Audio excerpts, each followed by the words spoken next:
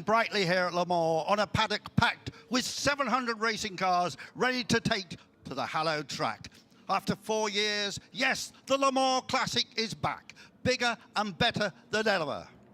Hello everyone, I'm Andrew Marriott, together with Peter Snowden. We're in the commentary box overlooking the end pit, the out pit at Le Mans. Great place to be.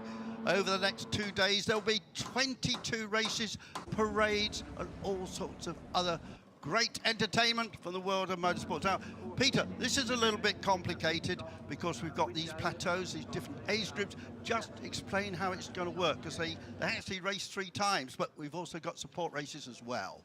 Absolutely, thank you, Andrew. And we'll do the support races in a minute, cover those, but we have 6 plateaus, basically. Each set of drivers, competitors get to race 3 times, once in the day, once today, once in tonight, once tomorrow. So they rotate on that order, so it's 24 hours of track action, 6 plateaus. The 6 plateaus, very basically, plateau 1 is 20s, 30s cars, 2 is 50s, 3 is 60s, 4 is late 60s, 65 to about the end, so we've got GT40s and Cobras together.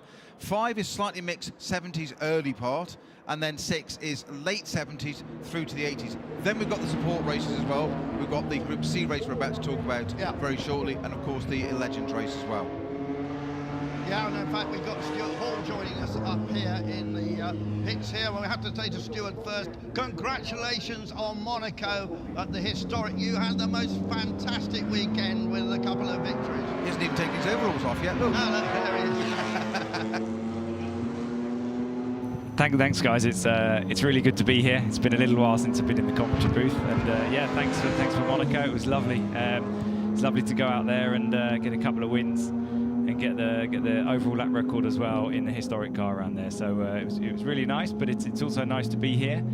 Just been out this morning in the DBR9. Was supposed to be in this Group C race today, but unfortunately we're not. We didn't quite make that. So what car was that going to be? It was a Rothman's Porsche 962. Oh, so sad to miss that. Yeah, beautiful bit of kit. But you know just how casually you just said that, a Rothman's 962 Porsche, like it's a Ford Cortina or something. Yeah. No, but nevertheless, I get to spend the race watching it with you guys and chatting about it. So well, you know, silver linings. Making what we say makes sense, I think. We're just seeing some pictures if you're watching, and I believe you can hook into the pictures as well through the RSL website. We're just seeing spectators at the moment, but we're just coming to the end of one of those 4 support races, and they just raced the once on Saturday with a Jaguar race, and the Wrigleys are actually leading that in a low drag E-type. And just looking at the timing screen, saying, God, it's been a pretty big battle, because Thorpe and Quaife led up until the pit stops. So we've got all British drivers there in the top 3 positions. We'll bring you the results, a bit of discussion down in the pits. Now, the entry for this Group C race, but for the whole thing, is fantastic. And it is very British orientated, Peter, because we got 7 silk cut Jaguars, basically 3 different eras. I think we've got 5 different types, 3 different engines, fabulous silk cut Jaguars. We're going back, we've got Bentleys, we've got the Talbots in the first tier race, which we think are probably going to win that, British drivers again.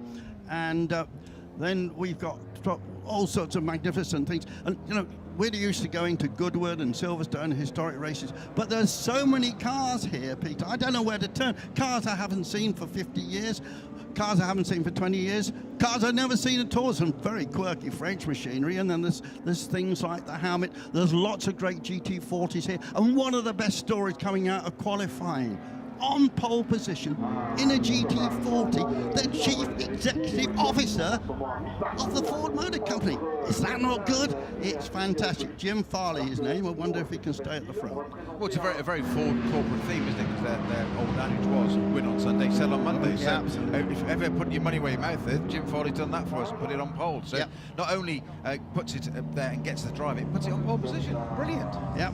There is something for absolutely everybody here. I think what your point about the 7 silk cut Jaguars to me is like, we've used to seeing those, we've seen them racing period, but of course you'd have had 2 or 3 on track at the Mans at the time. Now you've got 7. Yeah. If you can't get a photograph of that, then you're mad. There are a few complications, because some of the cars, lots of Cobras here, but particularly the GT40, the time split between the 2 plateaus means that GT40s in both races, earlier Yes. ones in one and slightly later ones. exactly. Yeah, Exactly. yeah. Just mix it up. So they've red flagged this race, and now this E-Type race will not be resumed. They're all right near the end of it. So we're not seeing any pictures, we're not sure of what the incident is there. But so it'll be a win for the Wrigley's in their low drag. And I think the positions changed actually on the previous lap, didn't they? But we're not sure if they'll go back. No, exactly. So Probably can't back a lap. if we get the full results, we'll bring it to you. So Just think, well, we've got Stuart Hall here. Yeah. Stuart, I've never seen you in an E-Type lightweight. No, Yet? no. Something on the bucket list still? Well, I think Jaguar. Other models of Jaguars are available like D-types. You see, what we've got to say here is that Peter Snowden, aka Snowy, has raced a low drag. That wasn't the point. Is there anything that Snowy hasn't raced? Not a lot. It's very kind of you. The point is, Stuart, you can race lots of cars, but not very successfully. Whereas you rate a finite amount very successfully. That's the whole difference. No, I think as with everything, it's key to getting a good car. It's key to have track time. And I do have an affiliation with Jags. The old man had a Jaguar museum back in the day in Malden, Essex. So I have many a fond memory of. Where else for a Jaguar museum but Essex? Yeah. Born and bred, mate. Born and bred. There was probably a couple of Cozzies outside as well. Exactly. It's something definitely on the bucket list. These older cars. I have a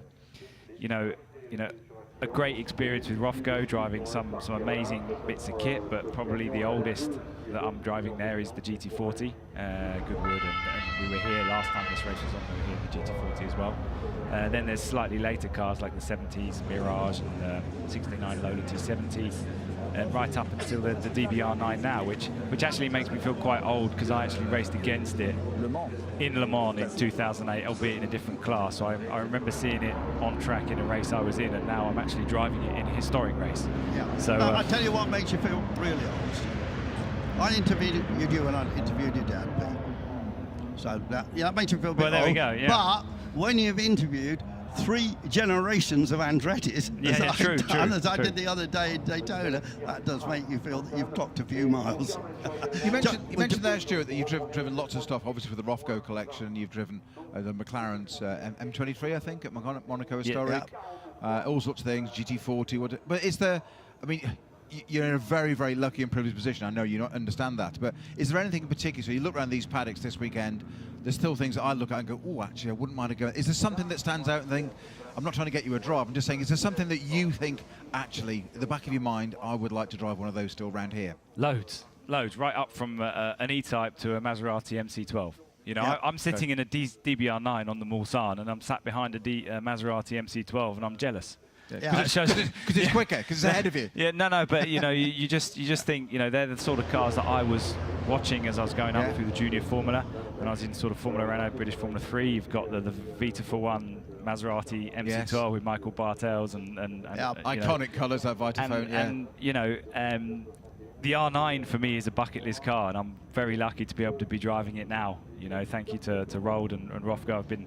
I guess I'm part of the furniture there. I've been there sort of 11, 12 years now. But as a driver, you always look at these wonderful cars, even other GT40s. The Rothmans car it was such a shame we couldn't have the 962 here, but you can't come to these places when you're not fully prepared, and due to economic issues, we didn't get the engine back in time, and like I say, you're not going to bring a Rothmans 962 to Le Mans and be doing 200 mile an hour if you haven't shaken it down properly. Carl, I wonder if you might like to have driven, because we remember, Stuart, you really put your name on the map here at Le Mans by finishing 4th overall, of course, with Shorty and all that deal, quite a long time ago now. But you must have, there's an Audi R8 here. Would that be a nice car to race? Yeah, well, we have one in the collection.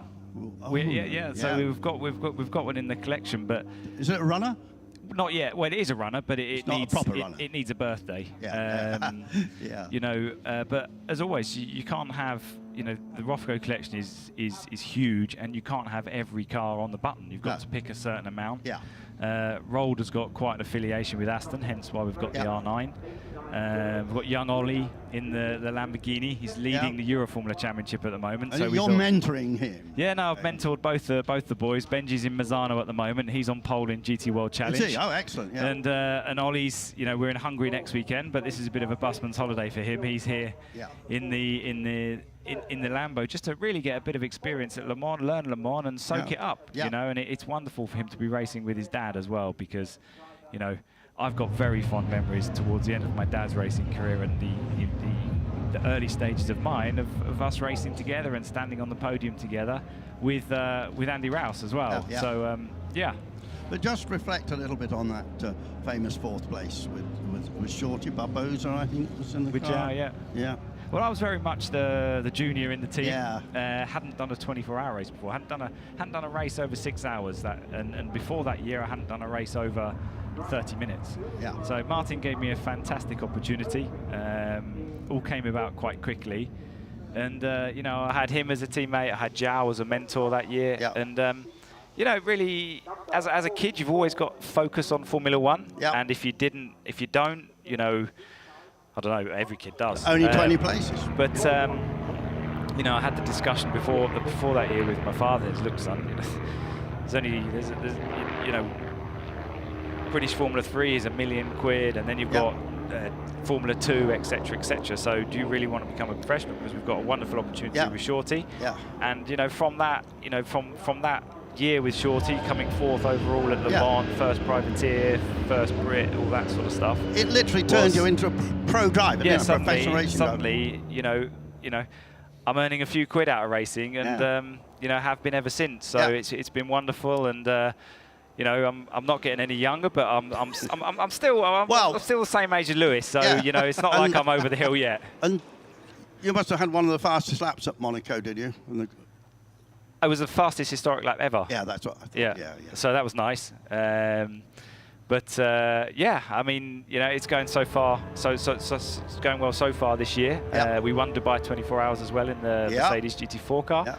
So hopefully we can have a good race this afternoon, and hopefully we can have a successful Group C race here that we're going to watch. It's a Group C race, and I did mention at the very beginning the Jaguars, and there's XJ8s, XJR9s, XJR12s, XJR11s, and XJR12s. 3 different engines, Peter. We start off with the ones that I absolutely love, with the V12 motors.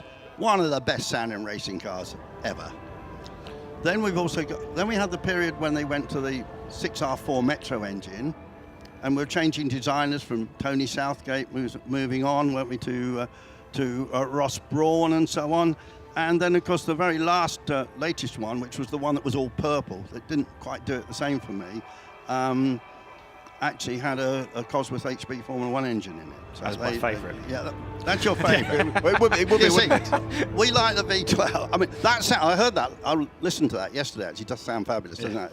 That Formula 1 engine in the back of that car. It was pretty well a Formula 1 car with the roof and doors, wasn't it, by that stage? And in this, I suppose that the competition is really going to come for... Wow, in this race, there's something I've never seen race since they actually won here, the Peugeot 905 Evo 1s. And David and Ollie Hart are in one of those, so they'll be running that along quickly. We spoke to David last night, didn't we, Snowy? And then Eric Maris in the other one, who's a very rich French businessman and collector. And then there's lots of spices and the C2 cars. But the car probably to watch will be the Gebhardt with Michael Lyons in it. And they did crack open the gearbox and off the engine yesterday before the last practice, because they had a slight issue there. Well, actually, they were renewing something that they hadn't got the parts for. Yeah, so Michael was telling us last night that it has an overheating issue on the slave cylinder, because it's right next to the oil, inside the bell house, right next to the oil tank, and it overheats. So everything as he puts it, to crack it open. Yeah, I think it's not quite as easy as that. It's just saying, not quite like opening it to the beat. But the Gebhardt's a funny car. They won, and we're not quite sure if Father Frank is going to get in the car or not. He said he was. Michael said he wasn't. Might have been some family discussion. We'll let them sort that out. Here we are with the grid coming up. Look, and the 21 Porsche 962, Peter, of Well, that was the pole time was done by the man I call Joey, Ralph Kelleners, and Jaguar XJR 9 is in second place. That's the Minshaw Keen car, and then the Gebhardt, the 25. Now, there was meant to be another very good Gebhardt in here, driven by Formula One winner Marco Werner, but that blew up in a spectacular fashion, apparently. They're those Peugeots I mentioned in 10th and 12th places. I mean, in reality, I think they should, if they had Stewie in, one of those would be a bit higher up, I think. And then this mixture of Spices and Porsche 962s going through this grid quite quickly here. We got our old Dutch mate, Allard Kalf, in a Spice. I know. He told us yesterday before he was going to qualify in the top 10. I see he's 13th. But Allard always had I used to do commentaries with him years ago at in Soho, believe it or not. We won't go into that. I think best just move on from that. Actually, it was a TV channel that's no longer with us. We got Good. the M. Spices you know about, you've raced. Yep. There's another Gebhardt, it's a third older one, and the Lions car is the Yeah. third generation one, and Frank Lyons was talking to us about it last night. He was saying that it was it's almost quite at the end of Group C. So I think it's a 91 car, and Group C ended in 92. And he was saying at the time that there was £2 million put into developing that car back in the day. So Fritz £2 million Gebhardt now is the kind of money that Stuart Hall earns, but £2 million 30 years ago. Is that all? Was Yeah. He's ever the driver, you see. That whole thing, take him out the car. But yeah, I mean, £2 million into that car then was quite a lot of money. We're still looking at the grid here, and you can see how extensive. I mean, we're down to number 42. 42 cars. I mean, it's extraordinary, isn't it? More than started in period. Yeah. So tell me, with the Gebhardt, is that a carbon tub car? The later ones, yes. Yeah, the Okay. third generation. In fact, we were is. talking to Marco Werner To the Lions yesterday, and he's driven both the aluminium car and the carbon car, so they did switch. And he said, carbon car was obviously much better, but it was another iteration. So we are looking at in this race. Oh, there's Mike Wiles. Look, proudly wearing his BRDC badge. He's got a bigger one than anybody else. Badge that is. I need to get one of those. Yeah, I know. Proud member myself. I've got a very tiny one. The Peugeot we will see here, the car that won in 1992, basically a Formula One car, really, a 3.5. When they changed the formula, it came down to the 3.5 litres. Derek Warwick, Yannick Dalmas driving that to victory. And in 92, the car originally debuted in 1990. V10 engine, car designed by Dassault. In 91, both cars retired early, but in 92, they beat Toyota. And in 93, they did a 1-2-3, if I remember correctly. And then they decided to go rallying, and then they came back and went racing again with diesels and took on Audi, and now they're coming back again with the so-called wingless wonder for the next Le Mans. So getting ready here, we can have a lineup of cars. I think we're running a little bit late, aren't we, Peter, here after that? Do appear to be a tiny bit, yes. Now, the Porsche 962 that is on the pole, that's just on the side of somebody's road. There's all sorts of vintage machinery around that they transport the drivers. Most of them seem to be VW Caravanets. Yeah, that's the whole VW campers. That's what we're in, but there's deux chevaux as well. So we're not quite sure why we're seeing. It's not quite the onboard we were expecting, was it? Not the onboard we were expecting. In a VW camper around the paddock, although I bet Stuart would give it a run around the paddock. Yeah. No, well, we've got a couple in the collection, actually. Of course. Of course you have. Would it be easier to tell us what you haven't got in the collection? No.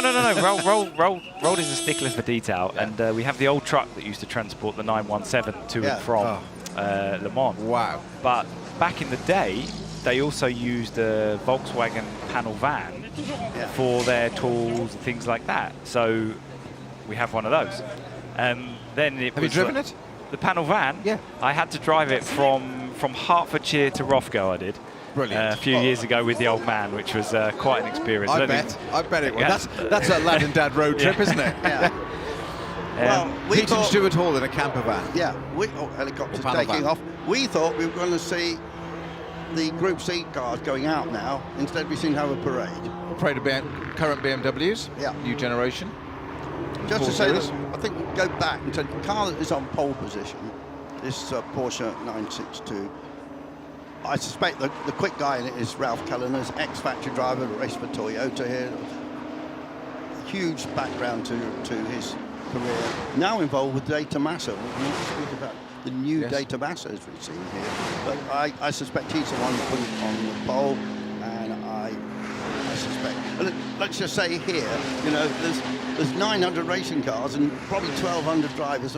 We can't speak to all of them, but he's driving with a guy called Ivan Vakutra, who I guess is only Ukraine, so we don't know how quick he is. Because, Stuart, it's all about that, isn't it? In modern racing as well, having a quick, call him bronze, call him gentleman driver, whatever. If you can get a quick gentleman bronze driver with you, you're made in some of these races. I think that's, especially in the modern 24 hours, that's how you win GTM. Yeah, because all you quick guys, you're all within a second or 2 seconds, and some people are more consistent, some people put the very good back in. But there isn't, what I'm saying, there isn't that huge gap between you at times. Yeah. You know, somebody really good and somebody that's a professional, not quite as good, probably only going to lose 3 seconds, but your amateur guy, compared with another amateur guy, can lose 10 seconds a lot. Yeah, so the AM driver is so important, and to Le Mans as well, there's always this, you know, focus on the factory cars, but actually it's the AM driver and the wealthy enthusiasts that actually make up the real numbers of the grid. Yeah. And in LMP2 and in GTEM, you know, they're the individuals that actually are the main, what do you call it, to win or lose that race. Yeah, but they make the grid possible, don't they? Well, and having said that, we have to remember that in the World Endurance Championship there is the GTE AM class, and you won it. Yes, yeah, years ago with Aston Martin. No, that was and with Raul. A few years ago, but yeah, we were world champions in 2013. So lovely memory from that year. Hence Roll's affiliation with Aston, really. Yeah. I met Roll for Aston after I was driving the LMP1 car in 2009. Yeah. And being an avid collector, he was the owner of the car. What ProDrive do is they, oh, look at that. I'm just going to stop myself now, but that car does sound absolutely incredible. Probably the noisiest car we'll hear here. Yeah, well, this is the Mazda that won with Johnny Herbert, of course, and Bertrand Gachot and Volker Wiedler, who was a very nice guy. Do you know, he got tinnitus and had to stop racing because of that. But in the famous, won the winner, wasn't it? Yeah, in the famous Renown Colors, which was a clothing company in Japan, and this is the 1991 Le Mans winning 787B chassis. And I haven't seen it.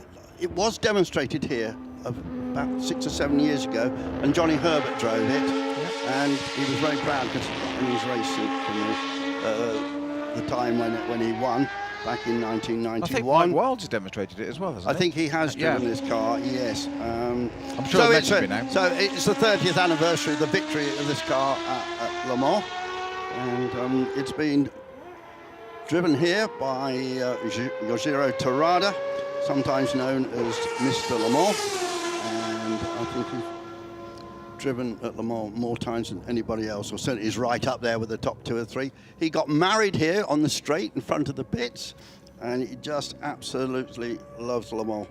So he's here with this Mazda, and just fantastic to see it. But just a little story related to this.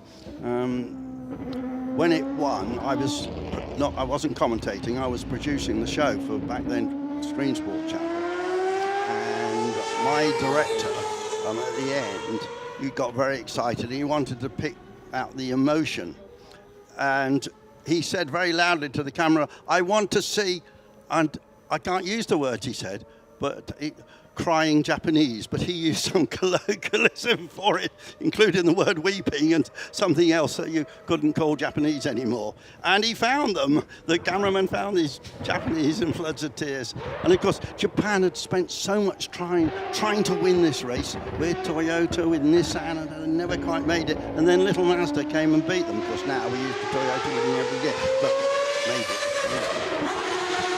Huge sense of pride and honour for Japan in that sense, national honour. Lots of people paint their MX-5s in these colours, these renowned clothing colours. And I happen to live about 200 yards away from the Mazda Heritage garage. They've got a heritage fleet, and it's actually run by Sam Hignett, who you'll know from Jota. He runs that, maintains that heritage fleet.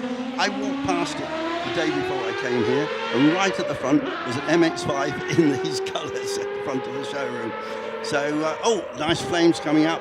I mean, they were so noisy, those rotors. That was the last iteration, you know, four rotors. Don't know if you've ever driven a rotor. No. Well, I went on the original press launch of the NSU Row 80, which was basically an Audi. It was a 4-line. And it was a fabulous device. And that was a twin rotor, I think. You know, we even had rotor-powered motorcycles for a while. I think Norton did one.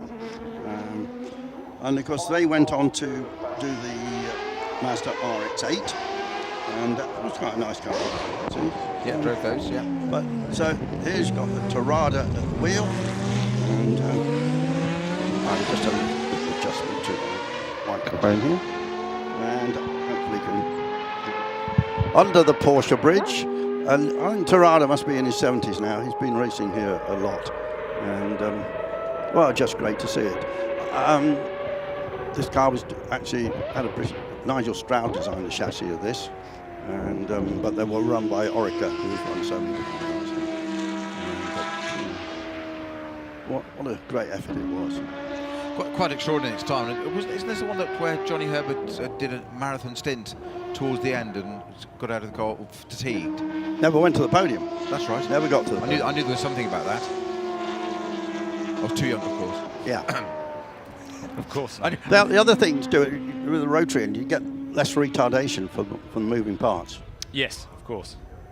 I'm agreeing with you, but I'm telling you, do. I'm a driver, but so I don't but the only one of the three of us actually driven a rotary-powered car. What do you mean, Stuart? No engine braking.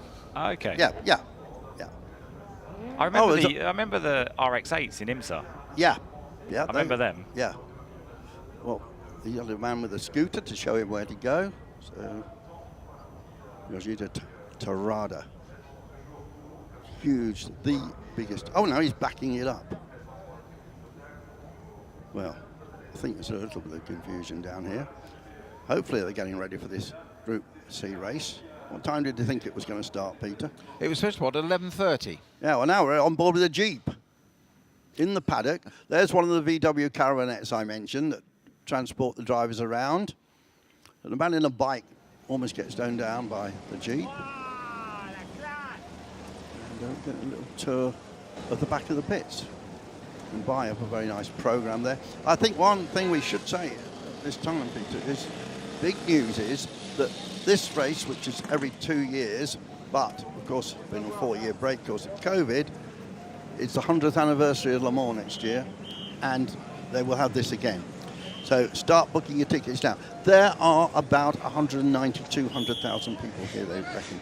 To me, it feels as big as the main race. We said that when we drove in. Yeah, we did, didn't we? And I think and now I think we are getting the Group C cars coming out. Look, it is fabulous. It's very different to Goodwood. People some of the people driving the old cars do dress up, but unlike Goodwood, most of the people don't. I've always thought that this part of France is fabulous.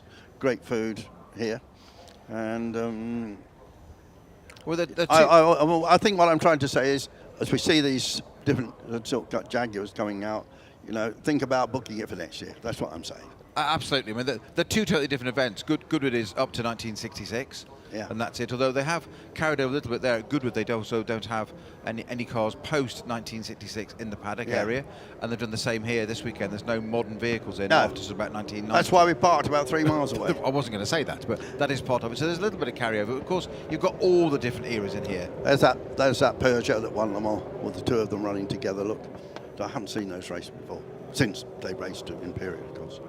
And the one thing I noticed is that as the Group C cars come out to start their warm-up lap, there's no Michael Lyons. No. Gebhardt. Yeah. So is it? Yeah. Well spotted, Steve. That's what we got. We'll have to try and hunt that story so down. maybe he's had a problem in the pre-good area. Maybe not started, or we might see him come back up through the field. Yeah, but I think Well, that's disappointment for the defending champion of this race. Good effort by Minshaw and Phil Keane there to go second fastest in one of the older Jaguars. That's a V12 one. There at the back is the XJR 14 in the all purple colours. It's a Ross Brawn design car. Everybody these days knows Ross Brawn is sort of top man in Formula One running it, but of course he was a great designer for Ferrari and Benetton and others, but did design this particular car also. The car in front of it, designed by Tony Southgate, goes back to the days of designing BRMs. I also can't see the Nissan either. No, there's meant to be a Nissan in there. So there's no Nissan, there's no Michael Lyons. No. Just so a sea of Jaguars. A sea of Jaguars. Well, I have another victory at Jaguar at Le Mans then. But, going to be able to beat that Porsche 962 with Ralph Culliners. And somebody said just a few minutes ago, did we see that? It's a number 21 car. That's there. Yeah, that's there. Got, so, I mean, we know that Minshaw and Keane are both very strong. Dussenborg is driving the XJR 14, and he's got a huge amount. He's actually originally from the big Belgian beer dynasty, Stella Artois, that, but he's basically a merchant banker. But he's done a lot of his stock racing. He's pretty quick, so he might be in the mix. But I think, as we said, it's all down to how good Cullen's owner is. Because we know John Mitchell's going to be quick. Yeah, John Mitchell. There's no doubt about that. John will be quick, and Phil Keane needs no introduction. And they race a lot together, so they're used to driving together. And I guess they've got a setup that suits them both. So here we are, getting a bit of temperature into the tyres. Especially so somewhere like Le Mans, and especially in these sort of cars, it's so important to get the pressure in these ground effect cars, because they run so low that if you haven't got the tyres up to temperature on lap 1, you're going to be bottoming out on the Mulsanne straight, and it's going to feel awful. Yeah. So it's really, really important. You have to work the tyre very, very hard on this warm-up lap to get the tyres up to temperature, work the brakes as well, because you do not want to be arriving at turn 2 with cold brakes, locking wheels, etc., etc. So these warm-up laps are very important to these guys to really make sure the car is in correct working order for the start of this race. That first of those two Peugeots, the later car, the 1993 car, being driven at the moment by Dad, David Hart, son, Ollie. I'm not sure. They share a lot of cars together, but I think David's doing this race on his own. Is that the Gepard at the back? Well, what's that car pulled off? It's one of the Silk Cut Jaguars is pulled off. Yep. To the right on the Mulsanne. I think I've just seen. I think you might be right there, Stuart. I've just seen the Lions Gepard coming out. I think. Car number 25. Is it red? It is red, yes. Yeah. With Momo. There's Eric Maris, very wealthy individual in the French financial world, with a lot of very nice cars, huge enthusiast. Some of the famous sponsorships we remember, like on that Porsche 962, Kenwood Hi-Fis, and then the FAT. You see that on that Porsche? That was some Italian transport company, I think. You're right, that does look like Gepard, no? In the background. I think it is. Yeah, just ahead of the MK. They're letting everyone go through. There is another one with Stanley Dickens in it. Yeah. Yeah. So Stanley Dickens, former winner of Yeah. this race all those years ago. So that could be that car. Yeah. And Yeah, 23 car. Sorry, 23rd, number 174. Yes. there's the Aston. Peter, tell us a bit about that, because I know you know about it. I was trying not to. We've got a Spice that's pulled off as well. That's a double. Yeah, that's the Dodson. That's the SE88C, another car I'm familiar with. Not that particular one, but that model of the AMR Aston. There it's quite interesting. This is technically its race debut, because when that program ended, when Jaguar and Ford and Aston Martin couldn't run the two concurrently, they were building an AMR2, which never actually raced in period and never even got any bodywork, would you believe? So the program got cancelled. That car has now been restored and rebuilt properly. Yep. So actually, it's an AMR2 underneath with Yep. AMR1 bodywork on it. Right. Because that's all there ever was at the time. And it's never actually raced in period or tested or whatever. So this is it's had a few tests and shakedowns and whatever. But this is its actual race debut. And what a way to do it in a Group C historic race at Le Mans. Yeah. Well, two famous names there. Both winners of this race, of course. Sakaya back in the day in the McLaren, and then much more recently, that is Kaz Nakajima, former Formula One driver, winner of this race for Toyota, and just retired, didn't he, at the end of last season? Yes. So they are in that Toyota, which has come from the Toyota Heritage Fleet, if you would. And interesting to see how they actually get on. But wonderful to have them racing here. Do you know who's starting the Ralph Kellerner's car? Do you know? No, because there doesn't seem to be a system for informing us, but we'll see how quickly it goes. Won't Yeah, we? certainly there's a lot of effort going into putting heat in those tyres. Yeah. And as you can see, the cars around aren't making that sort of effort. I was just going to ask you exactly the same, Stuart, and sort of, not the sort of naive, silly sort of a pundit question, but putting heat into tyres, I noticed that how important is it? You've mentioned about these Group C cars being very low on ride height, so I guess it's quite critical there, but why so excessively? Well, you just have to you're never going to get full temperature because you're not running at full pace. So you've just got I say it to the young lads that I look after, you need to, at the end of, and they do standing starts, at the end of your warm-up lap, you need to be blowing. You need to have almost feel like you've done a bit of a stint, because you need to have put so much effort into those tyres and brakes that at the start of the race you're as close to operating temperature as you can be.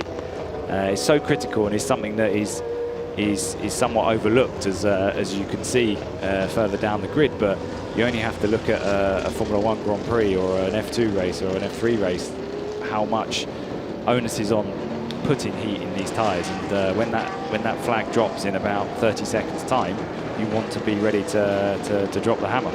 Yeah, and it's also about as much getting to the malleability into the sidewall as well, isn't it? Get that whole thing flexible, not just the temperature as well. Kellerner's, who we think is in this car, has won the Spa 24 Hours, he's won the Nürburgring 24 Hours, but he never won here at the Nürburgring. I think 9 participants. He was a Porsche factory driver before he switched to Toyota. So we're almost ready to go, virtually holding our breath here as that BMW pace car will peel off, and then we will have the very different engine notes that are here. I think one of the disappointments about them all these days is there's so many. I love Bill Gibson and his engines, but there's an awful lot, and they do sound great, but there's too many of them. Not quite like what's going to erupt here very no, shortly. Exactly, and erupt is the right word. There's a big Porsche Experience Centre behind it. Here we are waiting for those lights to switch, and a few people, nobody really trigger happy, is it here? And now we've got a picture of the man pushing the button. Wonderful, and here we go. And see, I'm not sure if it's been Shora Keen driving it, got a good start in second place, but the XJR Dassenburg having a very good getaway there. It's a lot cleaner first couple of corners than the big race 3 weeks ago. Yeah, Christoph Dassenburg, the Belgian, comes from the big beer family. That's a nice clean Porsche, isn't it? Too much. I don't recognise that sponsorship scheme. I think it's an original one. You see the cars sweep through Tech Rouge on lap 1, down onto the Mulsanne straight for the very first time. These cars are going to rise up to about 200 miles an hour now. First time they've done that for a little while. Yeah. Yellow flag in zone 5 as well, so we've had a bit of an incident that we haven't seen. And yeah, the race is underway. Suggested that it's Ralph Kellerner's leading because he's just disappeared as they head into the first chicane. Yeah, I think I saw his helmet in there actually, Stuart. And Sean Lynn, we haven't got an older XJR 9 from 1987. He's up into third place, I think. Looking through further down our graphics, taking us, but that's the reason for the yellow look. And that's in a difficult position to recover as well. That's the 61 car. That's a cheater, isn't it? The cheater of Eric Rickenbacker, I think, Swiss. Indeed it is. It is, yes. Yeah, he's not in a good position there. It's a blind crest just before that corner, so they want with no marshals post particularly near it, so you never know. There could be a safety car or full course yellow that that come out very soon if they can't get that car off the circuit. The very first cheater itself, the chassis 001 as well. The very Is it? first Yeah. car. Yeah. Well, It hasn't got very far. The 1990 edition. Yeah, look at the Peugeot there making another place. Number 3, great big rear wing on it. Designed by the aircraft manufacturers, Dassault. A lot of them work on it, certainly the Aero. And it's always astounded me in period, and it's doing the same now that on that Peugeot, that massive rear wing, that was still remarkably, I wouldn't say flexible, almost loose. Yep. It would shake around a lot more compared to other cars, I always noticed. Yep. It's I'm glad to see it's kept that with the tradition. It's kept me happy anyway. Yeah, so David Hart. So the 962 making a great move into Indianapolis. Very quick part of the track there, so that was a really bold move and into second place, I believe. Quite a bit banked through there, isn't it? Yes, nicely cambered, so you can really fire some speed in. David Hart making a move as well. Yep. He's really making some progress in the Peugeot, run by renowned GT racer and former Formula 1 test driver Nicky Pastorelli. Oh, he runs that, does he? He runs it, yeah. We'll see Nicky racing later. It's a nice battle here. Ralph Kellens has disappeared, but you've got the Porsche, the Jag, the Peugeot, the Jag, the Jag, the Jag. And sweeping into the Porsche curves now.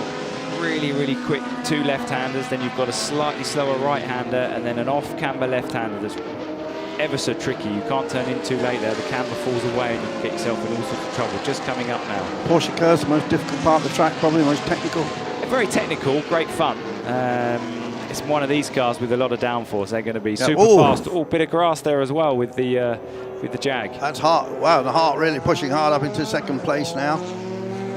I think it was Kellner's number 7, the Jag, that just cut the inside a little bit. They just picked up a little bit of the dust there. Just certainly made sure he got the apex. Something funny going on with the timing. It doesn't reflect what we're seeing on the screen at the moment. Probably as they crossed the line. Yeah, it might right itself. It has righted itself, yeah. And so Christoph Dassenberg in second place in the Jaguar. So Porsche, Jaguar, Peugeot, Porsche. 2 more Jags. Ralph Kellen has a 10-second lead on lap 1. Yeah. So he's definitely pushing. As we see a yellow flag zone, that will be for that car that pulled off on lap 1. Oh, look at this. Far too slowly under yellow flags. Yeah. This is really going to play into the hands of Ralph Kelleners. He's got a nice clear track. There's no effort being made to move that car at the moment. I'm sure they'll get onto it. Yeah, I'm surprised how much Ralph Kellen has pulled up there, which I think caught the other 2 out behind, didn't he? Yeah. Maybe they've got some sort of full course yellow procedure that they adhere to, like in the main race. It makes sense, but great to see Spices, the C2 cars, so far up the order. We've got Sinclair and Van der Poel's car up in 7th and 8th, both in SE 90 and 98 to 90C, 1990 cars. We got various different classes amongst this group, haven't we? That one. Of course, the day it was C1 and C2. Yeah. But here we've got 3 effectively 3 different classes with some subdivisions in it as well. I don't think we'll confuse everybody with that. Yeah, these are very valuable museum piece cars, but these guys are certainly not driving it like they are. No, They're going at it hammer and tongs. Great to watch. I was going to ask you that, Stuart, earlier, that when you're in a car, let's say, I know it's probably a silly question, you're going to laugh at me for this, but when you're racing something here at Le Mans, not just a Group C car's a little bit different, but is it the same mindset as you would in the real race? Is there any difference? Do you just say, do you have a view where, oh, it's historic racing, it doesn't matter so much? Absolutely not. No. Didn't think so. Race is a race. I kind of thought that might be the answer. You've got to go out there and try and win everything you can. Yeah. We haven't mentioned really Lars Erik Nielsen, who was in 4th place in the Porsche 962. Sneaking suspicion he's the father of well-known lady racer Christina Nielsen. Might be incorrect with that. So is that a hint for me to do some research in the background? Well, I'm pretty sure I'm right, actually. I'm pretty sure I'm right. That's cool. Well, just how fantastic see these silk cut Jaguars, and then I think about going up and trying to interview Tom Walkinshaw right in the middle of some crisis.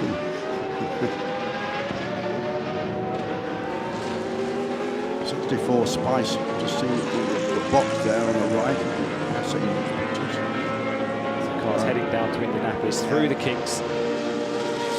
As you can see the cars moving around an awful lot. As I say, as touched on earlier, they run these cars very stiff and very low. So this is a public road. So any few bumps, etc., moves the cars around a lot. So you have to be quite careful that you don't tramline or anything like that, because you can get yourself in all sorts of trouble. Yeah, and people not used to them all probably don't realise that the main Mulsanne Straight is actually a major road. Is the road from Le Mans to Tours.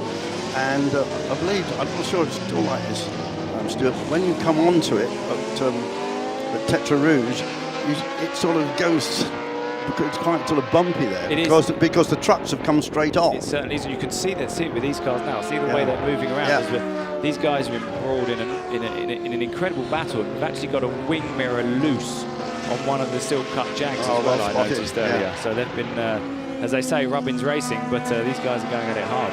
You got Olivia Gallant there in the XJR 12 having a good look down the inside of Nielsen's Porsche, but having a nose chopped off him. But notice that car, just as you were talking about it there, Stuart, that car was bouncing at the rear noticeably, almost like it came from the one car. So is it porpoising or is it bouncing? I think this is more of a road thing. It's not quite as violent as the current Formula 1 cars. Causing it. But certainly back when I was in LMP1, the porpoising was just a normal thing. And, you just had to get used to it. It was something that you had for 24 hours. Yeah, so the Porsche coming out of the final chicane, the XJR, is it, making a move into turn one. And makes it stick. Just should mention Sean Lynn, I think, has stopped. On the timing screen. So just the reason, we're going. This is a slow zone. This is definitely a slow zone. So the reason they were all pulling up earlier was this is a slow zone, just like in the normal 24 hours a few weeks ago, where you have to slow the car down to the best part of 60 kilometers an hour, I think, 60 or 80, something like that, where it's electronically monitored as well. So if you go over, you'll get a drive-through penalty. So it's important that you respect that. So Kellner was absolutely right to do that. It wasn't just a yellow flag as we thought. Yeah. Thank you for clearing that up, Stewie. That's really quite important to what will happen there on track. Fastest lap now to Kellner's at 4:19.301, and pulled out 25 seconds, as Stuart's pointing out, and Peugeot in third. So disappointed to see Sean Lynn. I see down there in 27th place Henry Pearman, one of the great collectors of Group C cars, down there in Buxted in East Sussex. That Peugeot's got quite a lot of pace, hasn't it? Yeah, David Hart's certainly looking very racy on Christoph Damsberg as they head down into the first chicane. A bit too far behind to make a bit of a lunge, but if he gets a good exit out of here, he can get a run into the second chicane, although Damsberg's actually pulled some time on it there. Saw the car was spitting flames out. Oh, this is a disappointment then for the 44 Silk Cut car. That comes in, and that's the car driven, I just mentioned, by Henry Pearman. And he's got quite a collection of Group C cars. So. And the 33, that's a Spice with a Chevy motor in the back, and that's Carl Mika, who has come all the way from the United States to race this. I've seen him race this car at Daytona, but that's obviously had some terminal issue. And that's off in a not very nice place either. So expect that slow zone to be extended as Christoph Damsberg has actually extended the gap on David Hart. And you see the Peugeot tramlining down the Mulsanne as they head into and they had a bit of a brake lock there as well into the chicane. He's pushing very hard, David Hart. Using all the road on the exit, straddling that curb. Yeah. Now down to Indianapolis. Possibly faster there than into Mulsanne, I think. Sometimes. Sometimes. Depends on the wind. I think Chris Hodgetts always used to tell me before I came here for the first time with Shorty, make sure you count the kinks on the way down to Indianapolis, especially at night time in the rain when you can't see a thing and there's spray. And great bit of advice. you know, it's a very quick part of the circuit, a very exciting part of the circuit as well. Right, it's fantastic to see this Peugeot in amongst the Jaguars. See him moving around an awful lot on the brakes. David Hart is pushing very hard. It's cracking. And Damsberg pulled a lot on it in this that middle sector as well. Other spices here. Yeah, I'm just wondering if the second one of those two is the one that we saw stopped on the from up lap, and I think it's got going again. Designed by Graham Humphreys. A lot of them run by Jeff Hazel, of course. Gordon Spice was along with us. Big car accessories man is behind the Spice. Went from being very successful in Ford Capri to building these. Yeah, But, I know. quite a leap. But he'd raced in Formula 5000 and quite a lot of other stuff. Made Gordon a real character, actually. And so Cullen's done some ball, Gallant. What was that came off there? Debris, something just come off the, now there's oil on the track already there. I think there's something's just gone, and that's, is it Spice at the front of this pack, these two? Half an hour to go. Something's just gone, Yeah. or was it just shine? But there was definitely something came from underneath it, and it slowed down. Pits window is going to be open soon. And I just noticed leading the Group C2 effectively is, I think that's got to be Eric van der Polo, a man with Formula 1 experience and a lot of, well, huge amounts of experience in a lot of different race cars. So certainly the Spice has lost some time quite significantly, so well spotted. I'm surprised I he didn't think pit. a big oversteer as well on the exit. Maybe there's something amiss. This is the 162 the rear car. of that car. It's almost as if it's got some kind of fluid or something going onto the rear tyres, which is what I saw in that first corner. But something came off it, certainly a couple of bits of debris from underneath. It was cut a rear tyre or something. I don't know. It certainly seems to have a less rear end grip than it should do. So the 16 FAT Porsche comes in. Look at this little battle going on. So I have to say the camera does not do that speed justice. No, These slows cars it, are absolutely flying right now. Approaching probably 200 mile an hour, especially the front boys. Yeah. And in a car from the 1980s, early 90s, that is very quick indeed. I think more to the point you've got to remember is, of course, that you're talking about use also about the big MRs, it didn't appear. Is it a carbon tub? Oh, look, the number 3. The pit window is not open yet, so this is a problem. We saw the car moving around a bit. We saw, so there's Nicky Pastorelli talking to David Hart there, looking at his body language there, gave a bit of a sign as if to say that says something. There's a wheel, wheels so come wheel loose. come loose. So it's off, or yes. We saw David Hart moving around, and maybe they've had to take the wheel off to re-put it on, or something's amiss with the rear suspension. You definitely don't want to take any risks with these cars. You don't want to. If you've got a problem, it's best to make sure everything's hunky-dory before you start taking a big risk again. Yeah. Still conversations going on.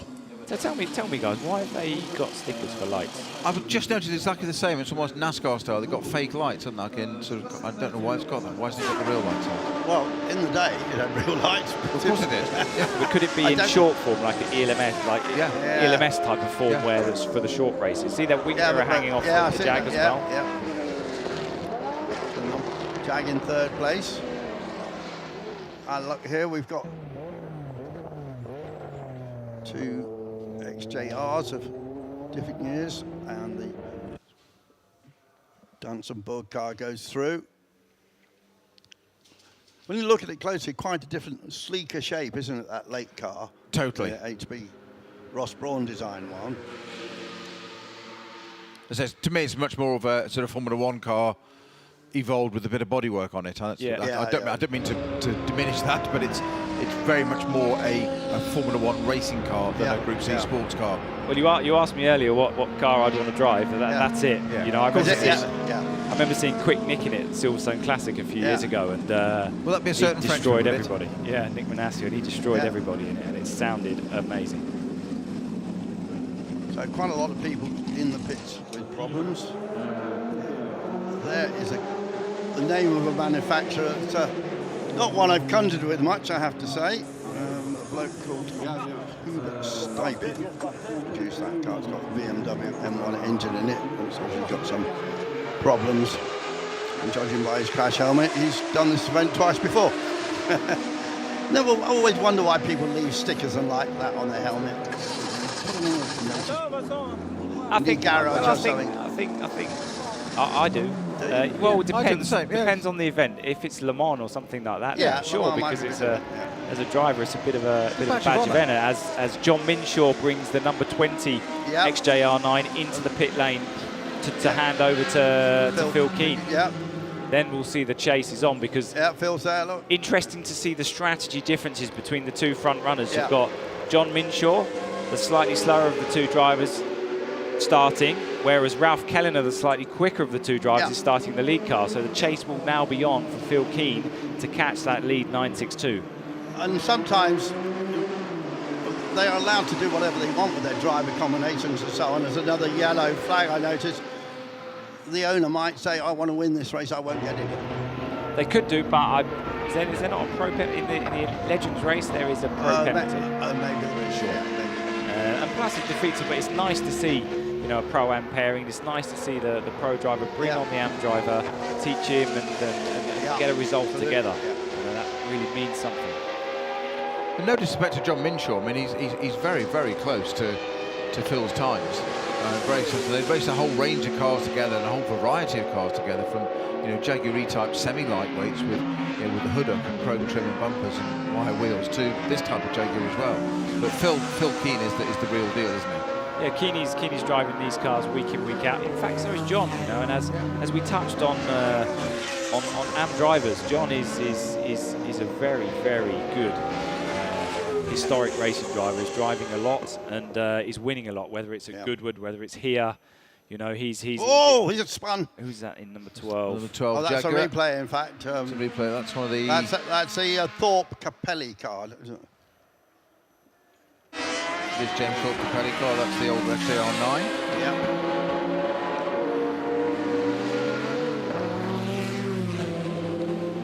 And some gravel. Oh. Trying to clean his tyres up. And shake all the gravel out. Yeah, it's going to be all over turn one as well. Oh my goodness. That's a strange front left lock up there. That's very odd. Well, he's got it out, which is good. Not sure it is. The way that went in there, that's very strange. Just seemed to lock up his front left in a right-hander. And a quick right-hander as well. You do brake for turn 2 after that, but it's a very quick corner, turn 1. So the MK into the pits being pushed. Shame. Ex-Tiffany Dale Steve O'Rourke car from Imperial, early 82. Steve O'Rourke, of course, the manager of Pink Floyd, and MK, his team named after his two daughters, Emma and Kate. Yeah. We haven't really mentioned Richard Mines here, who's in another of these Jaguars. Long-time successful driver, first in touring cars, I suppose, but in lots of nice historic cars that Richard has. Driver change for the MCAT. It was being pushed into its pit box. Yes, I see it's still got the livery with Tiffany Dell's name on it, Steve O'Rourke's name and so on. So lots of people making the mandatory pit stops now. So that should be Douglas Titford getting out of it and Trevor Reeves entering into it. We're pretty busy in the pits at the moment.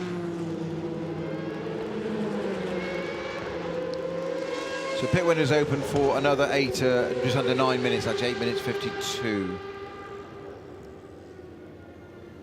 So quite a long pit window. How's that Toyota getting on with those two former winners in it? Wow, it's in the pits at the moment, down in 21st place. Just demonstrating the car, really. Just approaching half distance, aren't we? It's a 40-minute race, this one. Yeah. So we're just going up to 20-odd minutes. A lot of people haven't made their pit stops yet, so you've got little David Hart, who's now dropped down to 19th place. But I would say effectively he's right there.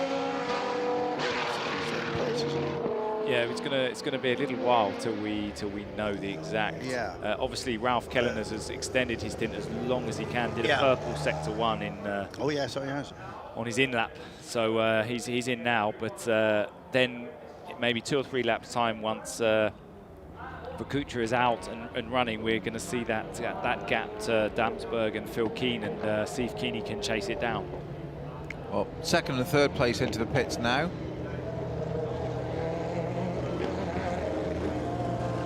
As we approach 1 minute to go to half distance, so De Zantenberg and Gallant in. Both in XJR 14 and 12. So those guys doing the race by themselves, so they will stay in the car, maybe have a little drink. The guys cleaning the windscreen, because lots and lots of fluid has been dropped already, so it's good to get the windscreen clean so you've got some good vision. Little drink, little reset, and they'll be out as soon as that time has elapsed. So the thing to ask is, we've got a big lead for our 26-second lead for our Kellner's leading car, number 21. Of course, that's going to have a driver change to Kuchar. What is the difference in times between those two? So is he going to be able to maintain that gap that Bob Kellner's built so eloquently in that first half of the race for us? So our race leader, number 21 in the 962C from 1990, should be into the pits fairly shortly. We've got 4.5 minutes left of the pit window, counting down.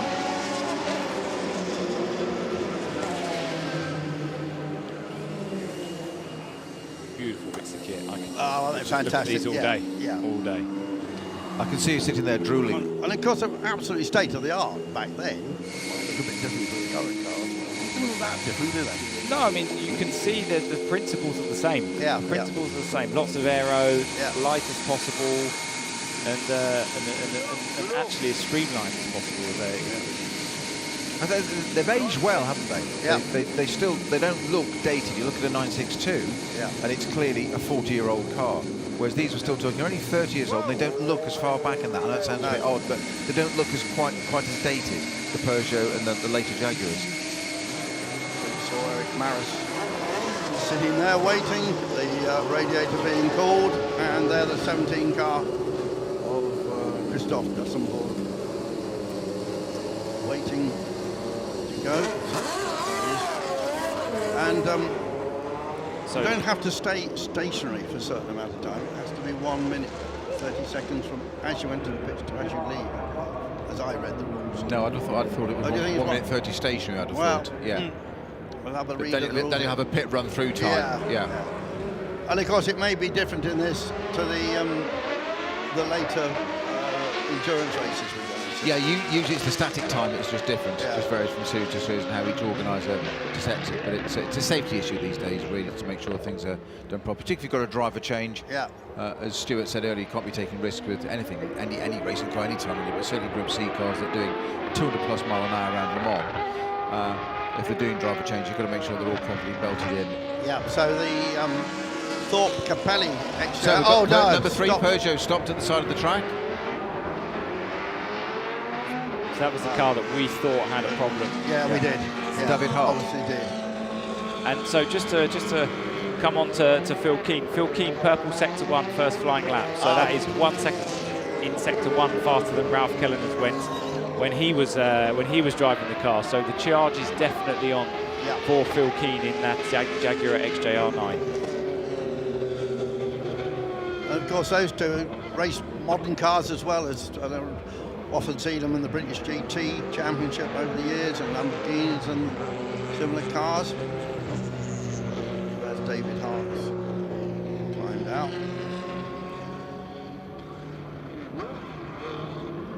Sort of making signs to the marshal.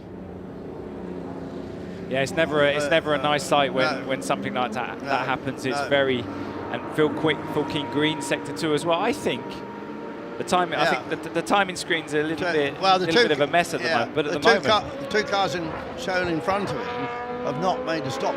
Yeah, so at the moment it's showing Phil Keen as the leader. So they seem to have jumped Ralph Kellerner's in the stop, but. Don't quote me on that just yet until we have another lap. I think you're absolutely right. I think that's exactly what's happened. And we've got just literally coming up to a minute left of the pit window, so that's got to happen soon. So Kellerner's got to get that XJR9 in pretty quickly. Damsberg and Gallen going, 962, going at it hard again. I think Gullens has been in. Because look, see, on the timing Okay. screen. It's only the top two shown on our timing screens that haven't been in, plus a few on the Mike Wild's car, I see. Yeah, you're right. I'm misreading. Yeah.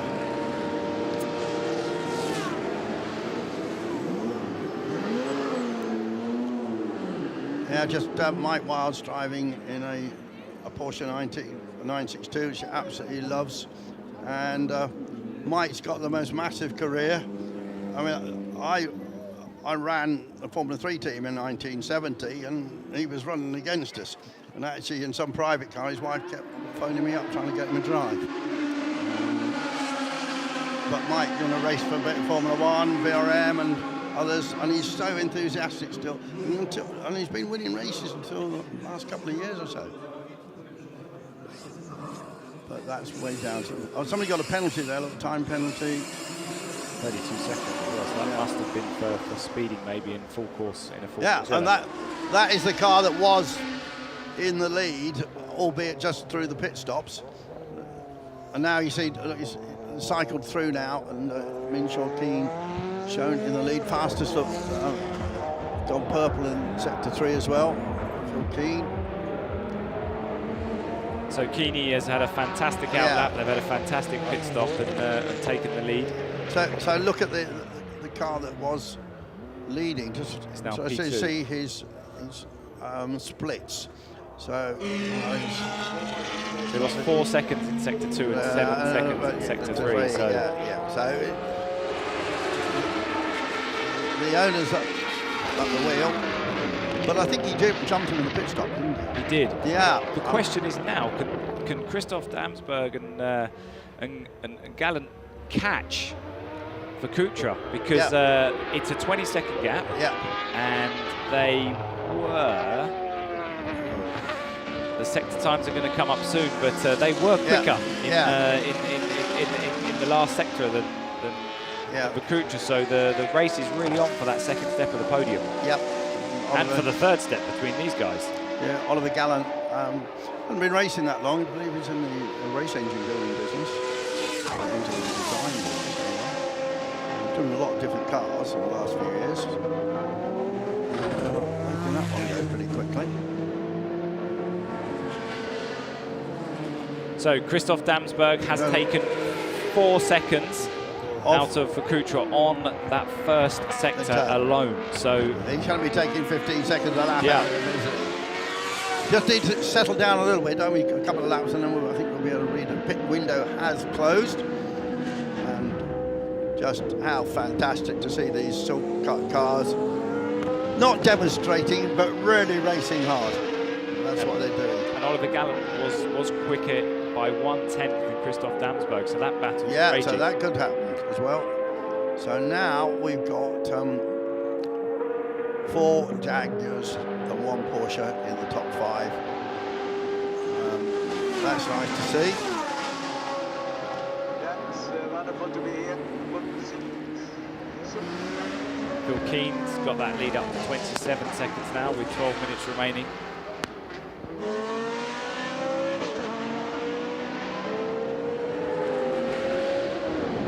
Christoph Damsberg, 3rd place for the purplier Jag.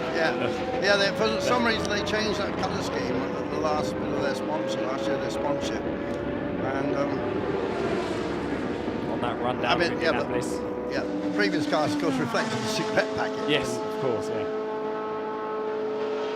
Up to 200 miles an hour, bracing yourself for the fast right-hander, nicely cambered. You could really send the car in and then onto the brakes for the next left. You feel all your organs hit the front of your rib cage as you hit the brakes. And these cars, I mean, will still have brakes pretty similar to what you use today. Yeah, no, they're going to be good brakes with the aerodynamic capabilities of these cars, because they were huge aerodynamics, going to help the braking as well, especially when you come up to sort of the Porsche curves. They're going to stick to the road like glue. A good battle between these 2 Jags then.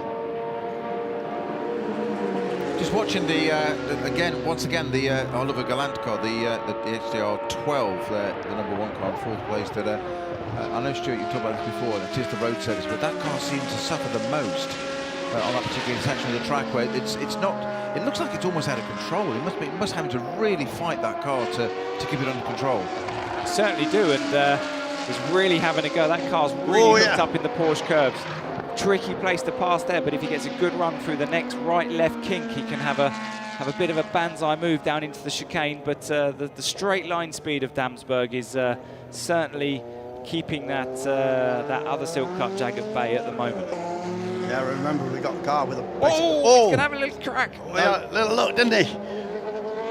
No, didn't quite make that there. 10 out of 10 for trying, though. You've got to have a go, and like I say, the Damsberg seems to have a bit of a straight line speed advantage. As you can see, the gap's massive now, and they were together at chicane. You'll probably see Oliver close up through the left, through the right in this sector 1. But as they get onto the Mulsanne again, that later Jag will start pulling out. HB Formula 1 Cosworth engine in the back. That's what they used for that last one.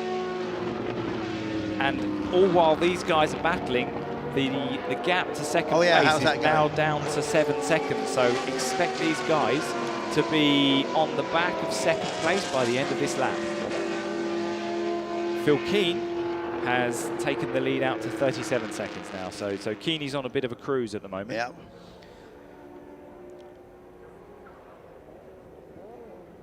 Well, we'll see a pass for second place, won't we, in the next lap? So more battles as we come down the field. We've got Nielsen, Mines, and Maris. 3 different manufacturers: Porsche, Jag, Peugeot. There's Maris trying to make a pass on the Jaguar. He's got quite a bit more speed, I think, out of that 3.5-litre V12 motor. Peugeot, of course, in their next iteration of the 1 cars went diesel, didn't they? But this is basically a Formula 1 engine. Well, I think it went in the back of the McLaren, did it, for a while, that motor? I think it did, yeah. And sweeping down there. It's another very fast bit of the track. Great place to spectate down here. It's a really fast bit of the track, and this right-hander, there's a big crest on the exit, so it's so easy to drop a wheel off on the left-hand side. You've got to be so careful with the way you position the car. And then Tete Rouge, the next right-hander. He's got on down the inside there, look. Yeah, good move. We'll see the straight line speed against Peugeot versus Porsche. At the moment, Peugeot is winning.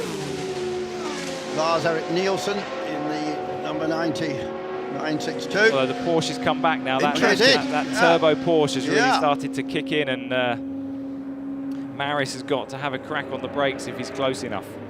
Not this lap. A decade apart in generations, these 2 cars. And of course, that's brought the number 6 Jaguar into play as well. Of Mines, the HJR8. He reckons he can get past them. Whether he can or not is another matter. Well, you've got to hope those 2 get too embroiled and the usual thing. Exactly, typical driver, they're too busy trying to fight each other, and you take the opportunity if you can. So the second place battle now down to 4 seconds. Oliver Gallant still behind Christoph Damsberg. They've both done green sector 2s, which means they are pushing on. Jaguar down the inside, so Jaguar trying to squeeze down the inside, having to go high over the curve there, not quite getting past the Peugeot. I thought he got that lined up there. The Peugeot didn't seem to have the straight line speed there. The 962 pulling out there 3-4 car lengths and giving the Jaguar an opportunity. I thought the Jaguar had got that done, but he had to use a little bit more than curve than he would have expected, because the door was firmly shut by the Peugeot. Richard Mines certainly having a go at the moment. I think this is probably the section of the track that suits the Porsche and the Jag more than the Peugeot. And I think when they get to the Porsche curves where they need a bit more downforce, I think that's where the Peugeot comes into its own. Don't know what happens to our old mate Allard Kauf in his Spice. Seems to have certainly dropped out of the top 30 or so. We did mention Mike Wilds. He's still down there in 30th place. Former Le Mans winner, Stanley Dickens, moved up quite a bit in the older of the 3 Gebhardts that were entered. So, second place battle is upon us. Yep. Christoph Damsberg, I think he's going to make short work of this. That straight line speed of the Jag. Blast past the Porsche on the run to turn 1. So now it's Oliver Gallant's turn. Is he going to have a crack into turn 2? Is he brave enough? Oh, Not he quite, almost did. I don't. not He quite doesn't. close. He doesn't need to do it there, does he? If he gets a good exit, and it's a tricky place now, down into 3 and 4. Very brave around the outside. If he can make it stick, great move. Certainly brave that was. As you say, I was thinking he was going to pop to wait there until the exit of Tete Rouge and get a run down the Mulsanne, but well, he's thinking, I can't wait. I've got to get back on the gearbox of Christoph Damsberg because time's running out. There's 6 minutes left, which round here is the best part of 2-3 laps at maximum. So he's really got to get on the back of Christoph Damsberg now if he wants to challenge for this second place. So probably another lap at the end of this by the time they complete this one, isn't it? The 3:49 is the last lap of Phil Keane in the XJR 9, the leading car, number 20. You're right about the bouncing of that Jag. It's incredibly stiff, isn't it? Compared to everything else, I mean, they're all doing it, but that one's just really noticeable. It's not doing his vertebrae a lot of good. He'll need a massage after this, won't he? See the clock counting down there. 5.5 minutes left in this outstanding Group C race. We've seen the Porsche lead, we've seen it fade, we've seen Jaguars up there, we have the Peugeots in the mix. In the C2 category we've got... I think Richard Marks just made a mistake at turn 1, cut turn 1. He just locked the rears under braking a little bit, which meant he had to abort rather than spin. And probably 1 track limit violation for him there. I think he's used his tokens up there, hasn't he, on that one? Yeah, but at least it's painted there now. You can go across that bit and not straight into gravel and the walk of shame. Sean Lynn, incidentally, we haven't mentioned him much, in the XJR 9 from 1987. He's making some good progress up the field. I think he might take 3 or 4 more slots before the end of this.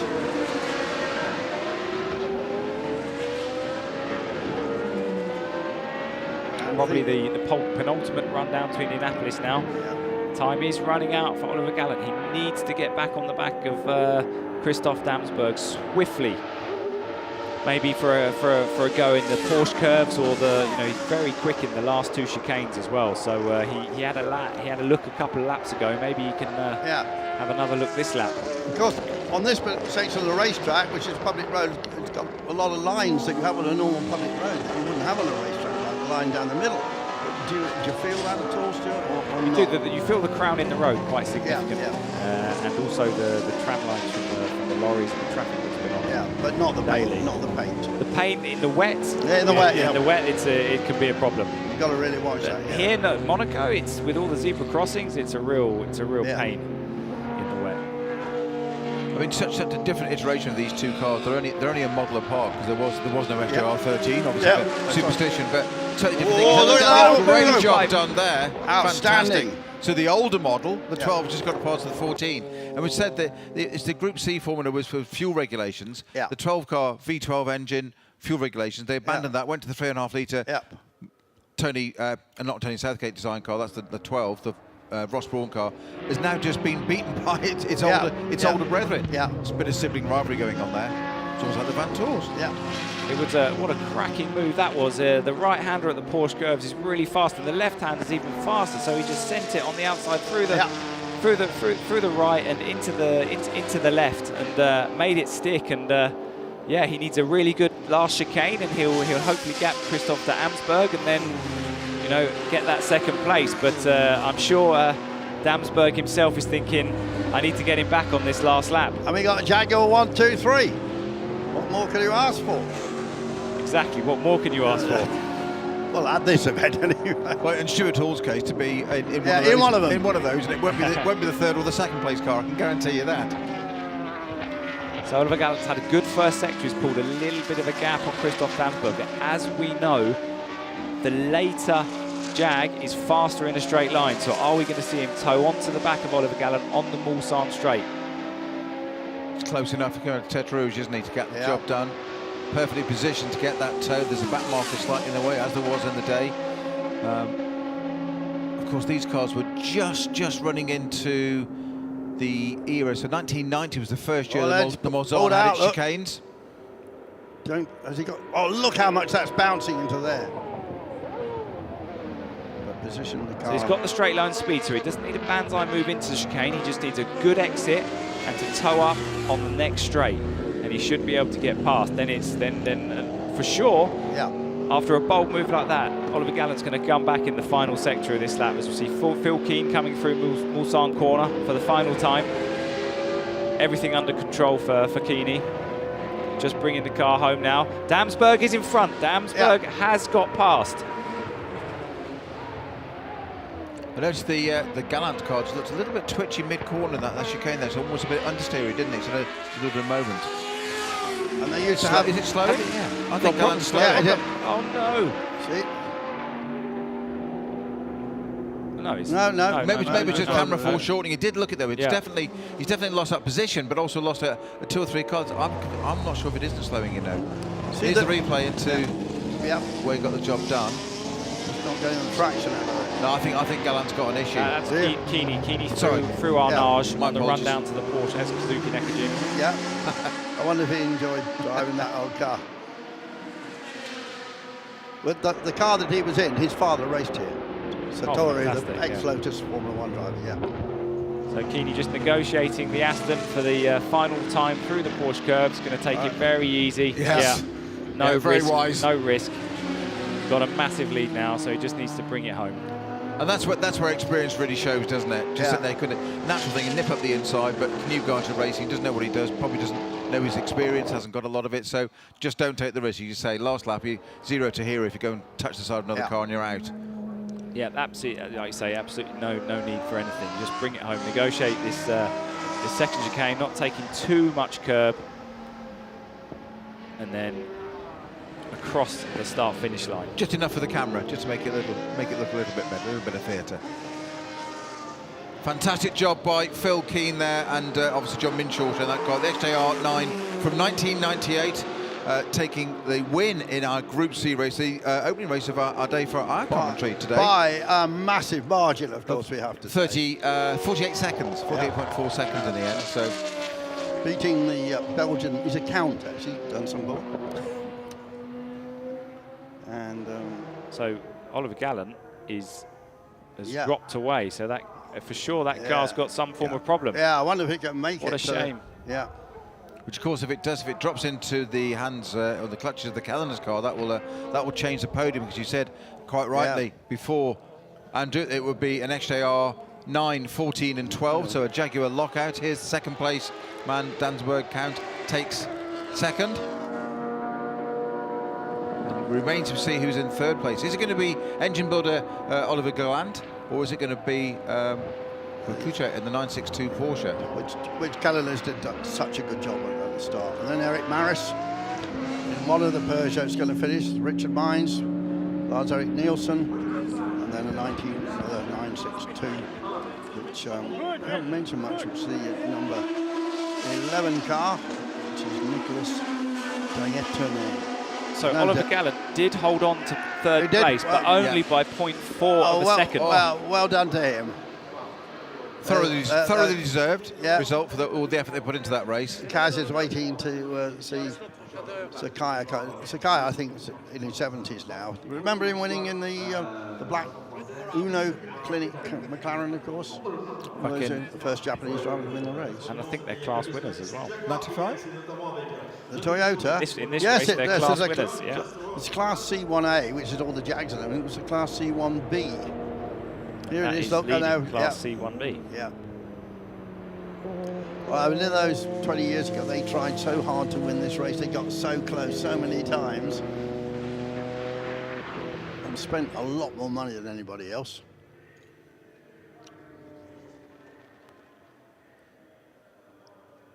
And with the Kenwood Porsche there, I think he's just cruising home, isn't he?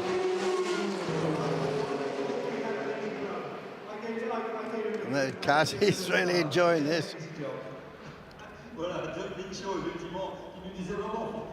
And the Japanese have played such a huge part of this race. So really, when you look at it, it's been cars from the UK, cars from France, cars from Japan and Germany. They tend to be the nations. And America. And I was just going to say, and particularly in some classes, America, but not in the top class. Not in the top class, no. That's going to change it. Yeah, with the Cadillac and so on. Yeah. Kaz up there. Lord in the car. I'm not really sure why he decided to retire. But there must be top Toyota guys in the picture taking. From the Toyota, I think it's got a nice heritage section.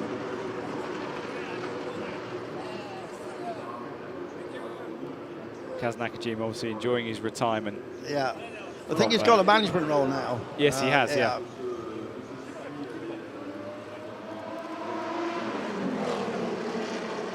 So a lovely Group C race. Yeah. And the Belgians. Start of proceedings. Yeah, the Belgians with Van der Poel and the owner de Sainz won the Group C category. Unfortunately, we're not going to hear the interview from Kaz. I think it's a private private camera crew there. I think so. I think Bobby Toyota recording it. Posterity. It would be remiss not to point out that Alexandre Leroy did bring the Aston Martin home into, not quite in the top 10, but into 12. Oh, he's on the phone, look. So that is an interesting thing. At Le Mans, you carry your phone in the car. Yep. Because there's obviously a long track, and sometimes if your radio goes down or your radio communication, you have a problem and you need to fix the car, they always strap a little mobile phone in the car for you to contact the team. Because in the main race, you're not actually allowed to leave your car. If you leave your car, you've got to retire the car.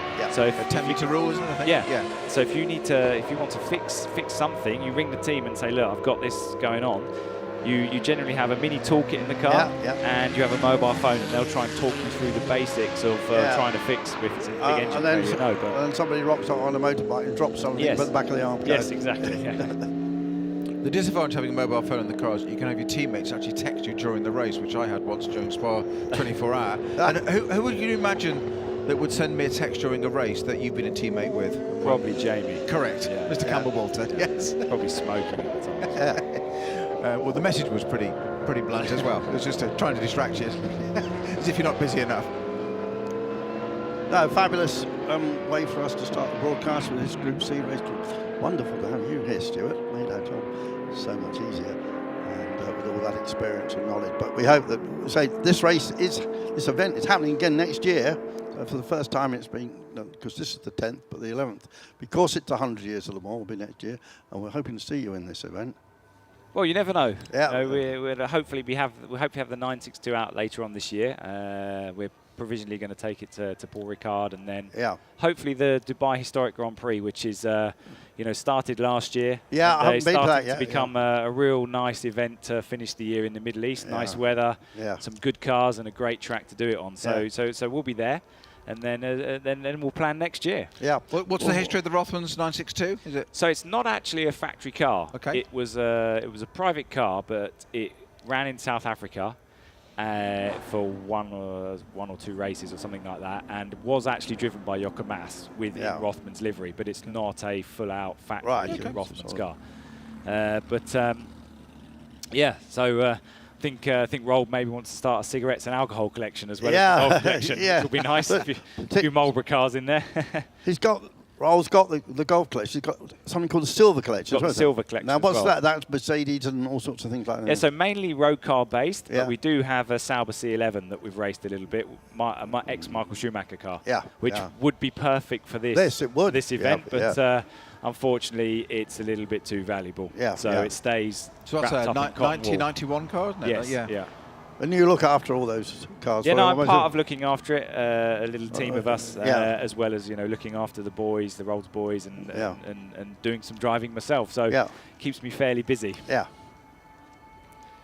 I can't imagine what your working day's like. So get up and it's what car are you going to be working on, driving or managing that day, or certainly not working on, because I don't know. Working with, my apologies. No. We've got some real skilled guys that do that, and we've got a highlights package here. Look, and that was the start with Culliners going immediately into the lead. Jaguar scrapping behind. And just a wonderful sight to see all these fabulous Group C cars that we saw in period. We needed a repeat of the start of the Le Mans race 3 weeks ago, when we had a 962 edging far too close to the gravel at the end of turn one, as happened in the main race. Then we had quite a lot of yellows here. And the 17 car of the Count, the Belgian Count, from the, as I said, from the Stella Artois family, I believe, or Interbrew, is it called now? Having a really good run. A lot of these Jaguars were well driven. We had the challenge of the Peugeot, which of course then faded sadly. Don't quite know what happened to that. But even by the chicanes on the Mulsanne on that first lap, that Rolf Kellens was making his escape good already, wasn't he? Yeah. One of the guys that raced these cars in period was won the race. Ellery is here racing something else I saw. Great down. This is, I still think, the first lap. I think this is still a great dive down the inside there by one of the Portugals, the Peugeot of David Hart. Yep. Number 3, looming up the inside again, making a strong move down the inside, hard on the brakes. A little bit touch of the grass we saw from the leading car, and to this is all on the end of the first lap as well. Yeah. We're already cutting apex. The 33 Spy Chevrolet retired, sadly. Carl Mika, and then we had this spin by the number 12 Jag. I'm still going to call it the Dunlop chicane on the left, the right-hand section. Getting on, and that was a big off that, but fortunately it was a great big run off there, and somehow he got it out of there. Then this is the 3 Peugeot pulling David off. Hart retiring in the Evo Peugeot.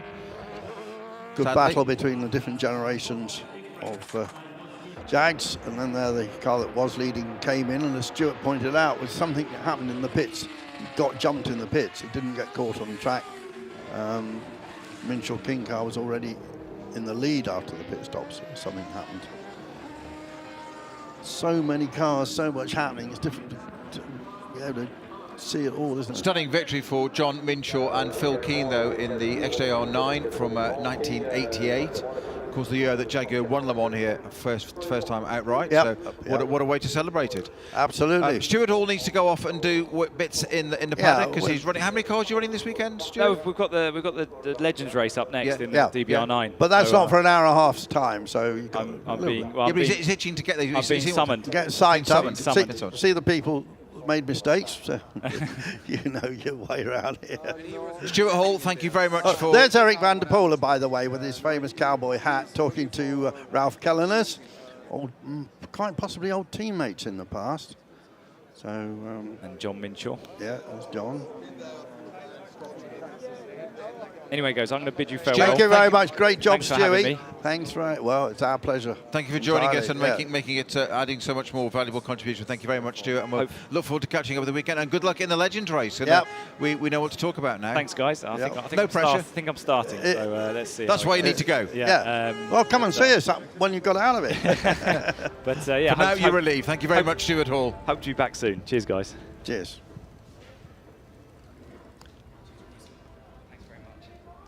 Great bike.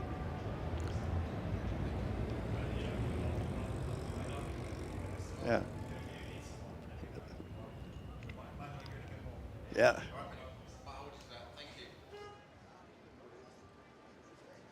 That's Stuart Hall leaving us. Guys, we've got the Freaks Outlook. And we've got an hour and a half. We probably won't talk all the way through this when we snowy, but I'm just interested to see what sort of pictures we get, give everybody a flavour of what happens here at this classic race, or classic group of races. Well, track action, as it is, such as it is, Andrew, changes quite a bit now. That was obviously our Group C race, of course. Yeah, but it's finished quite a bit later than we expected, hasn't it? Yes, but even obviously the order's going to follow exactly the same. So we've got coming up, we're going to have some parades. Well, the parade of buses we read. Yeah. Well, I can add to this. Back in my days, when I was at Motoring News, we used to do silly Christmas track tests, or road tests, not track tests, or track tests, road tests. And I had to drive a thing called a Maxwell Charabanc, which was quite a bit older than these, from the Motoring News offices in the City of London, this is a very long time ago, all the way back to Bewley, where it lived. And it was one of the most difficult things I've ever driven in my life. And it was suggested by Michael Ware, was the sort of head of all that collection, that I didn't improve its clutch very much. That's So a there very we got a polite way. Citroen. Well, I can tell you that's a Citroen bus from probably the 1950s. Look, it's got all the luggage on the top. Magnificent. Period luggage, straight out of a film set. And then we got, are they Mercedes buses, those? They're two, it's very similar. I know a bloke who lives in Tunbridge Wells who is an absolutely mad bus enthusiast. But do you know what his real job is? He actually drives a modern bus. And he travels from Tunbridge Wells to south of London 3 or 4 times a week, and he does this bus route. But it's only because he just loves buses. He's absolutely a very immaculate chap, a young chap. And we have a little, sometimes Wednesday coffee morning with motor racing and motoring enthusiasts. Well, I think the buses, And Andrew, just yeah. watch. I think the buses have set off slightly early because have they? the pace car, which is one of the new BMWs, which we're using this weekend, is just charged down the left-hand side of the grass. There's a lead and tail BMW, if you like, to take these cars around. And one is charged down at great pace down the outside. I'm in charge. I have the lights going. You must follow me. But the buses are like, that's it. A modern BMW M4 is probably going to get past a 1950s bus quite quickly. I would think suggest. we ought to look in the programme and see if there's any blurb about it. This one's got pumping out quite a lot of smoke. There's the Superior. It's Citroen. what they did. That's what they did, yes. There aren't any Leyland buses in there, I notice. And but I love all. There's a bicycle. It's an old period bicycle on the top of it as well. Don't know if there's any bus enthusiasts. Let's hope it stays there at the end of the lap, eh? Yeah, I know it will. It's all nicely strapped down. And got a few fare-paying passengers as well. And a nice little ladder at the back you can climb up. And yeah, anyway, so this guy that drives a bus, but he comes to our coffee morning with a cravat, which is rather nice. How appropriate. Very English. Yeah. So I see the second buses for some reason. I mean, they're obviously sister buses, aren't they?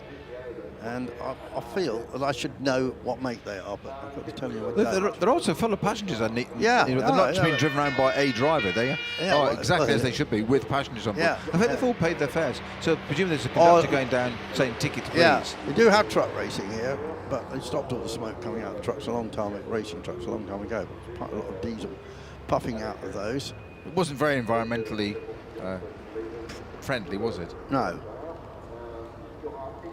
And that Citroen at the back, for some reason, we've got the pace car alongside. It's a bit of terminal understeer there, I think, through that corner. Now,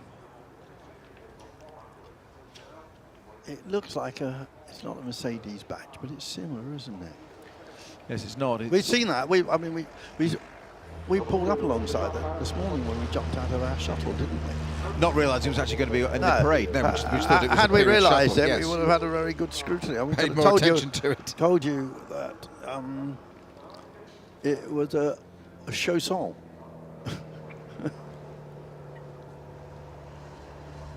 So I'll just do a little bit of a Google.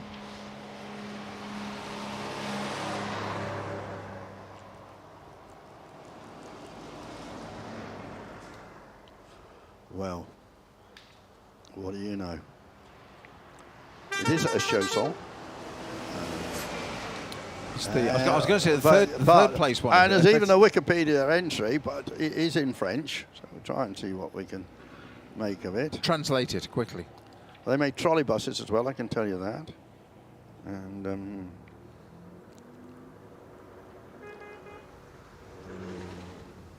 got the period right. They built buses from 1942 to 1964, I think. And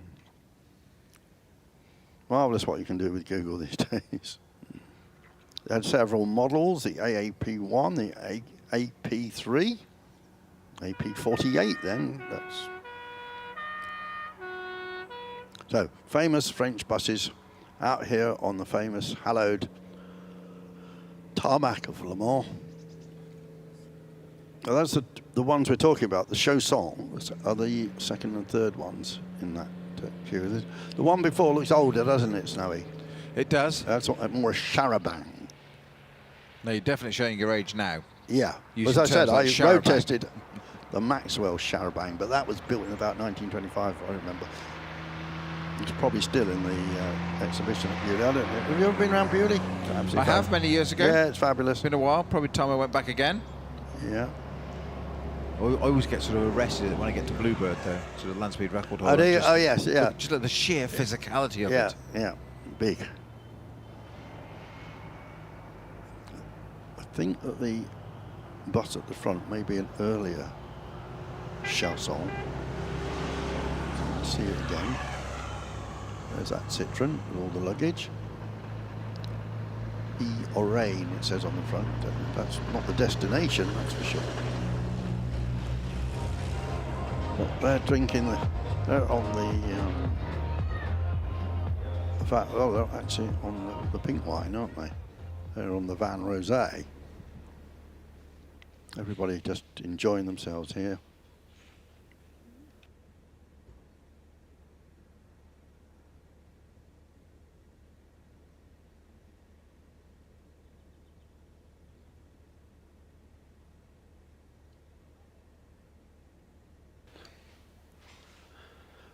So the bus is circulating nicely. It's not something you've ever seen at Goodwood, I don't think. And you're probably going about 15 miles an hour. But I think actually that bus at the front is a different manufacturer.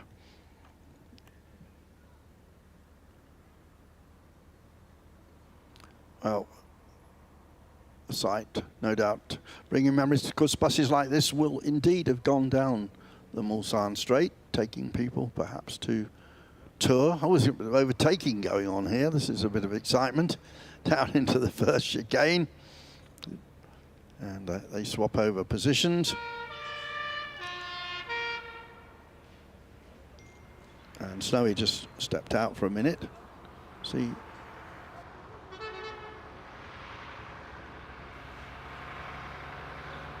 There's some marshals waving from their BMW safety car at these period buses. Certainly didn't have Wi-Fi in them in those days. Not that I do that much coach travel. Seen on the occasional bus in London. Yeah, I think the Citroen's my favourite. Picture some cars getting ready. We've got we've got McLarens, we've got various Lotuses there. We've got TR2 at the front, and just seeing a Cobra coming into the pits at the back, because that's what. Quite sure what that's doing there.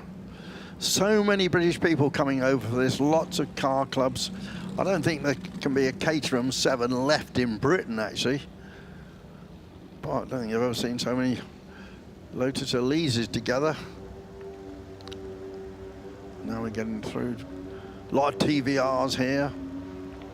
Just a huge event. Just as this event is such a huge one for the Brits, the Le Mans 24 Hour is that this is just seemed to be equally big. There's a very rare Bristol ex-Le Mans racing car, the green one there that I had a dinky model of. So the buses continue to circulate. I saw the little round signs at the front, green with a white stripe, seem to be red at the back, must indicate something or other. So the French bus manufacturer, Chausson, well represented here. And there is the rather smaller Citroen. But we're going to have another parade in a moment.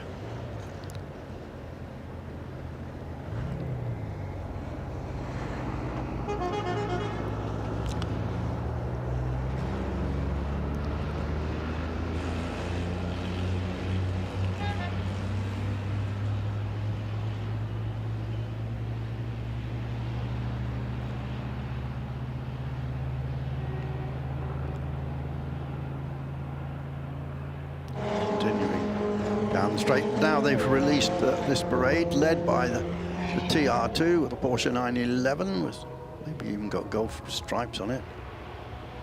And what a thrill for the people. I know, I think those stripes of France. We've got all these Lotus, got a lot of Lotus Elises there.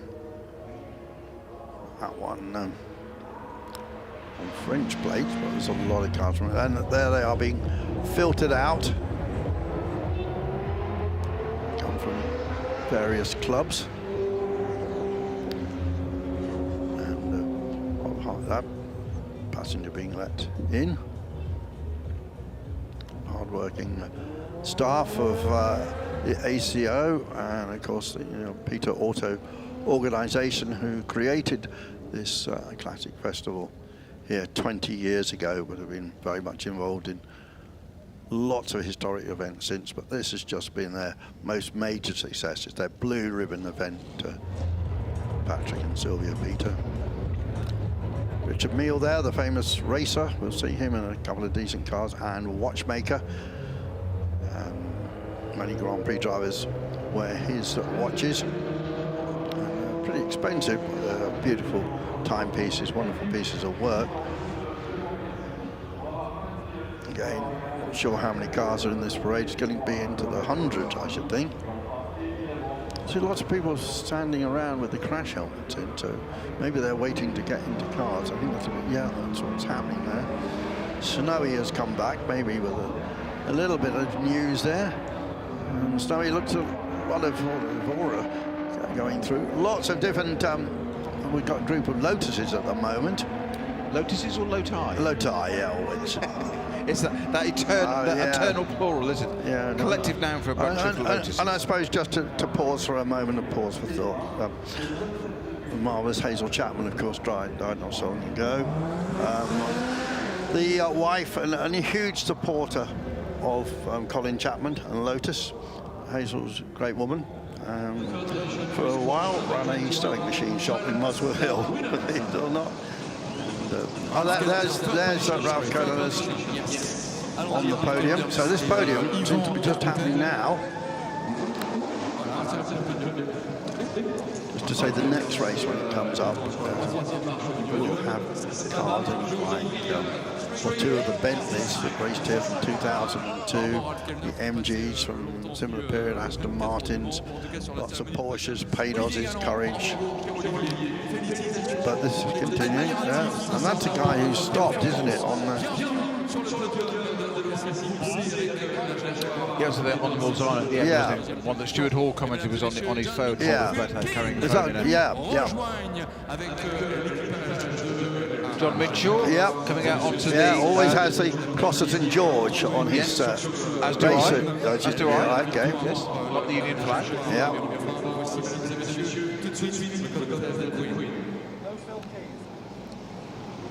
There they are. Don't seem to have their co-drivers on there, do they? Yeah, so that's Oliver Gallant. I hadn't seen him before, not aware of him, to be honest, but he drives well. Drives well and builds engines well. Yeah, and other than Lewis Hamilton's probably the fastest bloke with dreadlocks by the look of it.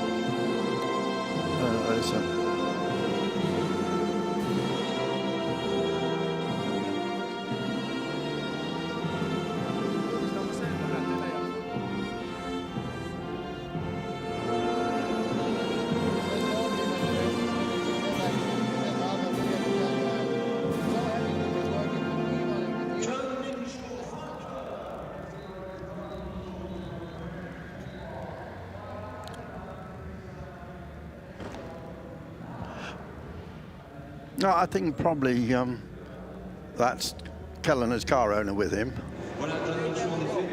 Oliver drove on his own, so just wonder where Phil Keane got to. Maybe he's getting ready for the next race. It might be out in the Legends race, might be being out there first.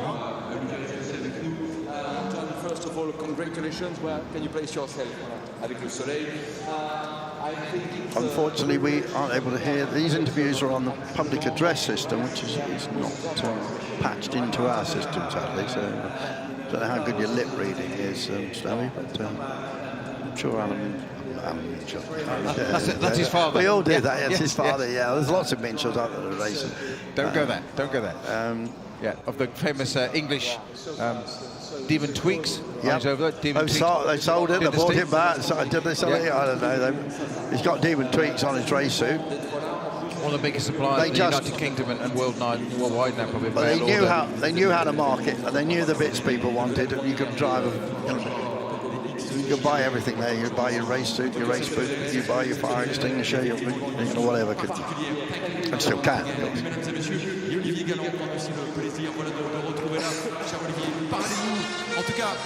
Podium finish. The buses seem to have done their lap. Loads of other cars out on the circuit.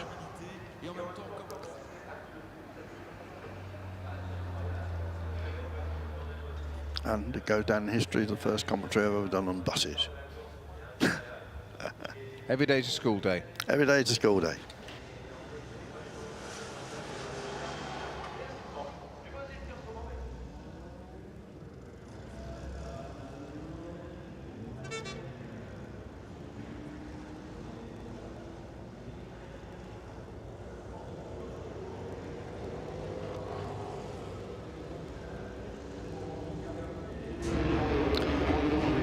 So, great race coming up. To tell you that Christian Glaser will be in the 2004 MG X257, which is really a Lola.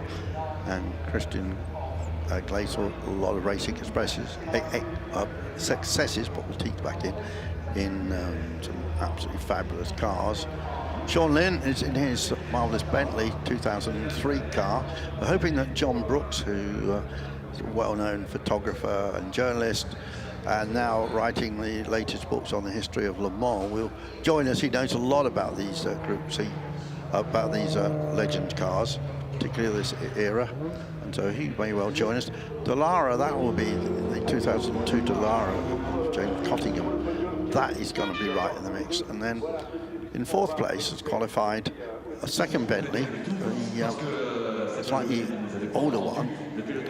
There's Eric Van Polder up on the podium now, basically doing the C2 podium now.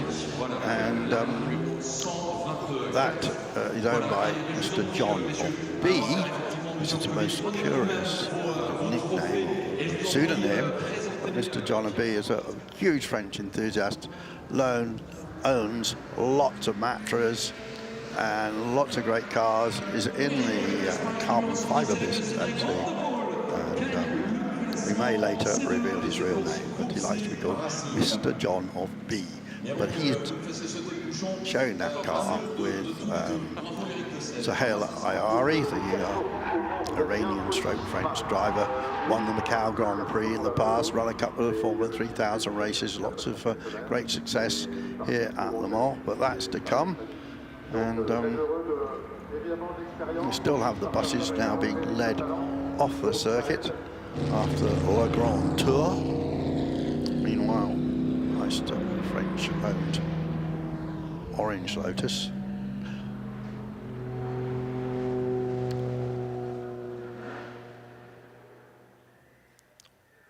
He's got the hood down nicely. They're getting quite a bit of space to drive these things relatively quickly, slowly. Often the parades we have at Silverstone is like 20 miles an hour behind the pace car. But some of these guys have found a bit of breathing space to actually open them up a bit. Well, it's the advantage of such a long circuit, isn't it? Yeah, so that helps. Yeah. How many miles around is what, 8? Was it a mile length these days? Yeah. 8 odd miles. 8.5 miles. So you got a good opportunity to do that. But it's a bit of a combination really, because you get to drive these lovely cars on the roads. Yeah. Because a lot of the circuit is still road. We have to remember that. Yeah, in the bit they're on. Yeah. It is closed down to do this. I'm not sure holding a camera at the top of a Lotus. Well, it's an iPhone camera, isn't it? Oh, it's it's something that we don't allow in the UK a great deal these days, is handheld cameras in cars on phones, because it's effectively a loose object. Anything happens, any break, whatever, and it flies around, it can be damaged. Yeah. So it's insurance purposes, but I wouldn't particularly do it. I understand why. No, going back to what we were saying is that you get to drive some of the most amazing roads in France, which happen to be twice a year now, the iconic Le Mans circuit. Has been for almost 100 years, unbelievably. We've got another podium going on here now. As we said, there were lots of different classes in this. And beautiful trophy as well. And it's actually a Count Assenborg being interviewed. Well, he's just stood up on the podium entirely on his own, has he? I don't know, he must be in a separate class for some reason. Very smiling face. He looked running where's everybody else? Yeah. But, maybe it was the only one in that class. It was split up into so many bits. Well, look at this. We saw quite a few of these ACs, didn't we?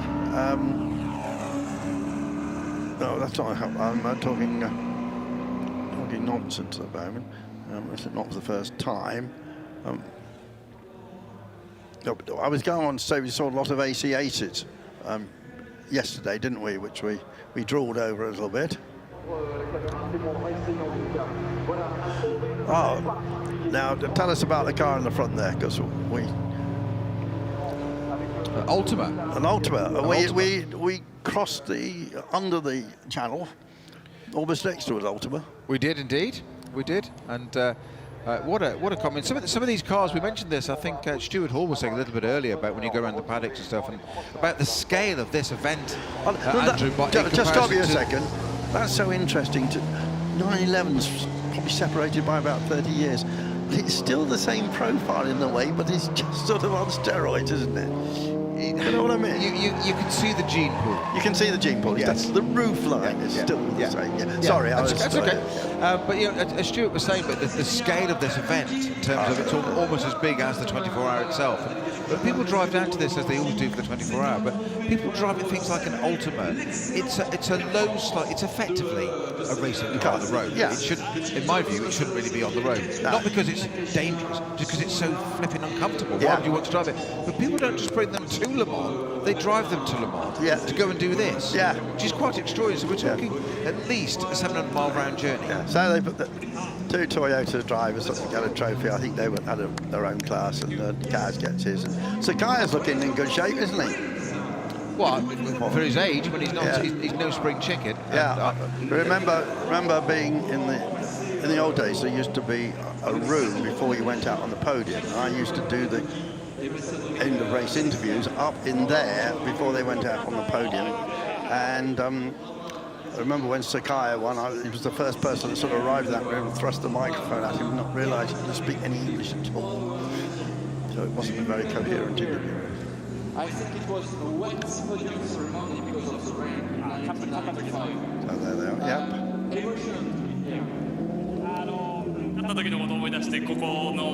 Mike learned it's interesting to see. Mike, I think you may.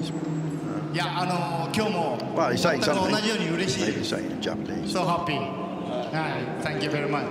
Je suis tellement content. He said the feeling is exactly same from compared to back then. So it's same pleasure and the same excitement. C'est énormément d'émotions, comme quand j'étais venu en 95. I like it, Went man. outside the booth, might hear what they're saying. didn't we? Absolutely, can't translate, yes. Loves you Yes. too.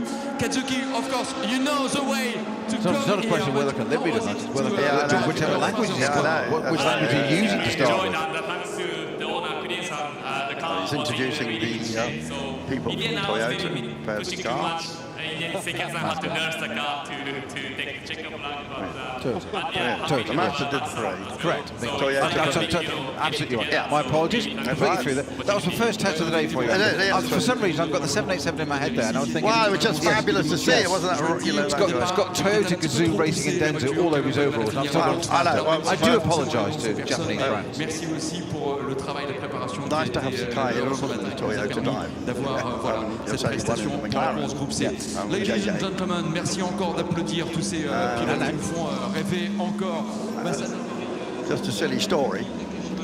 That year, I think, when the Toyota was winning, there was, I think it was for Sky Television. We were starting the program again at 8 o'clock in the morning. Just across the way here, under the main grandstand, and I found this Japanese bloke in a sleeping bag, asleep, probably dreaming of geisha girls or whatever. Doesn't And matter. I thought it'd be really fun to on air live wake him up and tell him he shouldn't be asleep because the Toyota was in the lead.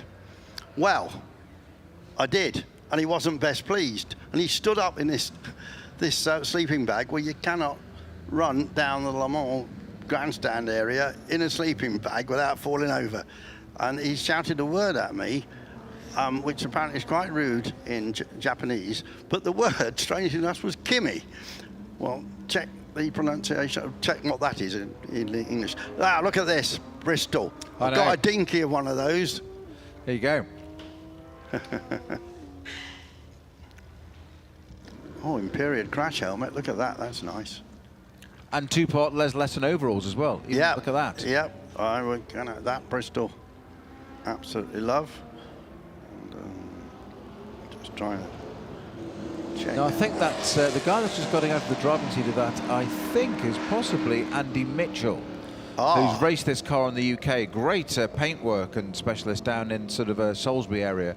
I'm sure, just looking on the little bit of video we got there, TV, I'm sure that's Andy Mitchell. He's certainly driven one at this Bristol. It's got an extraordinary hubs and alloy wheels. Yeah, on it has. Bristol 450. Yeah. Raced here in 1953. And it's based on an ERA's abortive G-Type Formula 2 car. A typical Bristol. And they won their class in 1954 and 1955. Bristol, of course, being the aeroplane company as well.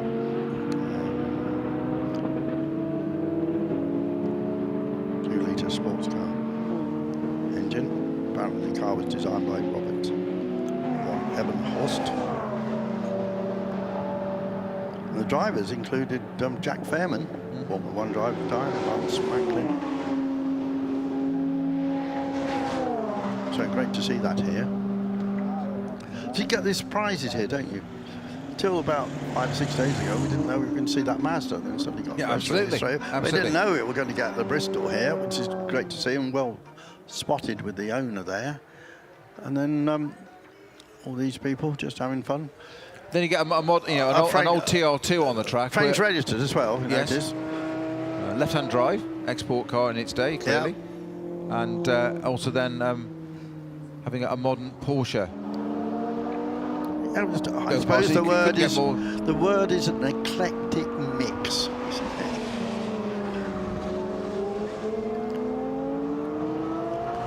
Just should add that in this upcoming race, we had Stuart Hall giving us some brilliant comments. We'll be driving in that race in the Aston Martin DBR9 from 2006, and Stuart qualified it third, I think, behind the Mazda. You mentioned the Maserati, didn't he? And there's a 550 Maranello Pro Drive car. So pretty competitive that, but looking forward to that. But I think we've got a little while yet, haven't we, before we get round to them organising themselves for that race. Yeah, I think we're running a little bit out of sequence, a little bit later than expected. Yeah, so I think we are. I'll probably truncate all this a little bit.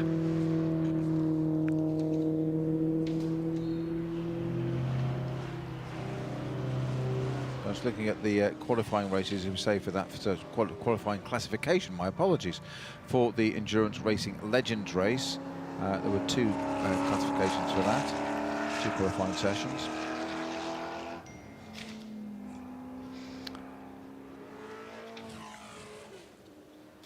Christian Glazel it is that was on pole position in the end for the MG EX 257 from 2004.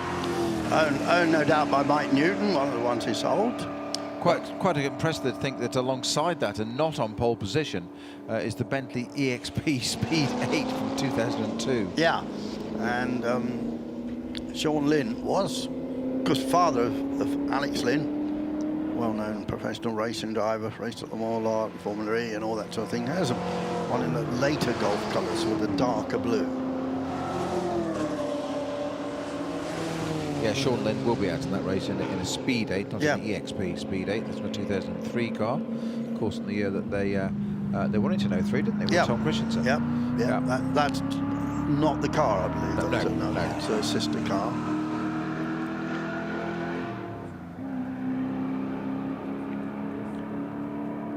So what we've got in terms of track activity at the moment, Andrew, is we've got this this parade at the moment and discovery laps. This will be followed. Discovery laps, that's nice. Yes, followed fairly shortly by Ferrari parade. I have noticed down in the pit lane that there are a whole bunch of McLarens. Of course, McLaren cars are here, demonstrating various of their products, 720s and all sorts, and 650s. And we will try and get a couple of the drivers that are race drivers in those cars. Part of the pure McLaren program is part of that, getting owners of McLarens up to speed, quite literally, no pun intended, into understanding their cars a little better. So a whole a tranche of famous racing drivers of the day, so Ollie Milroy and Bradley Ellis.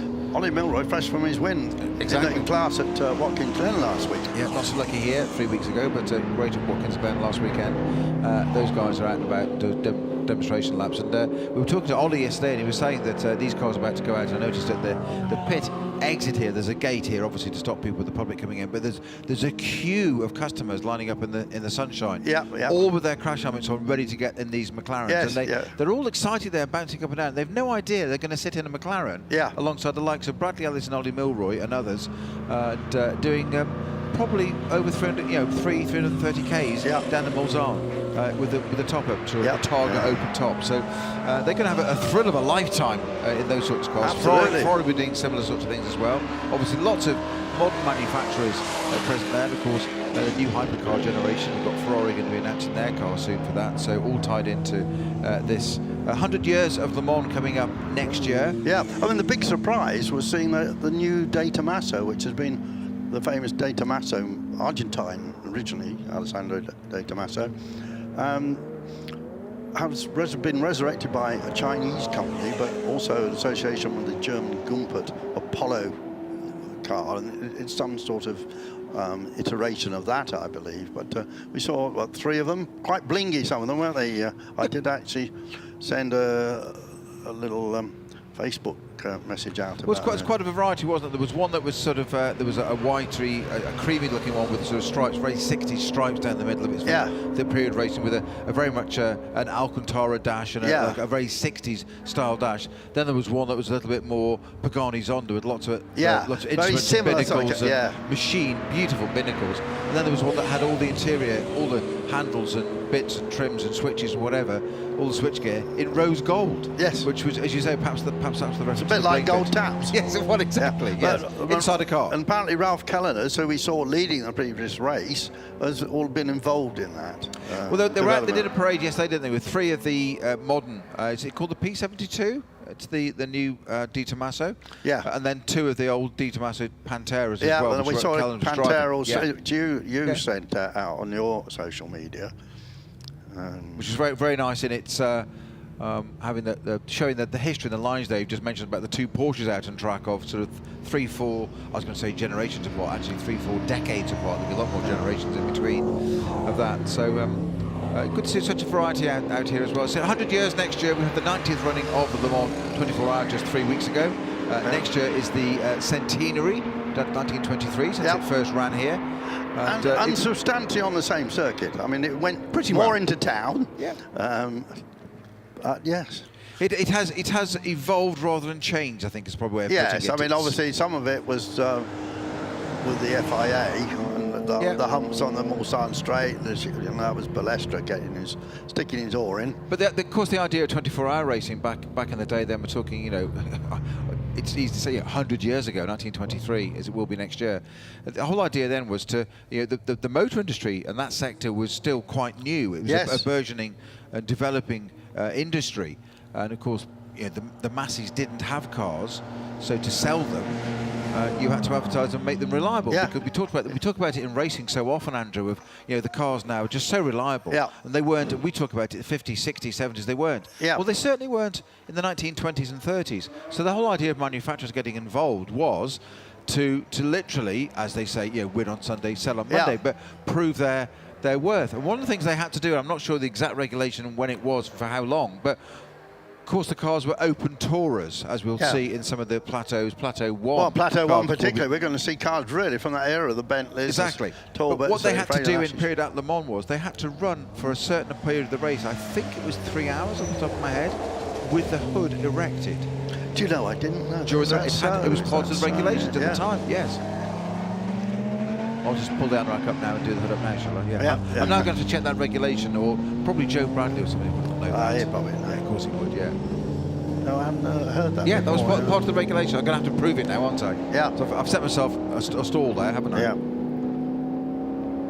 As long as it's a stall, not a fall, we're okay.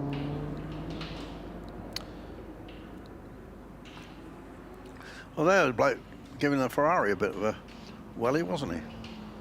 Yeah, I'm just trying to see that we've got a bit of footage of a car on track, which I initially thought was an AC. That's Ace. what I did. And I don't think it is. It is an AC Ace with faired-in headlamps. It is. Yeah, that's it's something funny about the front of it. The head-on shot of it looked something totally different, like a Barclay or something.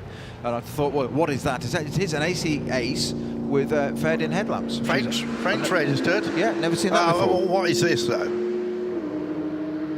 See, I'm not. That's a sort of postmodern caterer. Is that the Gumpert? Or is that some sort of? I mean, it's got German colours on the side of it. I don't know what. But he likes it. No, that's a different type of car. That's more of an Ascari-looking thing.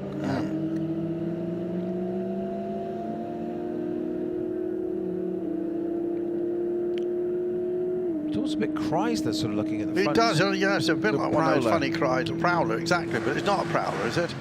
No. What's it say on the side of it? Come on, let's have a look. One day, one. Very profound.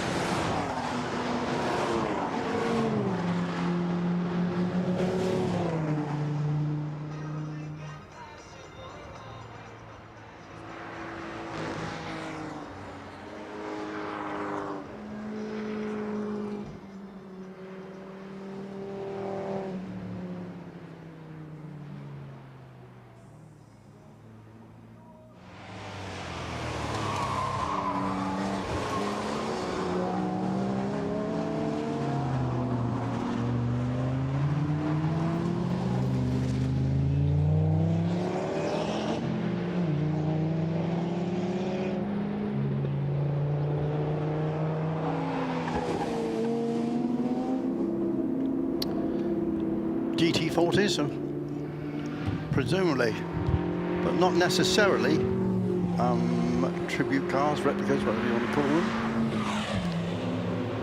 And I think there's 4 or 5 people that make these, aren't there? I know there's one very good South African one.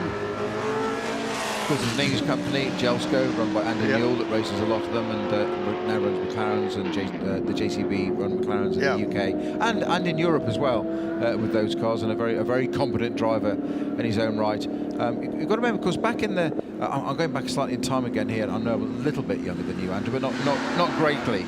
But the point of a GT40 and the Cobra, probably one of the most cloned cars in history, if you like, was that they were out of reach. There was only a small number anyway. Yes. Certainly the GT40s, and they were out of the reach, certainly out of the reach of your pockets of most people. So they sprang up in sort of 70s, 80s, really when it sort of prolific of building replicas, or as we called them then, kit cars. Of course, kit cars, certainly in the UK, I don't know what the tax applied on different countries in different parts of the world, but in the UK you didn't have to pay certain amounts of VAT if you built it in a kit form. It might have been purchase tax. It was purchase tax originally, but that did change when VAT came in. Yeah. But that's what Colin Chapman cottoned onto with the Lotus. You go and buy it. You'd buy a chassis, you buy some body panels, you get an axle, you get an engine from a breaker's yard in those days. Don't forget that what we call dismantlers now. I'm sure it's the same across the world. Breakers yard. We had what you call them scrap yards. When a car was scrap, it was put to one side until it was compressed into a ball for its value of its weight of its metal. But in the meantime, you could go and get bits off it. So you've got a rear end. A car's been rear-ended on the motorway. It's been written off.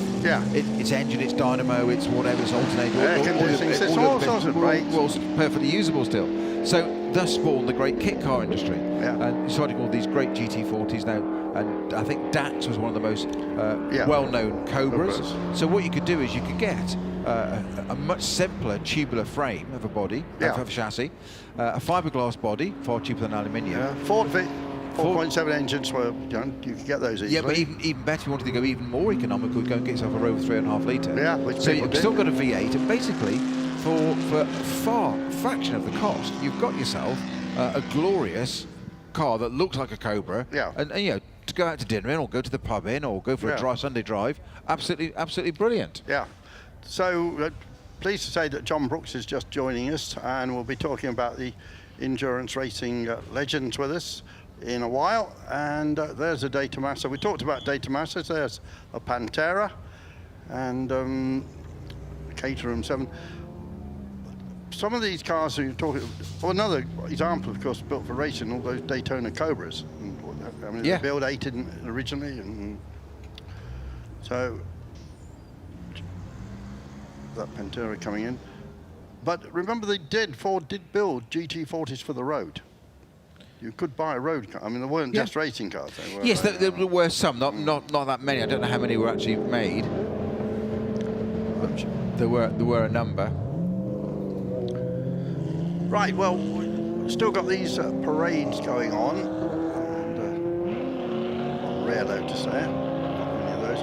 John Brooks has joined us, just to give him a bit more of an introduction. John, I've known for the best part of 30 years, one of the top motor racing photographers, specialising in sports cars and journalists as well, but now has the task of producing the very latest books on Le Mans. So John, welcome. Thanks for coming up and joining us, and you are an expert on these racing legends. Indeed, you've been handling some of the publicity for them. We're going to see a great race, aren't we?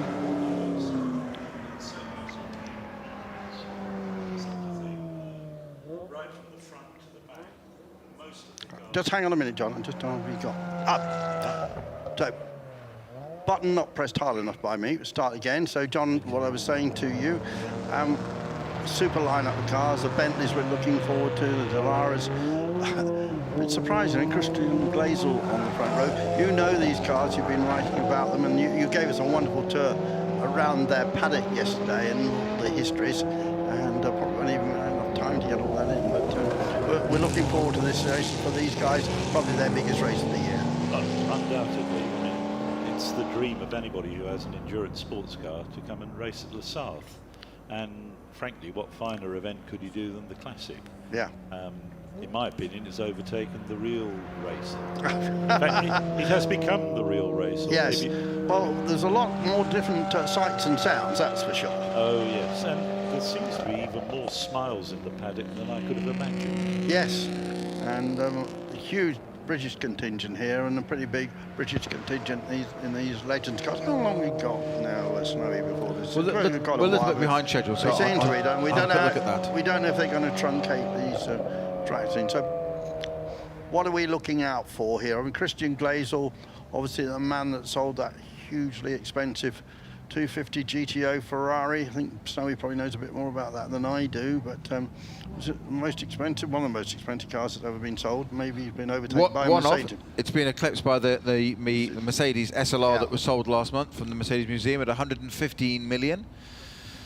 Just think about that for a minute. 115 million sterling. Right.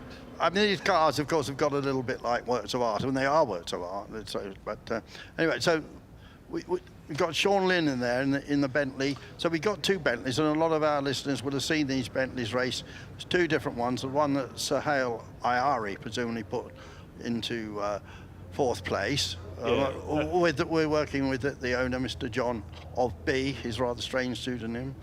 I think he's called Jean Guichet, isn't he, really? I believe so. And he's in the carbon fibre business in a big way. And does, I believe, have a factory in the UK. But anyway, Mr. John and B. So there we've got 2 Bentleys that are actually separated by a year. I think... Sort of. From what I could see, the 4th place car is actually the one that Brundle, Smith and Ortelli ran in 2001. Right. And then the rain got into the transmission mechanism, the clutch, and it caught fire. And Guy, fine driver though he is, didn't quite have the experience of Andy Wallace, who had the same problem but figured a way around it. Yes. And then ended up a fantastic 3rd place. Yeah. And then the program was basically treading water in 2002 while Audi completed their hat trick. Yeah. Then Peter Ellery and the RTN group got to work, and basically every lesson they learnt from the first car they put into the Speed 8 2003.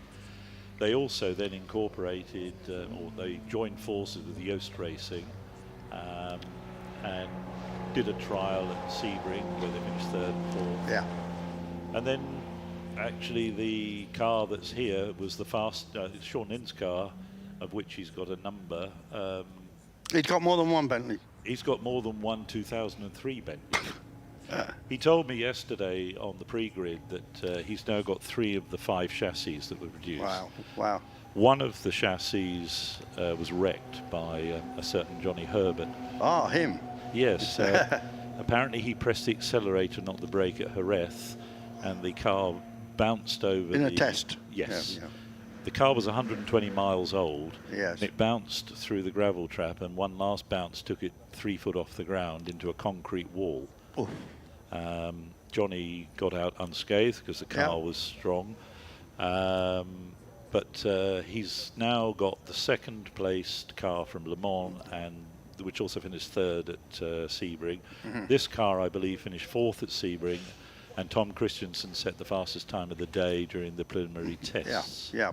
Now, earlier on, we had Stuart Hall up in the box, and I'd say in this Legends race, you've got your prototypes there. You've just been talking about the Bentley, but also we've got some great GT cars. I'm looking at the 550 Maranello X-Pro drive car. There's DBR 9s, quite similar. Same organisation. Corvettes in there, and then we've got a lot of nice Porsches from various different Evos and iterations of that. And we got a very noisy, I think it would be Paynos Esperanti, which we'll see with Oliver Gallant, who just went so well in the previous race, actually. And yes, and of course, let's not forget the MC12s. And the Maserati MC12s. Admittedly, they don't have any Le Mans pedigree because they were outside the rules. Apparently, they were too wide or something. They did run at Sebring in 2005. I believe they then came back with Freddie Leinhardt in 2008. Yeah. And they'll run well. The 550 Maranello, I believe, is the 8th chassis, and that was in the hands of Cox Edgar. And it ran at the head of the field in 2004 for about 3/4 of the race, and then hit a few problems. And as ever, if you give a gap to the Corvettes, they'll be in. They'll be in there, But let's move on to the actual pole position guy. And the car, I mean, on the entry list, MG EX257, just MG always used the EX for experimental cars going way back 30, 40 years ago when Sterling Moss used to break records at Bonneville in EX MGs. Actually, it's a Lola. Exactly, but built for MG. Exactly. Oddly enough, you see EX257 appearing twice, and then EX264. Yeah. And I never understood why that changed. Mike Newton explained it to me. He's the owner of the cars. They were having some fraught discussions with MG at the time, who were undergoing management changes. They ran a factory team, but Mike was a customer. Yeah, but the factory team was 2001, 2002. Right. Yeah. And then these were developments on. The EX264 is built to the LMP 900, LMP2 records, LMP2. Yeah, because before that it was 675. Yeah. I've been looking at all these numbers, but yes. Yeah, the P2 was an attempt not to have it was an attempt to create a junior prototype class rather than have 675s, which in theory could be competitive against the 900s. The other thing was there was double roll hoops. There were 2 seats in theory. Well, when we see them out on track, it's quite obvious, isn't it, how different they are? Yeah. But he explained to me about 264. They were having arguments about what to call it, and he said, "Well, my car number is 7. Why don't we just add it to 257 and call it 264?" He may have been pulling my leg. Yeah. But in that car, the number 26, when we get to see it, we've got Sam Hancock in it, who's a good peddler, and also trying to sell it, I believe. Right. I mean, going back to Christian Glazel, I mean, he has experience here in both prototypes with the Lola and also Vipers. Yeah. And he's been a stalwart of historic racing at the top end. Yeah. I wouldn't be at all surprised. I think Sean this morning was being cautious. He spent quite a bit of time in the pits. Yeah. He was spending a lot of adjustment to the front ride height, I think, said a non-engineer. Yes. Delara with James Cottingham, you know, you're talking about a guy who's looked very, very confident out there. Yeah. It's just such an exciting field. Alex Muller had a bit of an off yesterday, but he made up for it today. And I loved hearing a 333 and it's V12 being given a good going over. And probably the performance of the day so far will be the Bryans to bring the Mustang Cobra into that place in front of all of these other... Yeah, they shouldn't be up there really, should they? And that's a reflection of Ollie Bryant's talent, I would think. Yeah. So now we've got a parade of Ferraris out there, including some of the very latest Snow Air. I think the 812 GTS, is that one of the latest Ferraris? And 296 GTS, I think we've yes, got indeed. there. Probably have a Roma in there as well. Yeah. So they're having a nice parade. Ferrari, one of the sponsors. Lots of companies sponsoring this event. Motor manufacturers, we mentioned some of them. What a great display that is. Indeed. I mean, we haven't seen it yet, and we'll obviously talk more when we see the cars on track, but interesting story of that Panos Esperanti. Of course, that, I believe, car was raced by Sebastian Bourdais' father, who comes there because the family comes from Le Mans. And it was the last time we saw the sort of front-engined, thundering Esperanti's race here. I mean, this was a GT, our car. It wasn't one of the... yes, from what I understand, it's on the 2004 car, which didn't have a great race, to be perfectly honest. It was run by Labra and had 3 local friendly drivers, including Bourdais' dad. Yep.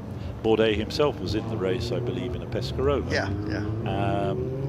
And they've put the sponsorship basically looking somewhat like the Dave Price run cars from 1997, when we saw all manner of British celebrities here. Noel Edmonds. Oh yes, and Jeremy Clarkson. And that Paul... Oh, the chef as well. Chef. Yeah, one of the famous chefs. Yes. And there are some motor racing famous chefs like James Martin, but it wasn't him, but it might come to me. Quite. And well, he passed away recently, and I'm trying to think of his name. But he'll come to us. And of course, Nick Mason was down to add his, and he's a Le Mans veteran of several. I think he did 3 or 4 Le Mans. Nick Mason. One of the great enthusiasts. And great enthusiast. And interestingly, Auto Union allow him to drive their pre-war Grand Prix cars, which says a lot, really. It does indeed. And I mean, you look at Nick Mason these days, and he looks like a bank manager, with the drummer for one of the greatest rock bands of all time. He doesn't look the part. Yeah, he's probably the better for it too. Yeah, exactly. You wouldn't confuse him with Keith Richards. No, you wouldn't. I think his lifestyle has not been quite the same. No, quite. Although Keith, I believe, is much more quiet. Apparently he is, and a good artist as well, incidentally. Indeed, well. Yeah. The one car amongst that group we haven't mentioned, of course, the model that won this race so many times, the Audi R8. Indeed. And Eric Maris, who we saw in the earlier races, going to drive, great enthusiast. Exactly, and the car did 4, this particular chassis did 4 Le Mans, finishing 3rd in 2002 with Philip Pater, Marco Werner and Michael Krum. Yeah. The following year was not so good. It was run by Audi UK, and that would be in an Infineon sponsorship, I think. Yes, it could well have been. The problem was that the Bentley, the 2003 Bentley, was really very good, and in particular their Michelin tyres. Yeah. Michelin made huge steps forward between Sebring and Le Mans, and the drivers just said it's chalk and cheese, and they were able to quadruple stint the tyres, even driving flat out. But Frank Bieler was running 3rd, 4th, so he was keeping the pressure on the Bentleys, keeping them honest. And inexplicably, he missed the pit lane, trying to overtake Olivier Beretta's Panos. Yes. Coming out of Porsche curves. And he staggered round knowing that he wasn't going to make it. And Oh, did he? He realised the moment he got me out there. yeah, well, I believe they were telling him to slow up and do this, do that. And then there was a photographer just at the exit of Indianapolis. Did he look like you? A younger version, Oh, I see. even more handsome. And Frank ground to a halt in front of me. So I've got pictures of the marshals pushing it into a slightly safer place. And he came running over and said, "Have you got a litre of petrol?" Well, not really. No, exactly. I said, "Terribly sorry, old boy." And he then got back in the car. He was white as a sheet in his face. Yeah. I think he wasn't looking forward to explaining to the various team personnel, senior personnel, why he was committed these things. And Frank was Mr. Reliable, Yeah, Mr. Sensible. absolutely. It was out of character entirely. Exactly. I mean, the thing is, if you had to pick a touring car driver who wasn't excitable, Frank would be it. Yeah. But anyway, the following year, Audi UK joined. And he tried to drive it in on the battery. Yeah, he got round Arnage, got halfway up towards Porsche curves, and that was that. Following year, Alan McNish, as ever, was pushing hard against JJ Leto, pushing hard. And allegedly, the PK Sport car, Porsche, dropped oil at the entrance to the Porsche curves. Yeah. Poor Alan and JJ didn't see flags, so we don't know that they were there, and both of them hit the barrier very hard. JJ got moving faster. He was back in about 10 minutes to the pits. The car went out and I think ended up third overall. Yeah. McNish eventually got the car. I was standing there in the pits reporting for American TV, and I saw the thing coming up. I've never seen a car with so much damage on it ever get itself back to the pits. Virtually none of the wheels were pointed in the right direction. That's exactly it. And there's a famous picture of him driving straight into he's driven straight into the garage, and he's leapt forward out of it like he's an athlete. Yeah, yes. And then he collapsed. Yes, yeah. And eventually the medical authorities said, no, it's not a good idea to get back in the car. And to be fair, Alan the next day said that actually that was the sensible thing. So the team set to fixed it. I remember a fire extinguisher going off in the middle of the garage while they were fixing it, which didn't help matters. Yeah. And then Pierre Caffer and Bieler drove the socks off it to pull it back up to fifth place, which was a pretty good effort. The following year, he came to Le Mans again, leased by Audi UK to France and Oreca, and they had a few minor problems.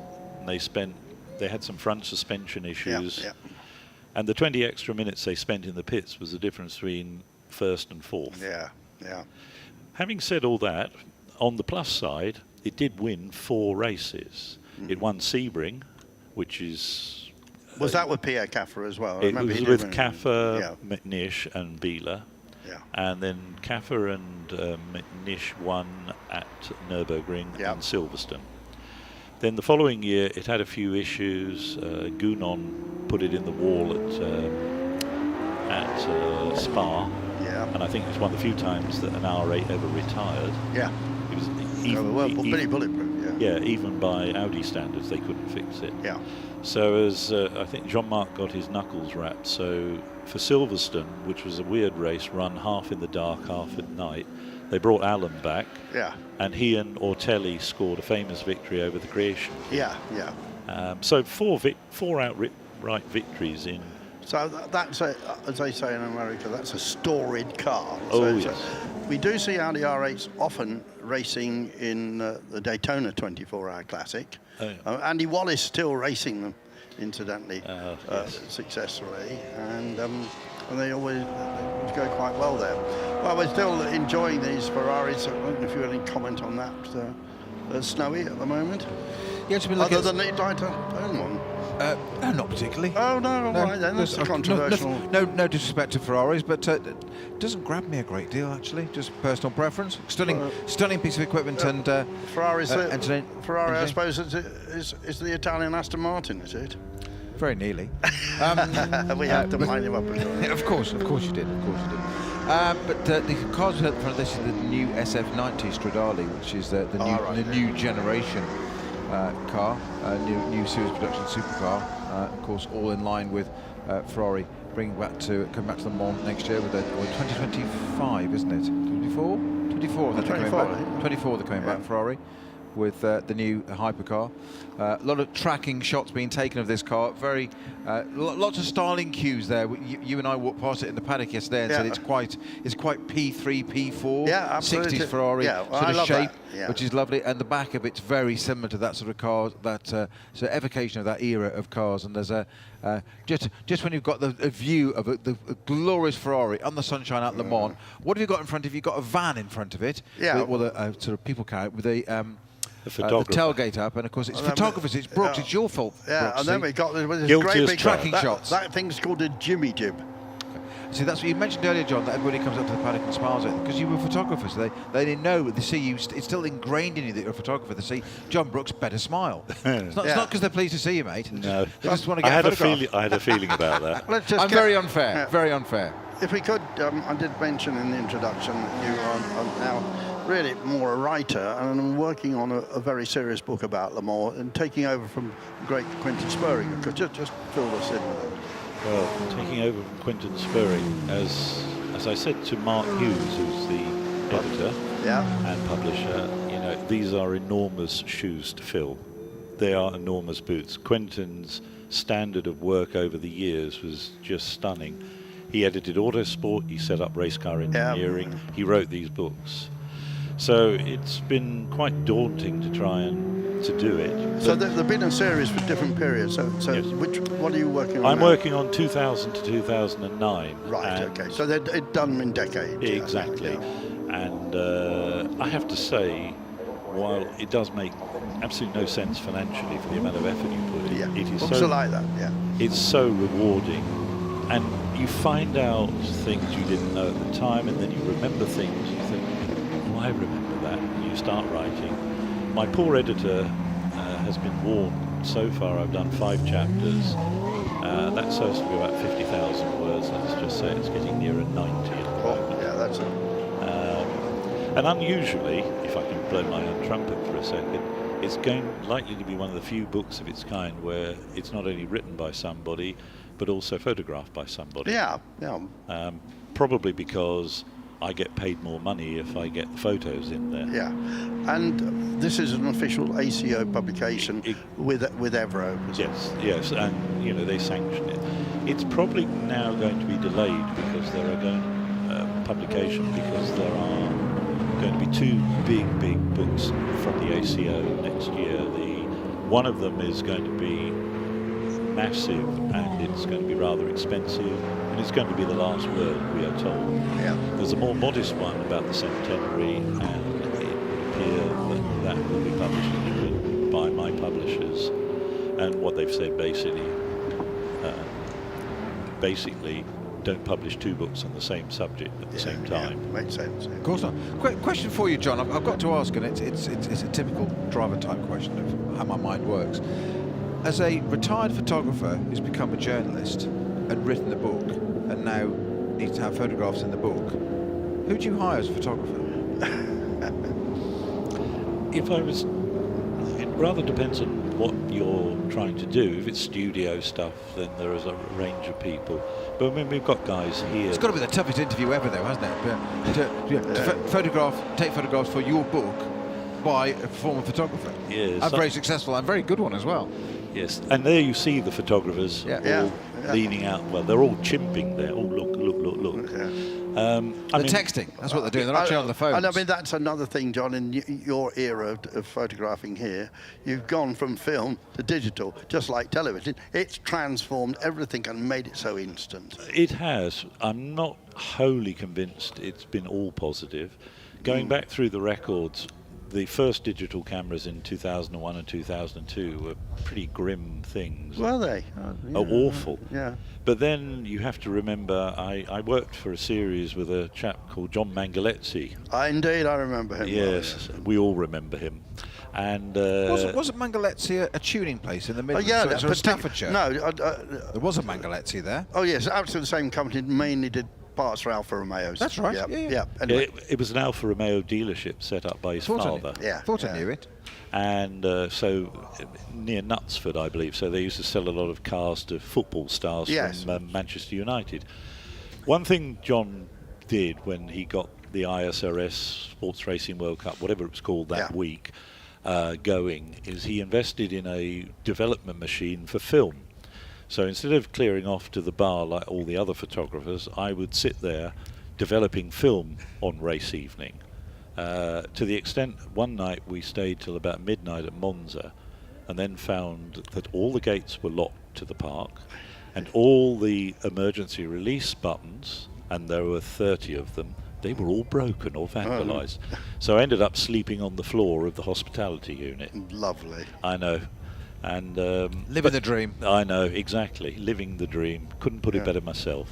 But Andrew, just going back to the track action at the moment, or track activity is probably a better way of describing it at the moment. We've had the Ferrari parade. That was due to start at 13:25. I'm just trying to get an idea of where we are timing-wise. We are at 14:09 now. That was due to finish at 13:40.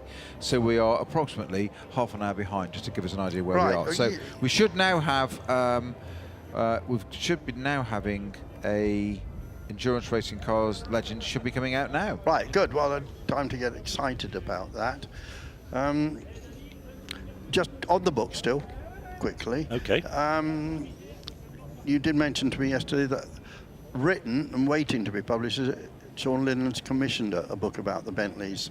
So the people that loved that period, just 2002, 2003, and seeing British dark green cars winning again, that they will have presumably a souvenir at some stage when Sean is able to get it. Well, Sean said to me there have been various reasons for the delays, and as he's very generously funding the thing, or at least underwriting it, there's not a lot one can say.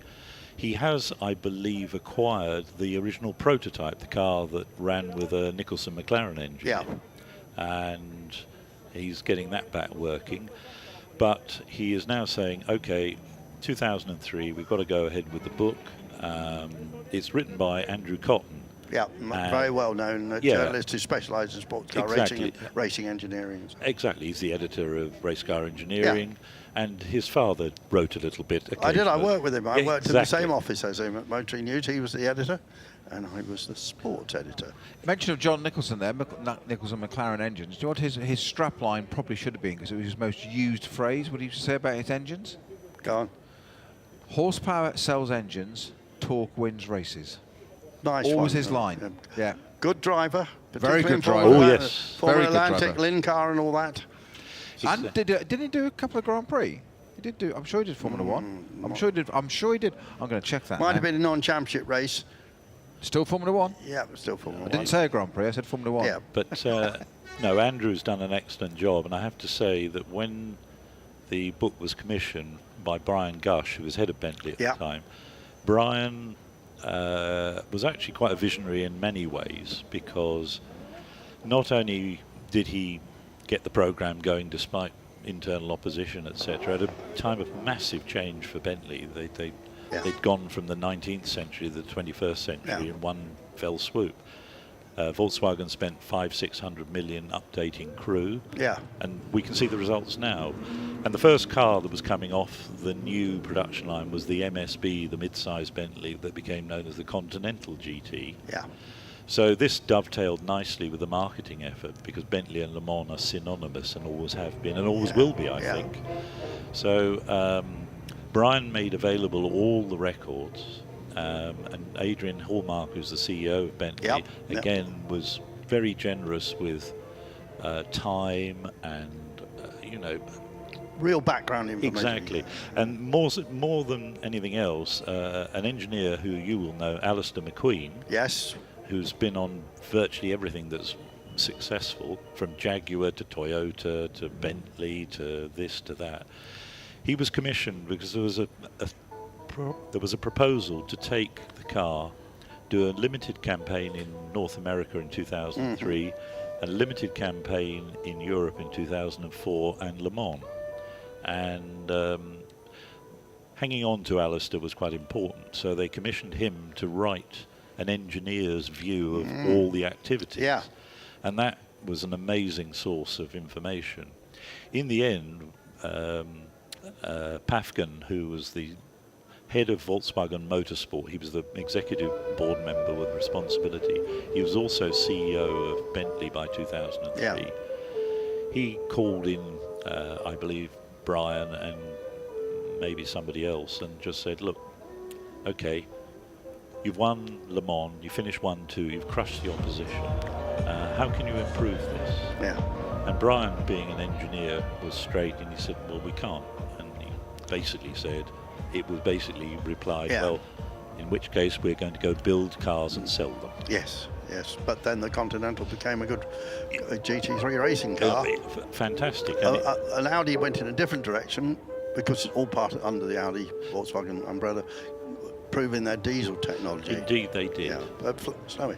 I've just gone through the cleverness of Googling things, and other brands are available. But internet search, I was right. John Nicholson did compete in 2 Grand Prix. They were Formula 1 Grand Prix. Right. Both British Grand Prix, 74 and 75 in a Lynn car. Didn't qualify for the 74 one at Brands Hatch, but did finish 17th in the 1975 British Grand Prix at Silverstone. Buy you a beer. Isn't that embarrassing? Well, no, I was at both races. Yeah. We didn't say we were going to do groundbreaking news and make announcements like that. You've just heard that live on the airways. RSL. You're going to buy Snowy a beer? Unbelievable. Yeah. Well, I'm shocked. I'm shocked. Yeah. Can we just make a recording of that, please? Well remembered, well Googled, shall we say, and I'd forgotten that, and I was at the race reporting it, so I should have known. Well, I was at that race as well at 11, but yeah. he also built a litter engine, you see, that's where I knew the man. Oh, I see, yeah. Made it go, was a great guy, very well. Johnny Nick did a brilliant job, and a lot of those Cosworth DFEs he continued to tune afterwards. Right. Well, if you look down the list here, there are some quite interesting combinations. Well, even. John, I looked at the entry list. And I came down. And I went, number 60, Keeler K2. Whatever is that? Because I'd never heard of it. Well, I had done a little bit of googling since, but. Well, from my memory, and that's not necessarily the old filing cabinet gets a bit jumbled at times. Yeah. It's either well lubricated or it's. Too shuffled. I believe it was the last Chevron chassis ever built, and it got rebodied and re-engineered by some guys over in America in 97, 98. Yep, that's 97, 98, 99. They ran at the Daytona 24 Hours for 3 years. And they did some American Le Mans series as well in the first year. Yeah. And so it's nice to see rare cars come out of the woodwork like that. Exactly. Well, like the Cannibal. Now you've got to tell us about the Cannibal, of course. It's another thing that has escaped me. When the Group C and GTP worlds collapsed in the early 90s, the Americans were searching around wondering what to do, so they decided to go back to roots, simple, non-complicated open cars. Yeah. The ultimate of which is the Ferrari 333. Yeah. And it was built because of that. But of course, being Americans, they're very practical, very able to take fairly basic material and actually turn it into something competitive. Yeah. And the people who ran the Cannibal had no pretensions at being a works team or anything. No. And yet they had quite a cult following from what I remember in America in the late 90s. I saw it race in Daytona in 98, and I remember being on NASCAR 3 with my lens. Yeah. I've seen it all. I've seen... What on earth is that? Call them hot rodders, I think. Well, they've got a few shots now down looking at the various Jaguar E-types which have had their race. There's me in the hospitality. Oh, no. No, that's not, no. But, you look at, for instance, a real Le Mans, if you like, sports car thing would be Pierre Bruneau and Marc Rostan. Yes, we wandered past him yesterday, didn't we? And he was lying on the car. Asleep. Yeah. I mean, Pierre's a great guy, a real enthusiast. Comes over to Silverstone usually for the historic there. Yeah, and I mean, he first tried to qualify. He was talking to me yesterday. He tried to qualify in 95 in a LPG-powered WR. Oh, yes. And he Pierre's normally fairly calm, but even he rolled his eyes. Yes. And Mark Rostand, his partner in crime for many, many years, is a development engineer with Peugeot. Ah, right, okay. And quite a senior one. They were real supporters of Mangaletzi's series, Yes. and then when the Le Mans Endurance series arrived, they supported that. In fact, the first year they had a member of the Peugeot family, Jean-Philippe Peugeot, drove with them and scored a podium at Spa. Really? And he's on the executive board as well. So Yes. real sort of involvement at the top level. Yeah, we're just having a quick look. A bit of work going on the headlight there because they will be racing at night. The Plateau 1 cars from the 1930s. Riley, by the looks of it. But yes, definitely a Riley. But just go back to that, of course, the car is a Pilbeam, and that is a man called Mike Pilbeam, who was a BRM designer, went on to design a lot of very successful hill climb cars. Indeed. And I'm pretty sure his son is Kieran Pilbeam, who's been one of the top Formula 1 race engineers, maybe for Red Bull, is it? And Mike Pilbeam was such a nice guy as well. He's a terrific guy, yeah. Yeah.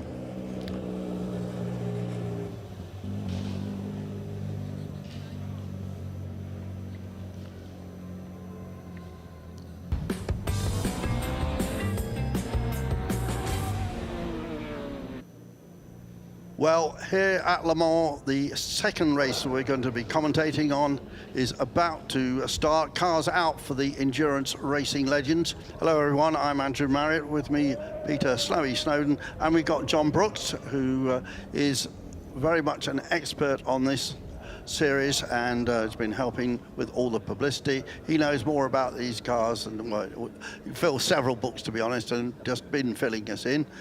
Weather, well, you see it there. The track temperature is 38, the humidity 44, the air temperature just a lovely 24 degrees, Peter. I know you're looking forward to this race with some great cars, including the Bentleys, which were winning this race in the early 2000s, and the MGs, the Lola MGs that raced against them, but quite an eclectic mix, lots of Porsches, and wonderful Aston Martin. Stuart Hall, who was in our commentary booth earlier for the previous race, he's going to be there. 13.62 the length of the track in kilometres, and they're going through. Well, in the lead, well, leading this snake is the LMP2 MG of Christian Glazel, as we said, man who sold the second most expensive car that's ever been sold in the world, but a fine racing driver with huge amounts of experience on some very nice cars. A little bit of surprise, I think, that he put it on the pole ahead of Sean Lynn with the Bentley 2003 Bentley. There is, I think that might be Stuart that was in the commentary box now, just in that Aston Martin and the Golf colours. I think it will be the iconic Golf colours. He did say he was starting the car. He did.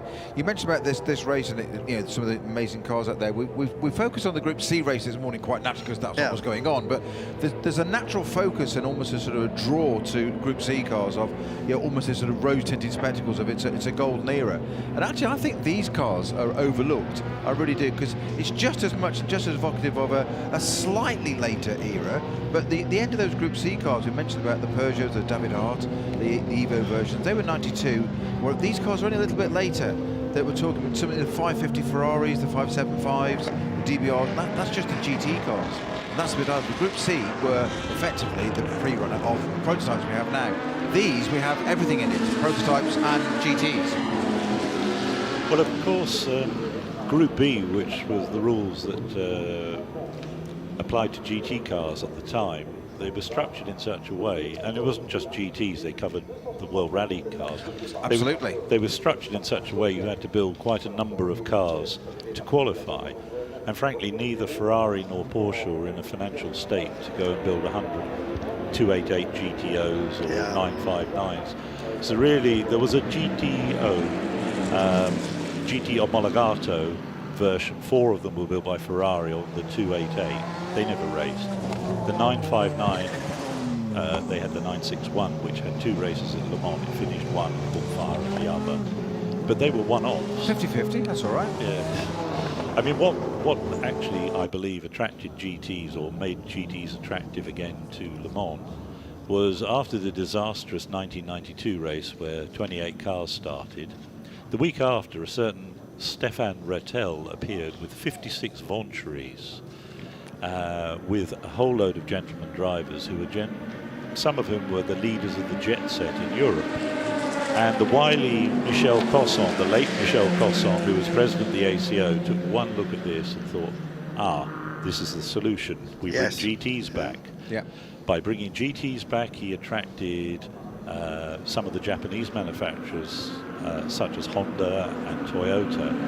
And of course, Porsche then upped the game with the 911 GT1, which forced everybody else to up their games. But as Stuart Hall said earlier in that series, but part of the backbone and foundation of endurance racing, and especially in Le Mans, is that the pinnacle of it all is being that the amateur drivers supporting the pro drivers in Pro-Am. So you then get all these manufacturers, Porsche, Ferrari, et al, that can go and have run at the front end, let's call it GTE and Pro, but they can also sell 30, 40, 50 of those cars or more. Look at the GT4 Aston. I know there's 130 of those cars around. GT4 didn't race here, I grant you, but the principle's the same. Of you build something that wins, yes, but you can sell a version of it to gentlemen customers who come through the formulas and might end up being very good Pro-Am drivers. Well, like Christine Glazel. Exactly. Yeah, exactly. And then Sean Lynn, I think, had he started a little bit younger and not been so busy with business, so successful in business. So very, very busy being successful. Yeah. Sean Lynn, yes. Well, the kind of markets he operates in are 24/7, 365. They're no prisoners. No. Now, And then we've got a Porsche another- going quite slowly already. This is our 152 entry. It just seems to be dropping down the order. Whether it's on the outlap, but It is on the outlap. That's the it's not. Hang on, no, 152's got a different number on my. It's a 993 GT2. Unfortunately. Did I say 152? Yes. Yep. Well, according to my entry list, that's a Chrysler Viper. It's No, not. it's yes. Romac in the Yes, well, it's 993. not. We know it's not, but according to the entry list, it is. So that's Well, that's the forget first that. one. I'll strike a line for that Viper. Timing Shall I? screen is correct. I've been bitten by the snake. Yeah. I think what happened was there are a number of cars that were reallocated in their class. There's one particular GT 997 car out there with different running gear. Yes. And it didn't really comply, but of course, we're a broad church. Yes. We allow everybody in. Yes. There are no sinners, there's just redemption. So they've allowed him to run, and I suspect that's what's happening with this. Just to say, doesn't look, those Bentleys look absolutely fabulous, weren't they? Quite. I mean, it was the performance that Christensen, Capello and Smith put in 2003 was almost faultless. Yeah. They had one small problem at the beginning with the rear bouncing around. There was something wrong with the rear suspension in the first two stints. Yeah. But they just drove through it, and as the temperatures went down, it went away. Yeah. They never had a stop that wasn't planned. Yeah. And the reason they only spent, I think, 28 minutes in the pits in 24 hours. Yeah, which is normal. The difference between them and Blundell, Herbert and Brabham was Brabham had a stop earlier on because the headrest fell down into the pedal area. Not ideal. No, exactly. And then for some reason they had to change the battery twice. No one can explain it. It's one of those things. And that, at the end of the day, was a lap and a half's difference. Yeah. Mind you, I have a theory. People talk about winning Le Mans, etc. And Tom Christensen won it 9 times. There is a reason. Yes. Absolutely so. I was just going to say that. It's the age-old rule of endurance car racing at whatever level. It's stay out of trouble, stay out of the pits. Exactly. Stick to that, and that's like that 2003. I'm going to use a potentially controversial word here, which I'm sure Tom Christensen won't like before, but it was almost boring because it was so efficient, so boringly efficient, as in exactly what it should be.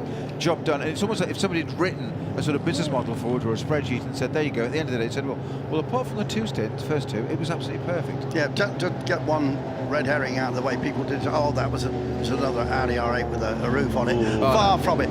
Okay, the engine was the same, the transmission wasn't the same. It wasn't the same, and the transmission was different. One was transmission was 2 different manufacturers. The engine was, Audi had Well, a later spec engine as well. No, it's architecture. No, what happened, if I may, may say? And that's the Audi R8. In 2001, Bentley signed a deal with Audi to run the 3.6 V8 twin turbo. Yeah. Audi somehow neglected to mention that they had developed the FSI engine, which was worth 2 extra laps. Yeah, with the fuel. Yeah, direct injection. Engine, yeah. Therefore, a marketing decision was taken by Bentley for 2002 and 3 to use the engine but enlarge it to 4 litres. Yes. And it changed things slightly. I talked to Ulrich Boretsky, the engine genius from Audi, about this. And he said, well, we looked at it, we thought it would be very easy, but he said actually the change was far more difficult than they thought, and they had to put a lot of effort in. But as he said, we finished. He said, we didn't have an engine failure, the cars ran faultlessly on the engine side, they ran with great economy. You're quite right there. Boring might be one way, perfection might be another. I don't mean it in a negative way at all, but just watching that, we're looking at Stuart Hall, who was kindly in the booth with us a little bit earlier on for the Group C race, and he's out with Roland Gert in the DBR9 GT1 car at the moment, to that iconic Golf livery, which you don't normally associate with Aston Martin a great deal. I know it's more latter years, I still think it was Porsches and 917s and Ford GT40s, but he was commenting, and Mirages, yes. He was commenting, wasn't he, Stuart, that you need to really get the temperature in these tyres, even on the Group C cars. It's further down the field, so the guys weren't doing that. Just watching Stuart Hall there. He's sitting up behind the number 3 Audi R8 that you just pointed out, John, which happened to be the 3rd place car from 2002 race here. And he's sitting right behind it. And Stuart being a race driver, we've got a lot of the inside rules that from him here, going, wants to win a car all the time, etc.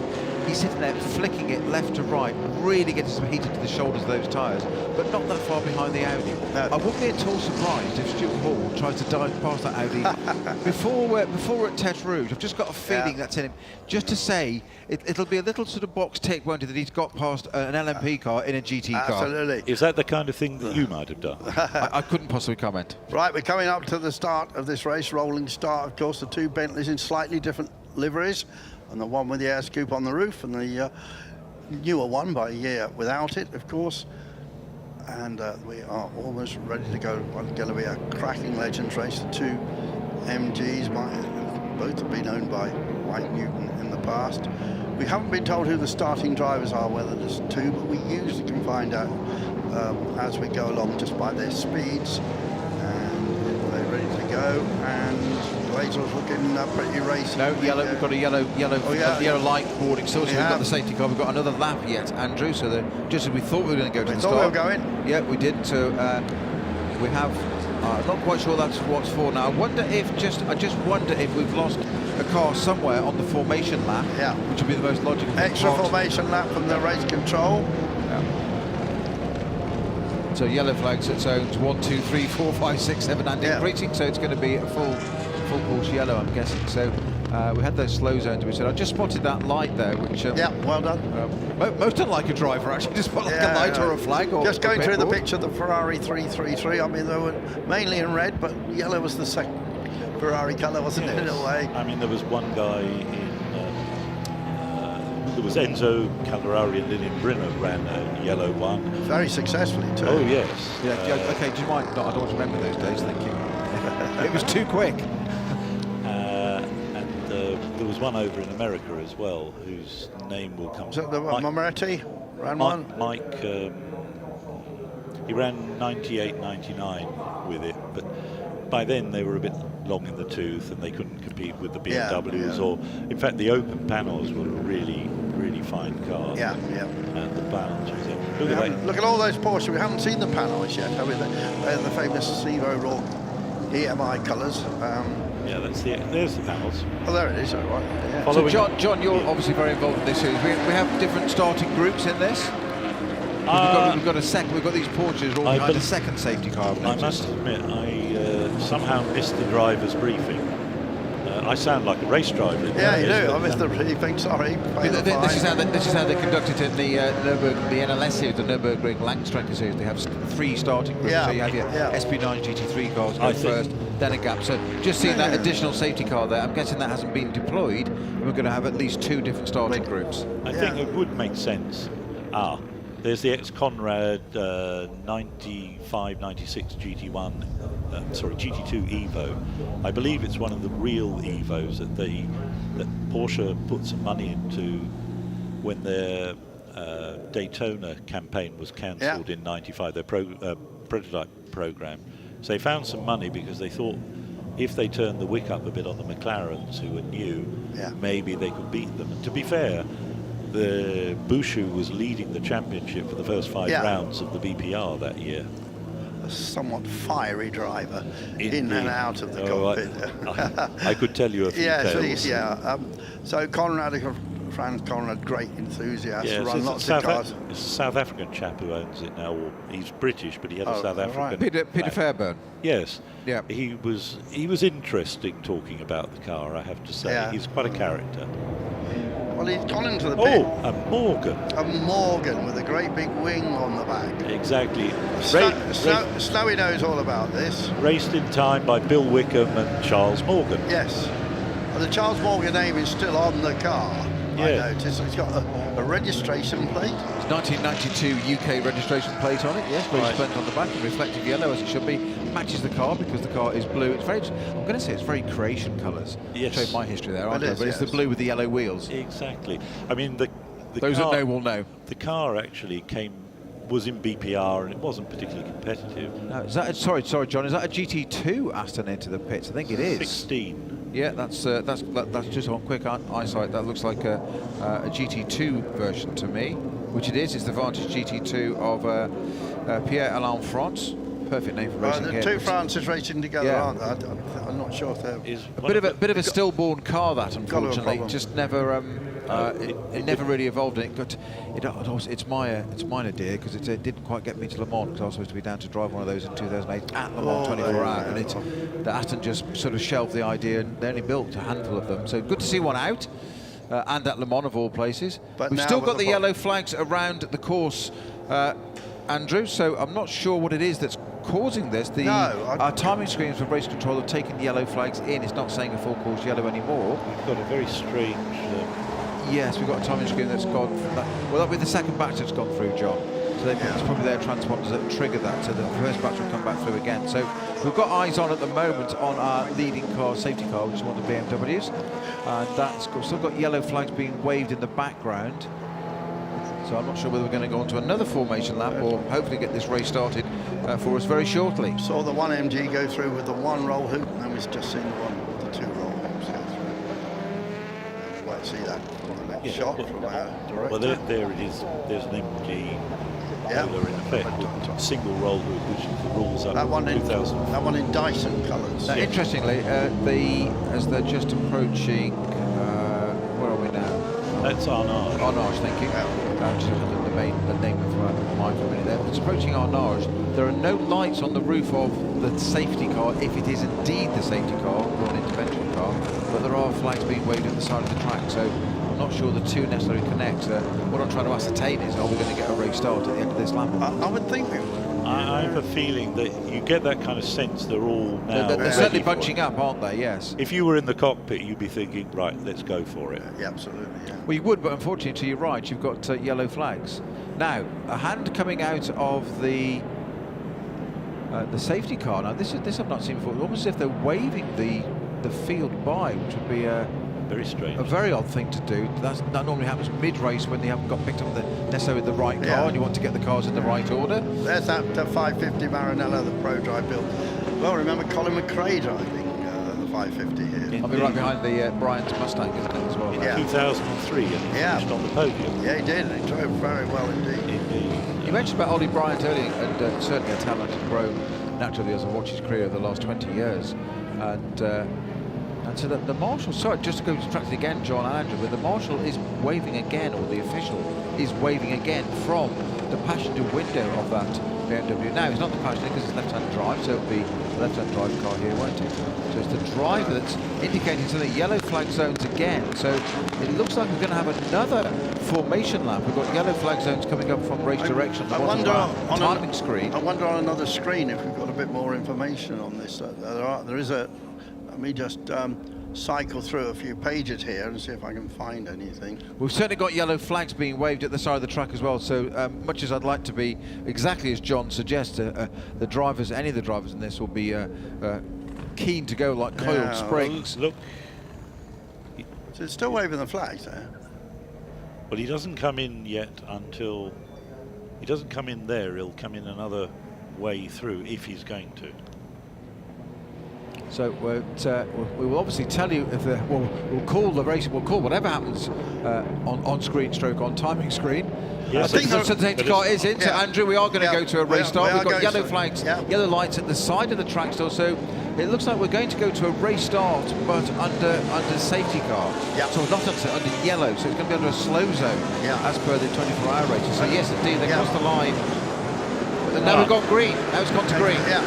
So yellow to green. So Legends, Endurance Racing Legends is underway.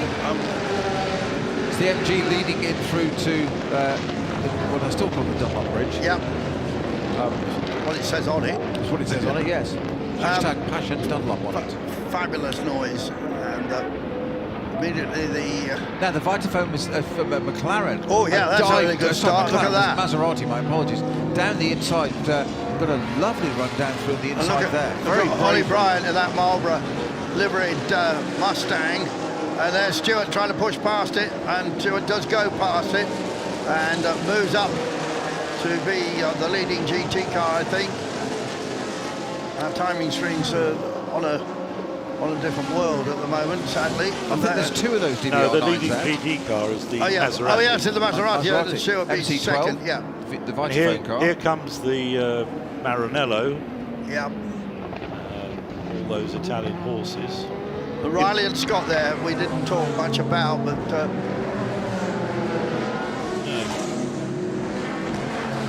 so yeah, Stuart Hall in the Gulf livery Aston Martin 005. It's only two digits out from being correct.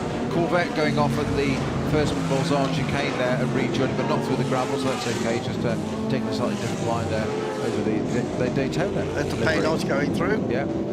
But Stuart Hall having a great run. He's got past the Riley and Scott, unbelievably now, taking all sorts of line to try and avoid that Riley and Scott coming back in. I'm not sure that's taking direction the way to do it. I said he'd want to hunt down that R8 Audi, didn't I? Yes. That's, it's just a badge of honour.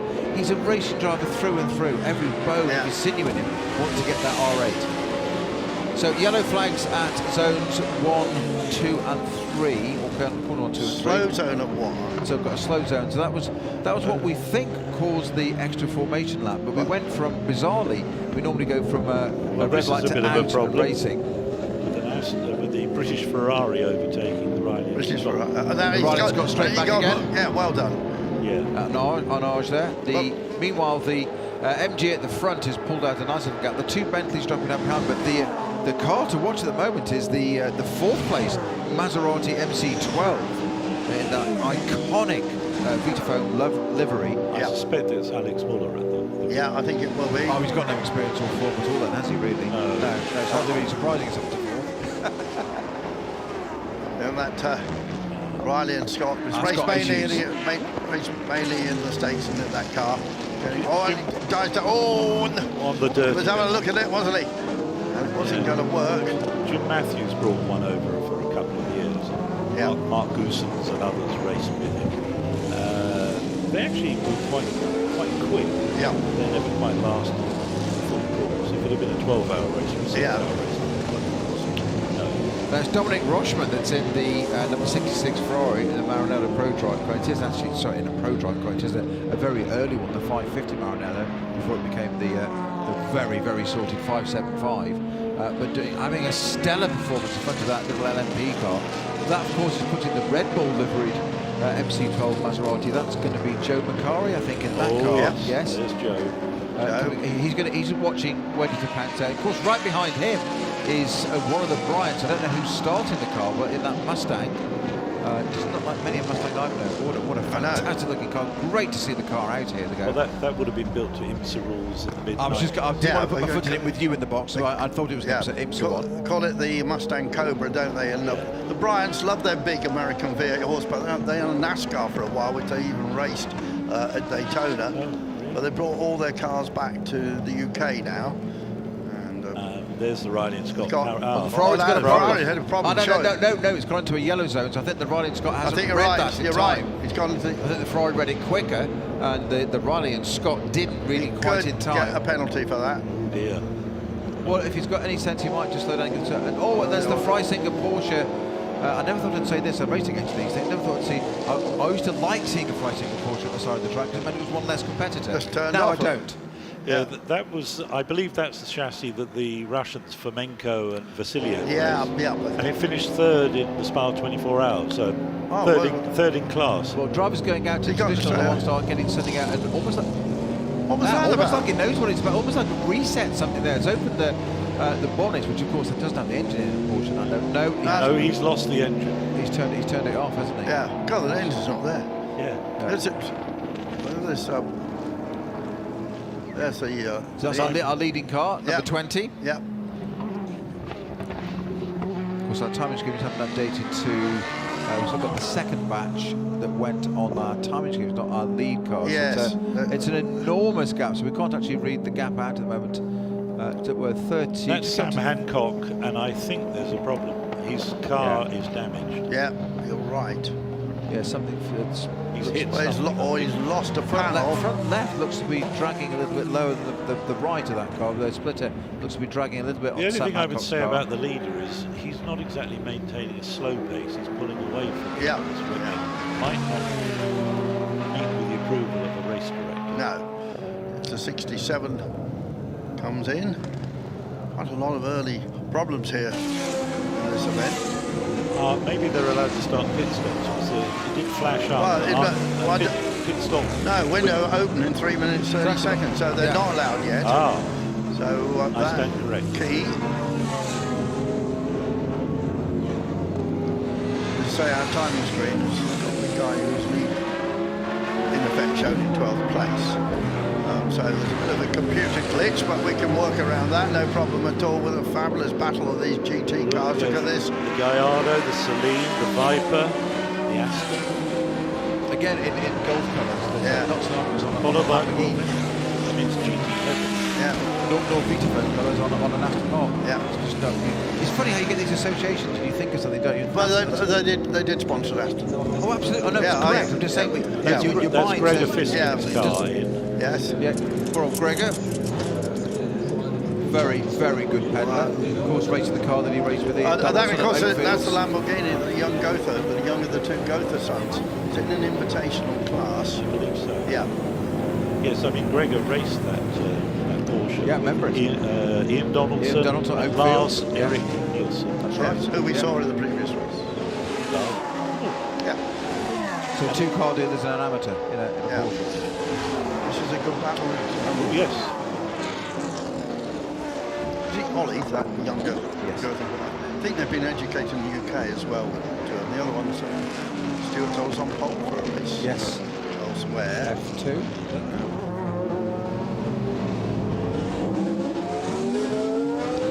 We got side-by-side struggle. Here's the Viper. There's the Viper.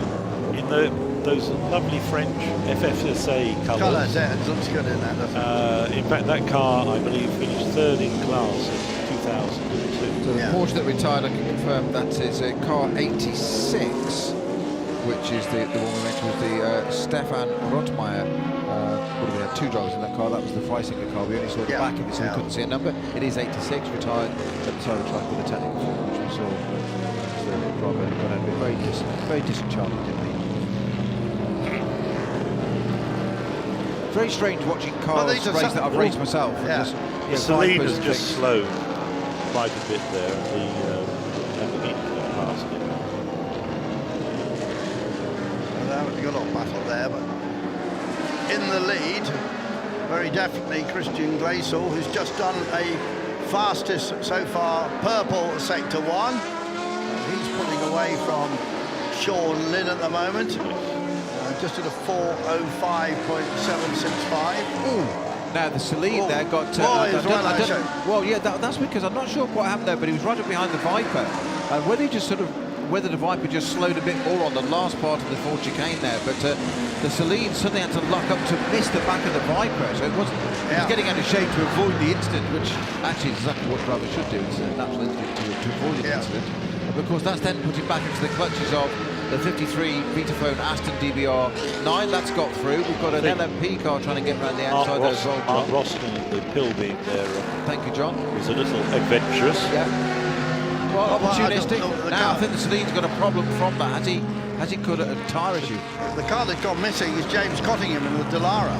Oh. That's not up in there at all, is it? And right, pit window opening one now. So in 1 second, it is now open the pit window. But I think just going back to Celine, so there's and there's the Mustang, the number 28 Mustang, parked to the side of the track. That's the other one. It's not the bright one. Not the bright one. Yes, that's number 28. That's Alain Rood. At the first chicane. He's gone straight on at the first chicane. It's only blocked lines. No, I think he's driven it through there. Yeah, I think he has. Neatly. Yeah. No incident other than a technical issue. So parked very sensibly out of the way.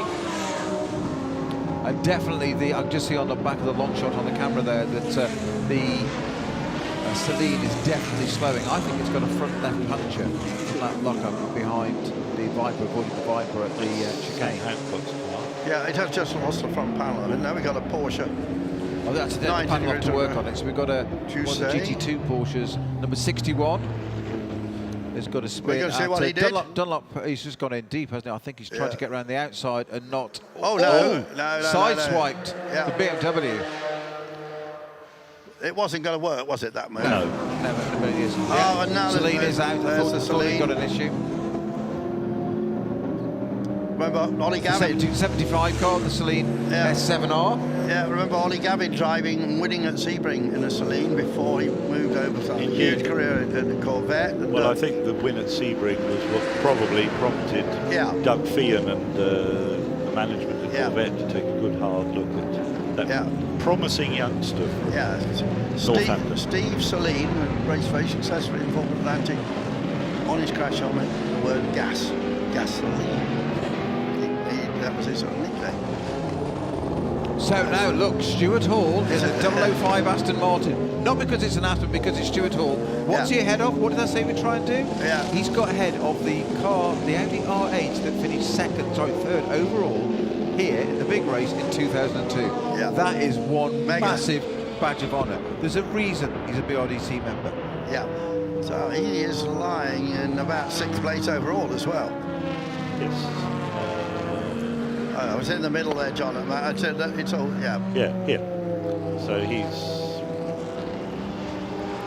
I think if you're right in terms of our timing screens there, if you wipe out... He's 6th. Yeah, 6th overall, so... Yeah. It's pretty impressive. He won't be done yet. He won't be done yet. Mike Newton. They're making their pit stops. So that's it. So that's going to be the end of the run for Stuart Hall. Bentley getting a bit out of shape coming in. Stuart Hall and Bentley using all the curbs on the inlap there coming into the I'm just wondering if that was that the Sean Lind car or the other one? No, it was the other one. So I think Mr. John B is in it, and I think they're going to put Sahel Ari in it now, former Macau Grand Prix winner, multi-French touring car, super touring car champion. Yeah, he raced with all manner of people. Pescarolo. Yeah, he did. It was Pescarolo. He did a lot of Grand Prix, a lot of races here. So Stuart Hall egresses from the 005 Aston, which is going to put Roel Goethe will get into it.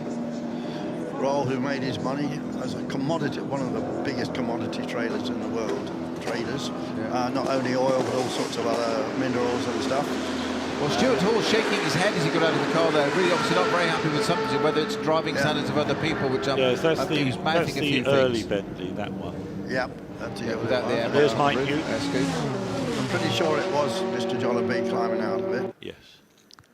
And here's Mike, who's, an amazing record as a gentleman driver. Well, he was almost as quick as Tommy Erdos, wasn't he? Yes, at times.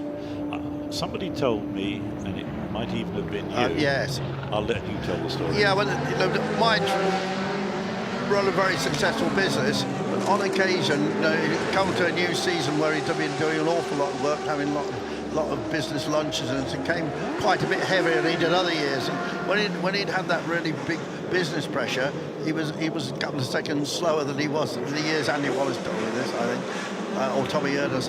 But when he came, you know, when he was really fit, it made a big difference to him. Well, I remember. And now he's really fit. Yes, now exactly. He's I remember when he first started racing, even before this, with the Salines in FIA GT.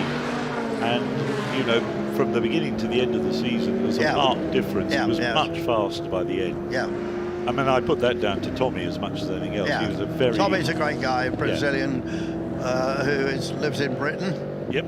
And Scuderia... Prestige. No, yes, Prestige. Which is just down the road from me in Camberley. Yeah. The old Audi showroom it was empty for years. It was an Audi built beautiful showroom. Sat empty for a while, and then just opened that up just before lockdown. I drove past it earlier the other day with my daughters, and you've got McLaren P1s and all sorts in there, and it's just like, wow, it's quite incredible. Something is funny going on with our timing screen, I think, still. No, so Christian Gleisel, no, the Cannibal is circulating in 5 minutes.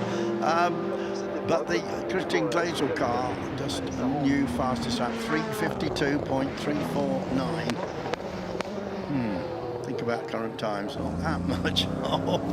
Yeah, but I mean, back in those days, mid 340s. Yeah, I mean, that would have been very quick. Yeah. I'm a very gentleman driver.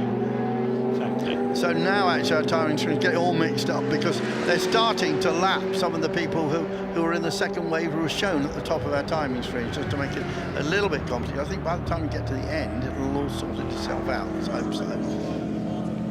Let's see. So I think according to our screens, what is 10th place is actually first place currently, which is Sean Lynn in the Bentley Speed 8, because he hasn't pitted yet. So I think that's roughly where we take it from, I think. That's the Labra competition, 993 GP2 from 1998. They painted that colour as they first qualified the 911 GT1. Right, okay. Still getting some nice shots of that's the Riley and Scott with its American Hotel sponsorship on it. And there's the British Ferrari and the, as the Italians nicknamed that, the British Ferraris. Two Porsches sitting there, 1 minute 30 in the pits. That's the ex-FFSA champion from 1998, Lafont and Jarrier. Yeah, because Jean-Pierre, after his Formula One career with Lotus and various other Shadow and various people, carried on racing for a long time. There's Sean Lynn. Yeah, look, it's a crash helmet. Lovely montage of pictures there. Checking those Michelin tyres. Our cameraman giving us a nice walk around this absolutely fabulous racing car. There is Sean. So still racing in LMP3 now, I think, with United Autosport with his other son. Yes. Alex. There's the Cannibal. Oh, there's the Cannibal. What a beast. Yes. Yeah. But it's a tubular chassis frame, very old school. Yes, but nonetheless attractive for that. In reality, it makes a nice noise, and exactly. Great to see it. And that's what this is all about. Yes, we don't run a one-lane series here. No, most definitely not. And all the better for it as well. Indeed. Here's the Auto Orlando car coming in, followed by Courage. Well, we're going to have to, because we've got only just under 2 minutes left of our pitch window being open. That's the BMW off. Now, that wasn't the one that was that the one that was sideswiped by the Porsche? Yes, it was, yes. That's a car that raced in IMSA. In 97. Yeah. So possibly done something, a little bit of damage to that at the time, maybe a sort of suspension toe link or something. There is some damage on the left rear if you look at the bodywork there. So there is. Hanging off. So I suspect that's probably got a toe link damage at the back. You're right. And still got the Yokohama signage on it, because rarely it was one of the few cars that raced on Yokos. Yeah. And they had some deal, didn't they? Yes, it was Milner. Yeah, Tommy Milner's dad ran that car. Yeah. Yeah, he was BMW. That's the This Dallara. This was the Dallara. We couldn't understand what it wasn't on it. It seemed to have appeared on the timing screens now. It was right at the back to start with. It's the car that won the Daytona 24 Hours in 2002. Oh, is it? Yeah. It's got your favourite count driving it again. Oh, He drove yeah. the Group C race. Did quite well in that race, didn't he? Here we are with the Esperanti. Elan SM. Yeah, sometimes they. We all know the famous story from Dom Pados, who liked to do things that everybody said wasn't possible, and one of us still build a winning front-engine sports prototype car.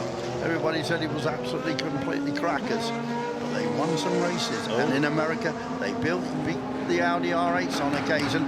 Great drivers like David Brabham, of course. And in fact, if you remember, the Drivers' Championship in '99 at the ALMS was actually won by Elliot Forbes Robinson driving one. So pit window, these guys are literally just cut it to the finest. Pit window closed in 10 seconds when I started my sentence. By the time I finish it, we are literally 3, 2, 1. The pit window is closed, so they have called it to the absolute nth degree. Our caption generating machine is connected to the timing screen, which is all screwed up, so the Marcus is not running in 4th place overall, I promise you. No, I know that. No. Coroiser isn't here, you mean? No, exactly, good one. Must have Callum Lockie in it then. Yeah. Oh, of course. Yeah. Goes or Christian Van. Yeah, Christian Van. Oh, and here at the TVR, we haven't seen that. That's the ex-Martin Short car. Yeah. That ran at Spa 24 in 2002. They did run at Le Mans, didn't they? Richard Hay. I did actually take a photograph of that for him yesterday. I meant to have sent it to him. So, Shorty, look at your phone in a bit and I'll send you a photograph of your old car. You'll probably just say, why? I've got some pictures I was looking through from that race, and because Martin's son is now very successful.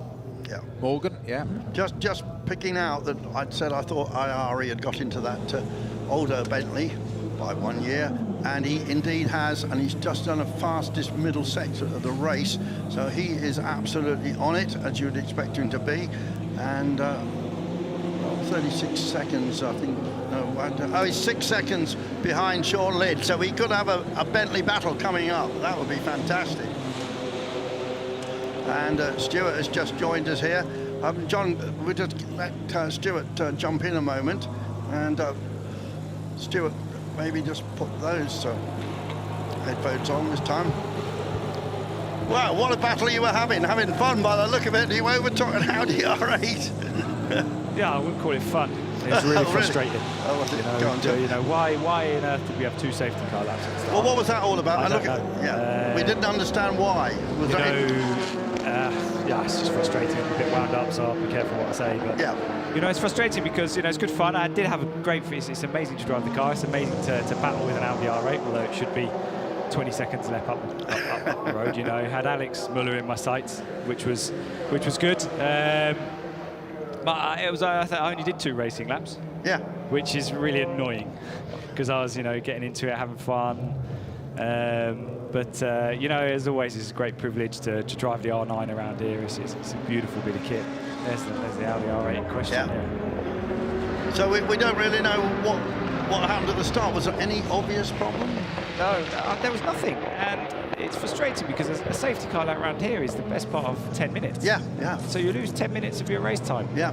And, Pack tape city there. And for us as a pro-am pairing, that 10 minutes when make I'm a big in the car difference. is massive. It's 2 laps that you're pushing and pushing and pushing. And, it's just really frustrating because, you don't really get going, and then boom, it's done. And the good news is RG's in. He's going to have a good stint. Let's see how it pans out. But it's good for him to get a good stint in the car because we're racing at Spa in about 4 weeks' time. So that's good. So we thought your protege was going pretty well in the Lamborghini. Yeah, no, he's doing brilliantly this weekend. Just to say, this timing screen, they've got some mix-up with it. So the person who's leading is actually shown in 10th place. Oh no, actually not. No, so as they lap people, they're now coming towards the top of the timing screen. So the actual leader is Christian Gleisel, who's led it right from the beginning. Sean Lynn is second. Obviously, the Marcus is not not after him. And then it's the other Bentley, and Sahel Ayari's got in that car, and he's just done the fastest lap of the race. Okay. So the timing screen, and then you've got Mike Newton after that, and then it's Eric Maris actually in the Audi that you overtook, and then it's that 550 was giving you a bit of a hard time, and then to Maseratis. Yeah, no. Obviously, Maserati changed the driver now. The 550 was fun. I've managed to clear the 550 pretty quickly, and then sort of just get my head down to. Yeah. But Alex is quite quick, isn't he? Yeah. In the Maserati, so he's a difficult man to catch. But it was great fun, you know. The V12 Aston Martin DBR9 singing along down the Mulsanne is an absolute privilege and a pleasure. Yeah. So. You know, I'm wound up because I want more laps. I can tell you, really you got the myself. vibes coming up. I love it. I love it to bits. I'm here to race. I'm here to drive, and here to, you know, push. So, you know, those who know me, I'll wear my heart on my sleeve anyway. So, you know, great fun, and always, as always, like I say, privileged to be here. But some more laps would have been nice. Absolutely. Well, I think we might have a little bit. So basically, Glacial has just motored off into the distance, really, and he's done his pit stop. To me as if, well, one car hasn't. So, but look at the speed of IRE in that Bentley now, 349.265. Interesting to know what he did on the day.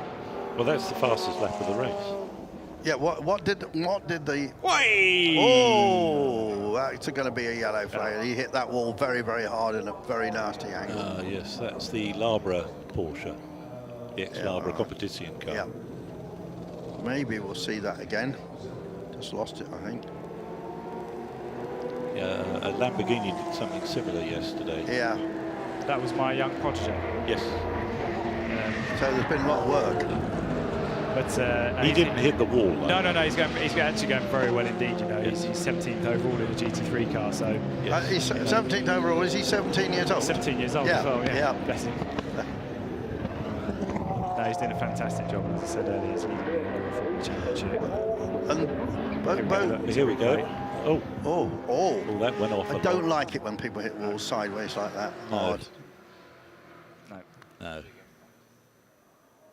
And in fact, the gap between Glazel and Sean Lynn's not that far now. Let's try and work it out from this. You're right. And Sean Lynn was 4 seconds on the last lap. Yeah, 3.5 seconds faster. Well, I think IR is the bloke to watch for, actually. Oh, I would agree. If this race... Well, there you go. You see the two Bentleys. I mean, IR was always pretty impressive round here.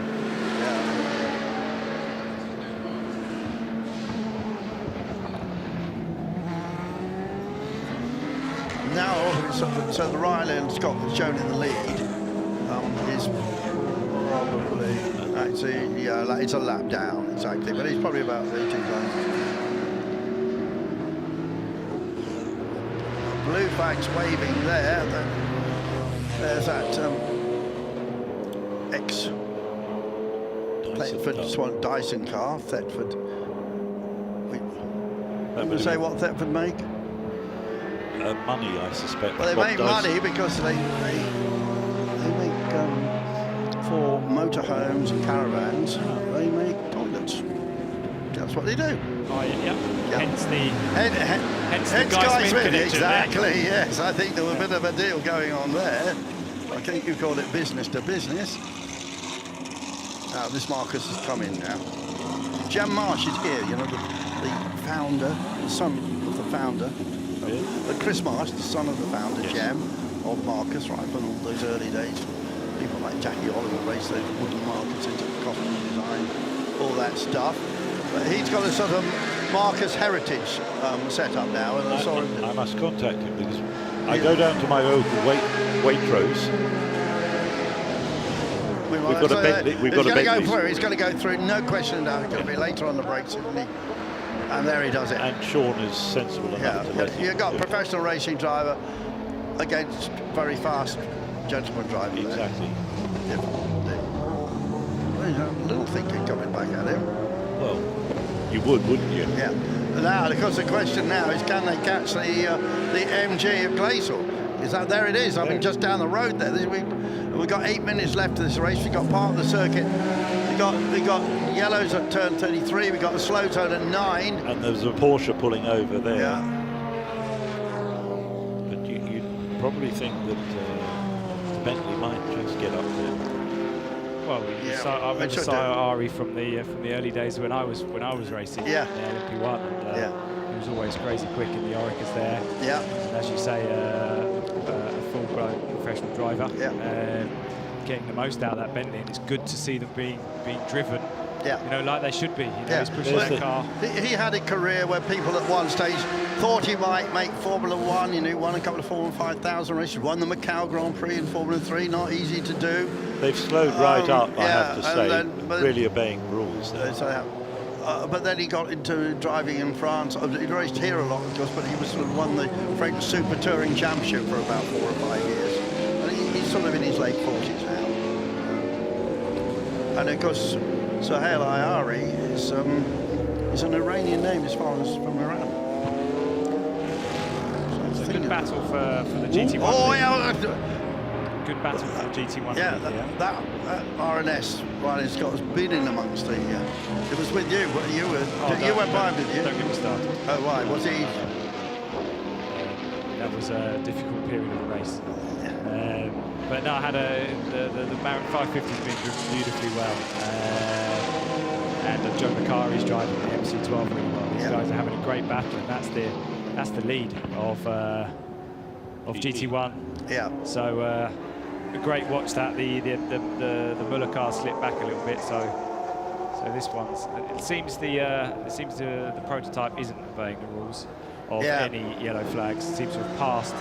He did that earlier as well. I'm not sure who that guy is that's driving that, but did that earlier. We noticed it. Yeah, we noticed it. You guys are in for a treat last 6 minutes because you know, Joe's driving really well that Maserati MC12, beautiful looking car, and he's going to really put some pressure on that 550 Maranello,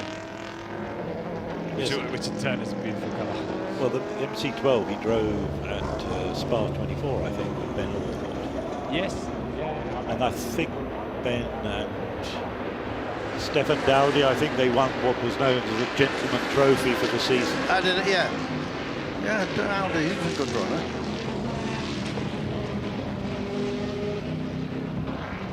He was with Adrian Newey in the Ferrari here. Yes. In 2007. And with Rob Wilson, I think it was. Oh, no. J&B car. 2007. Yes, it was. Yeah. I saw Harrison knew his name on the entry list. I hadn't seen it. There must have been a late entry. Looking forward to seeing him racing. Yeah, it looks fabulous, that Maserati, doesn't it? Yeah, beautiful car. Looks great, yeah. Beautiful car. You know, the GT1 period, they're all the 550s, an amazing bit of kit. So is the R9, and so is the MC12. Yeah. You know, they sound like proper racing cars. They look like proper racing cars, and they have lap times of proper racing cars. Yeah. You know, the golden era of GT1, I would have thought. Yeah. The super racing weekends, and then the 550 has been certainly pedaling well down there. Just been driven really well. Just clear that prototype. It's been a holding things up. Menace. Yeah. So far. It is a menace. 5 minutes to go, and that'll be 2 laps, I guess. The gap between Glaisel and Ayari is 8 seconds, and the last lap he took 5 seconds off it.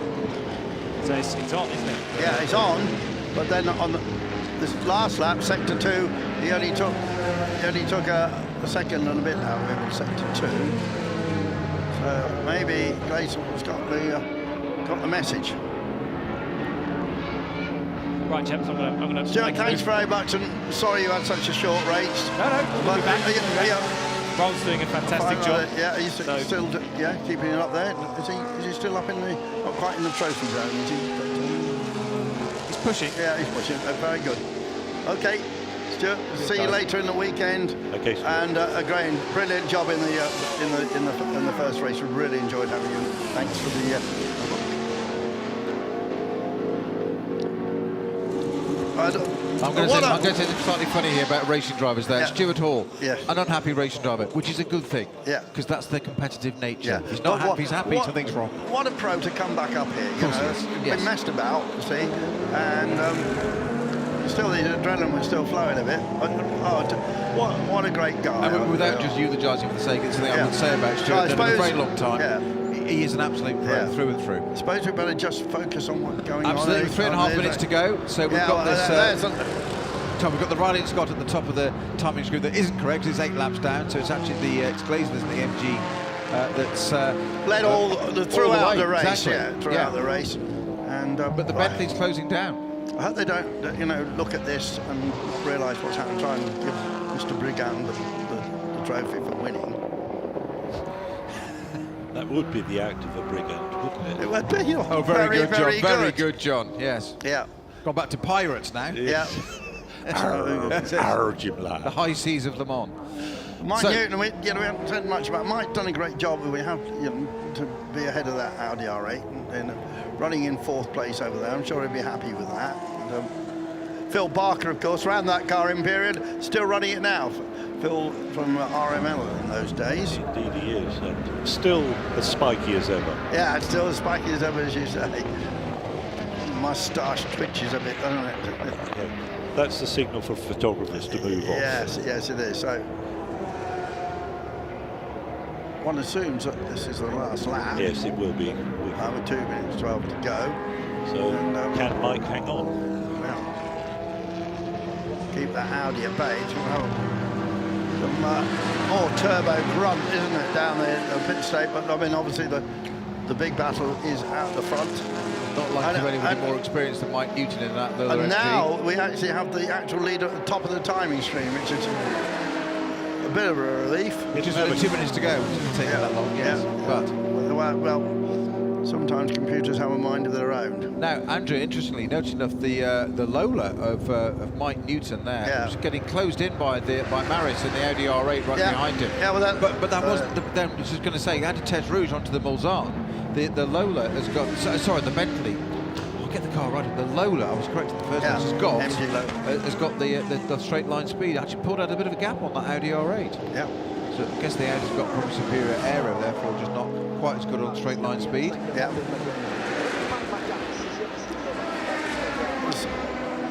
The 17 Delaras, the Dassenburg, 2 of them. I think they might be the 2 brothers. Into Lister with Freddie Leinhardt. Yes, and Didier Tays. Yeah, Max Papis. Yeah. And I think they made. And Mauro Baldi, of course. Yeah. And they won in Daytona. Yeah, indeed, yes. So, GT, still on the Macari. If it's Macari going to win that. It looks like it. Yeah, it was just. Did he pass the Maranello? Well, it looks like he must have done, yeah. And look at young Gotha is up there in 3rd place. He's in the invitational class, but he's in with cars that are similar, aren't they? In the Gallardo. We do have 3 penalties for cars that are a little bit further down the order.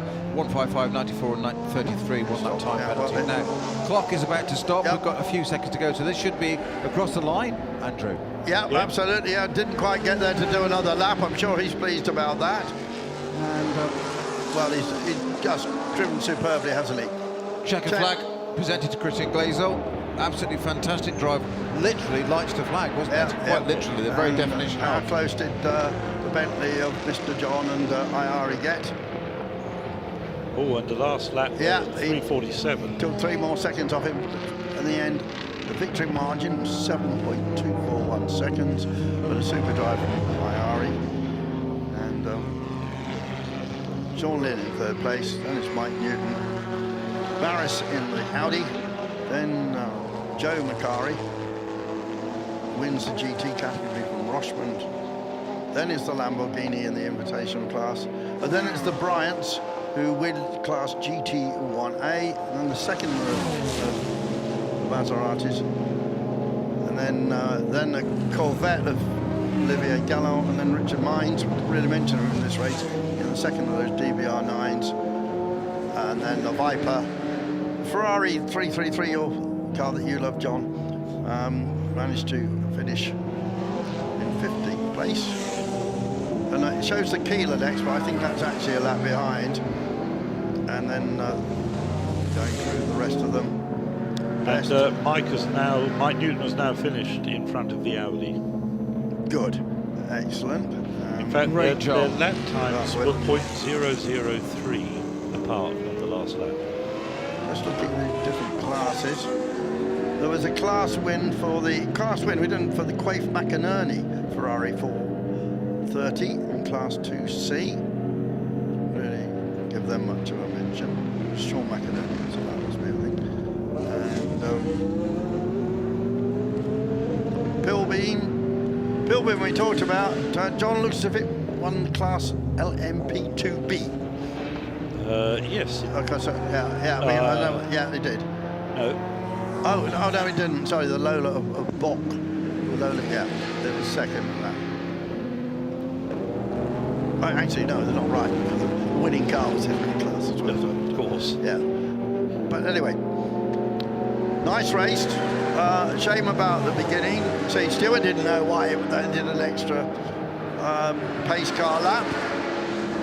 Well, if I find out when I ask down at the organisers, yes. I'll ping you a note. Oh, there will be a reason. Of course. But it'd be nice to know. It could be something strange, like there was a communication problem. Well, it could be the computer. It could be. Yeah, I might have told. I don't know. Yeah. Because the lap chart's been all over the place. Yes, it did more or less sort itself out.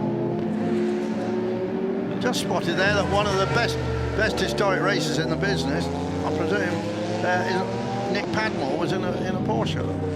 Yes. Presumably with the owner.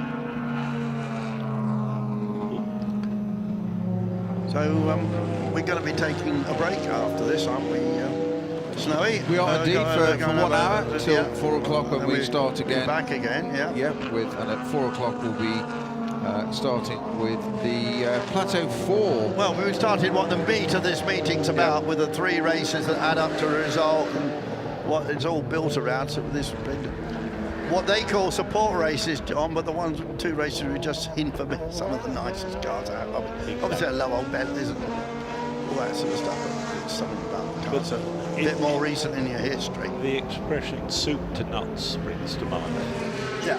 I mean, that's We've got everything. It's absolutely what's great about this. You got cars that raced here in the 20s, right through to cars that raced here, you know, in 5-10 years ago. Yeah, 10 years ago. Yeah. Well, so anyway, they've got the winner right now. They've got the winner right now, so, and doing a very good job indeed. Yes. I don't know how old he is. I mean, he deals in all these huge, expensive cars, Christian Glazer on the tour. He also runs some luxury magazines. Yes, I think he does, yeah. I think the dealing in cars is something he just does. Well, he'll do it for profit and fun. Yes, yeah. And clearly he knows. I mean, I remember him racing a very nice Ferrari quite a long time ago, 10 years or so ago. But, might just do a bit of Googling.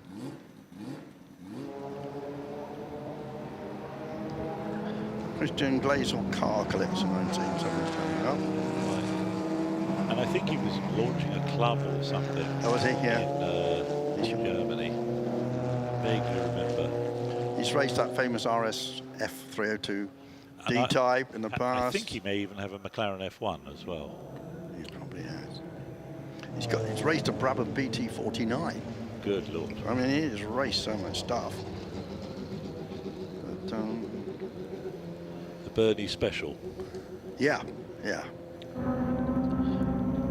So he's obviously got, most famously had the 250 GTO, which was is that the Riley in Scotland stopped on the yes. on? Yeah. It's actually the session's been red flagged after the checkered flag, which is quite on. I just saw it come up on the bottom of our timing screen from race control or race direction. Thought that's very odd. You don't normally see a red flag after a checkered flag, but it has been red flag for the Riley and Scott car number 1 that was dropped right down the order. It was, according to our timing screen, was at the top of it for so many laps, despite being 5, 6, 7, 8 laps down, which is quite odd. It has now stopped. There's a red flag presented by that. rest of the field are bringing the way in. Andrew, I'm sure that very shortly we will have a highlights package or highlights show to go, well, not show, reel to go through. But in the meantime, Christian Gleisel in the MG EX 257 from 2004, fantastic win for him overall, car number 20. This is our Endurance Racing Legends race, one of our 2 different races outside of the plateaus. Feature races, if you like. 69 was in second place. That's the Bentley EXP Speed 8 from 2002 of Mr. John B. In third place, that's in the LMP 1B class, for those that follow that. And third overall on the podium was the other Bentley Speed 8 from 2003, Sean Lynn. So the younger car beating the older car beating the younger car there. Both in those categories of LMP1B classes. In fourth position was Mike Newton in the Lola MG EX 257 from 2001, so a 21-year-old car here, car that he raced in period there. So MG's first and fourth. Fifth place overall was that Audi R8 LMP of Maris that our colleague and supporter Stuart Hall did so fine back to get past in the GT Aston Martin. So the Lola, so the MG, get it right. The Lola MG was in fourth place. Fifth place was the Audi R8. In sixth place was the Maserati MC12 GT1 from 2005 of Joe Macari, and again very well driven, as Stuart Hall mentioned. The Riley and Scott car number 1 of Brigand, I've got placed as 7th overall. I think that had been lapped. I think that had been lapped. That's exactly what I was asking. Not certain about that. Yeah, that's exactly what I was asking. The 8th place, the Lamborghini Gallardo of one of the Goethe boys, one of Stuart's proteges. Yep. Invitation class in 8th. 9th place, the 550 mile an hour Ferrari of Rochman, and rounding out the top 10, the Ford Mustang Cobra of Graham and Ollie Bryant. And fantastic finish to get that in there. Yep. Well, here we are, highlights of the race, which finally got underway. A lap late, as far as we could see, with the MG leading the 2 Bentleys, and then Mike Newt, and then the fabulous Maserati and the Ferrari 333, an eclectic, wonderful mix of motor cars as they streamed up under the Dunlop Bridge.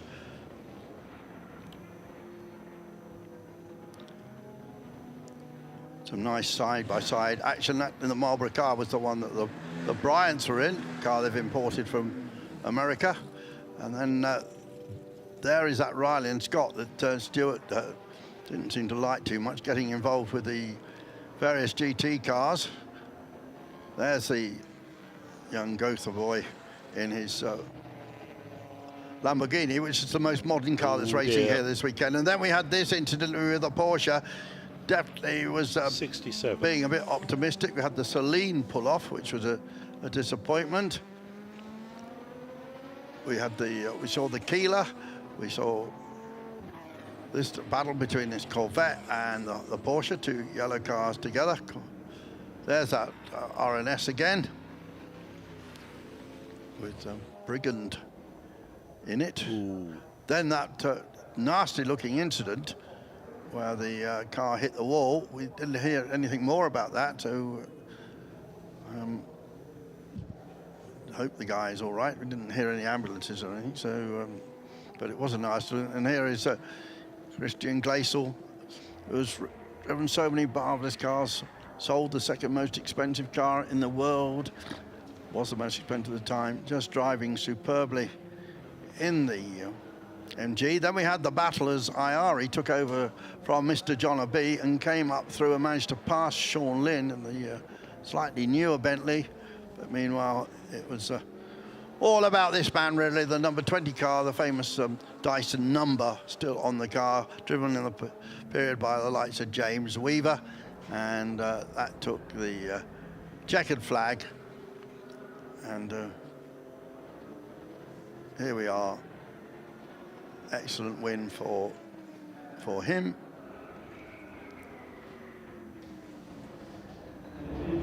So we'd say a very big thank you to John Brooks. And John, thank you very much. And we're going to take a little break now. So thank you very much for listening and watching. the past few hours.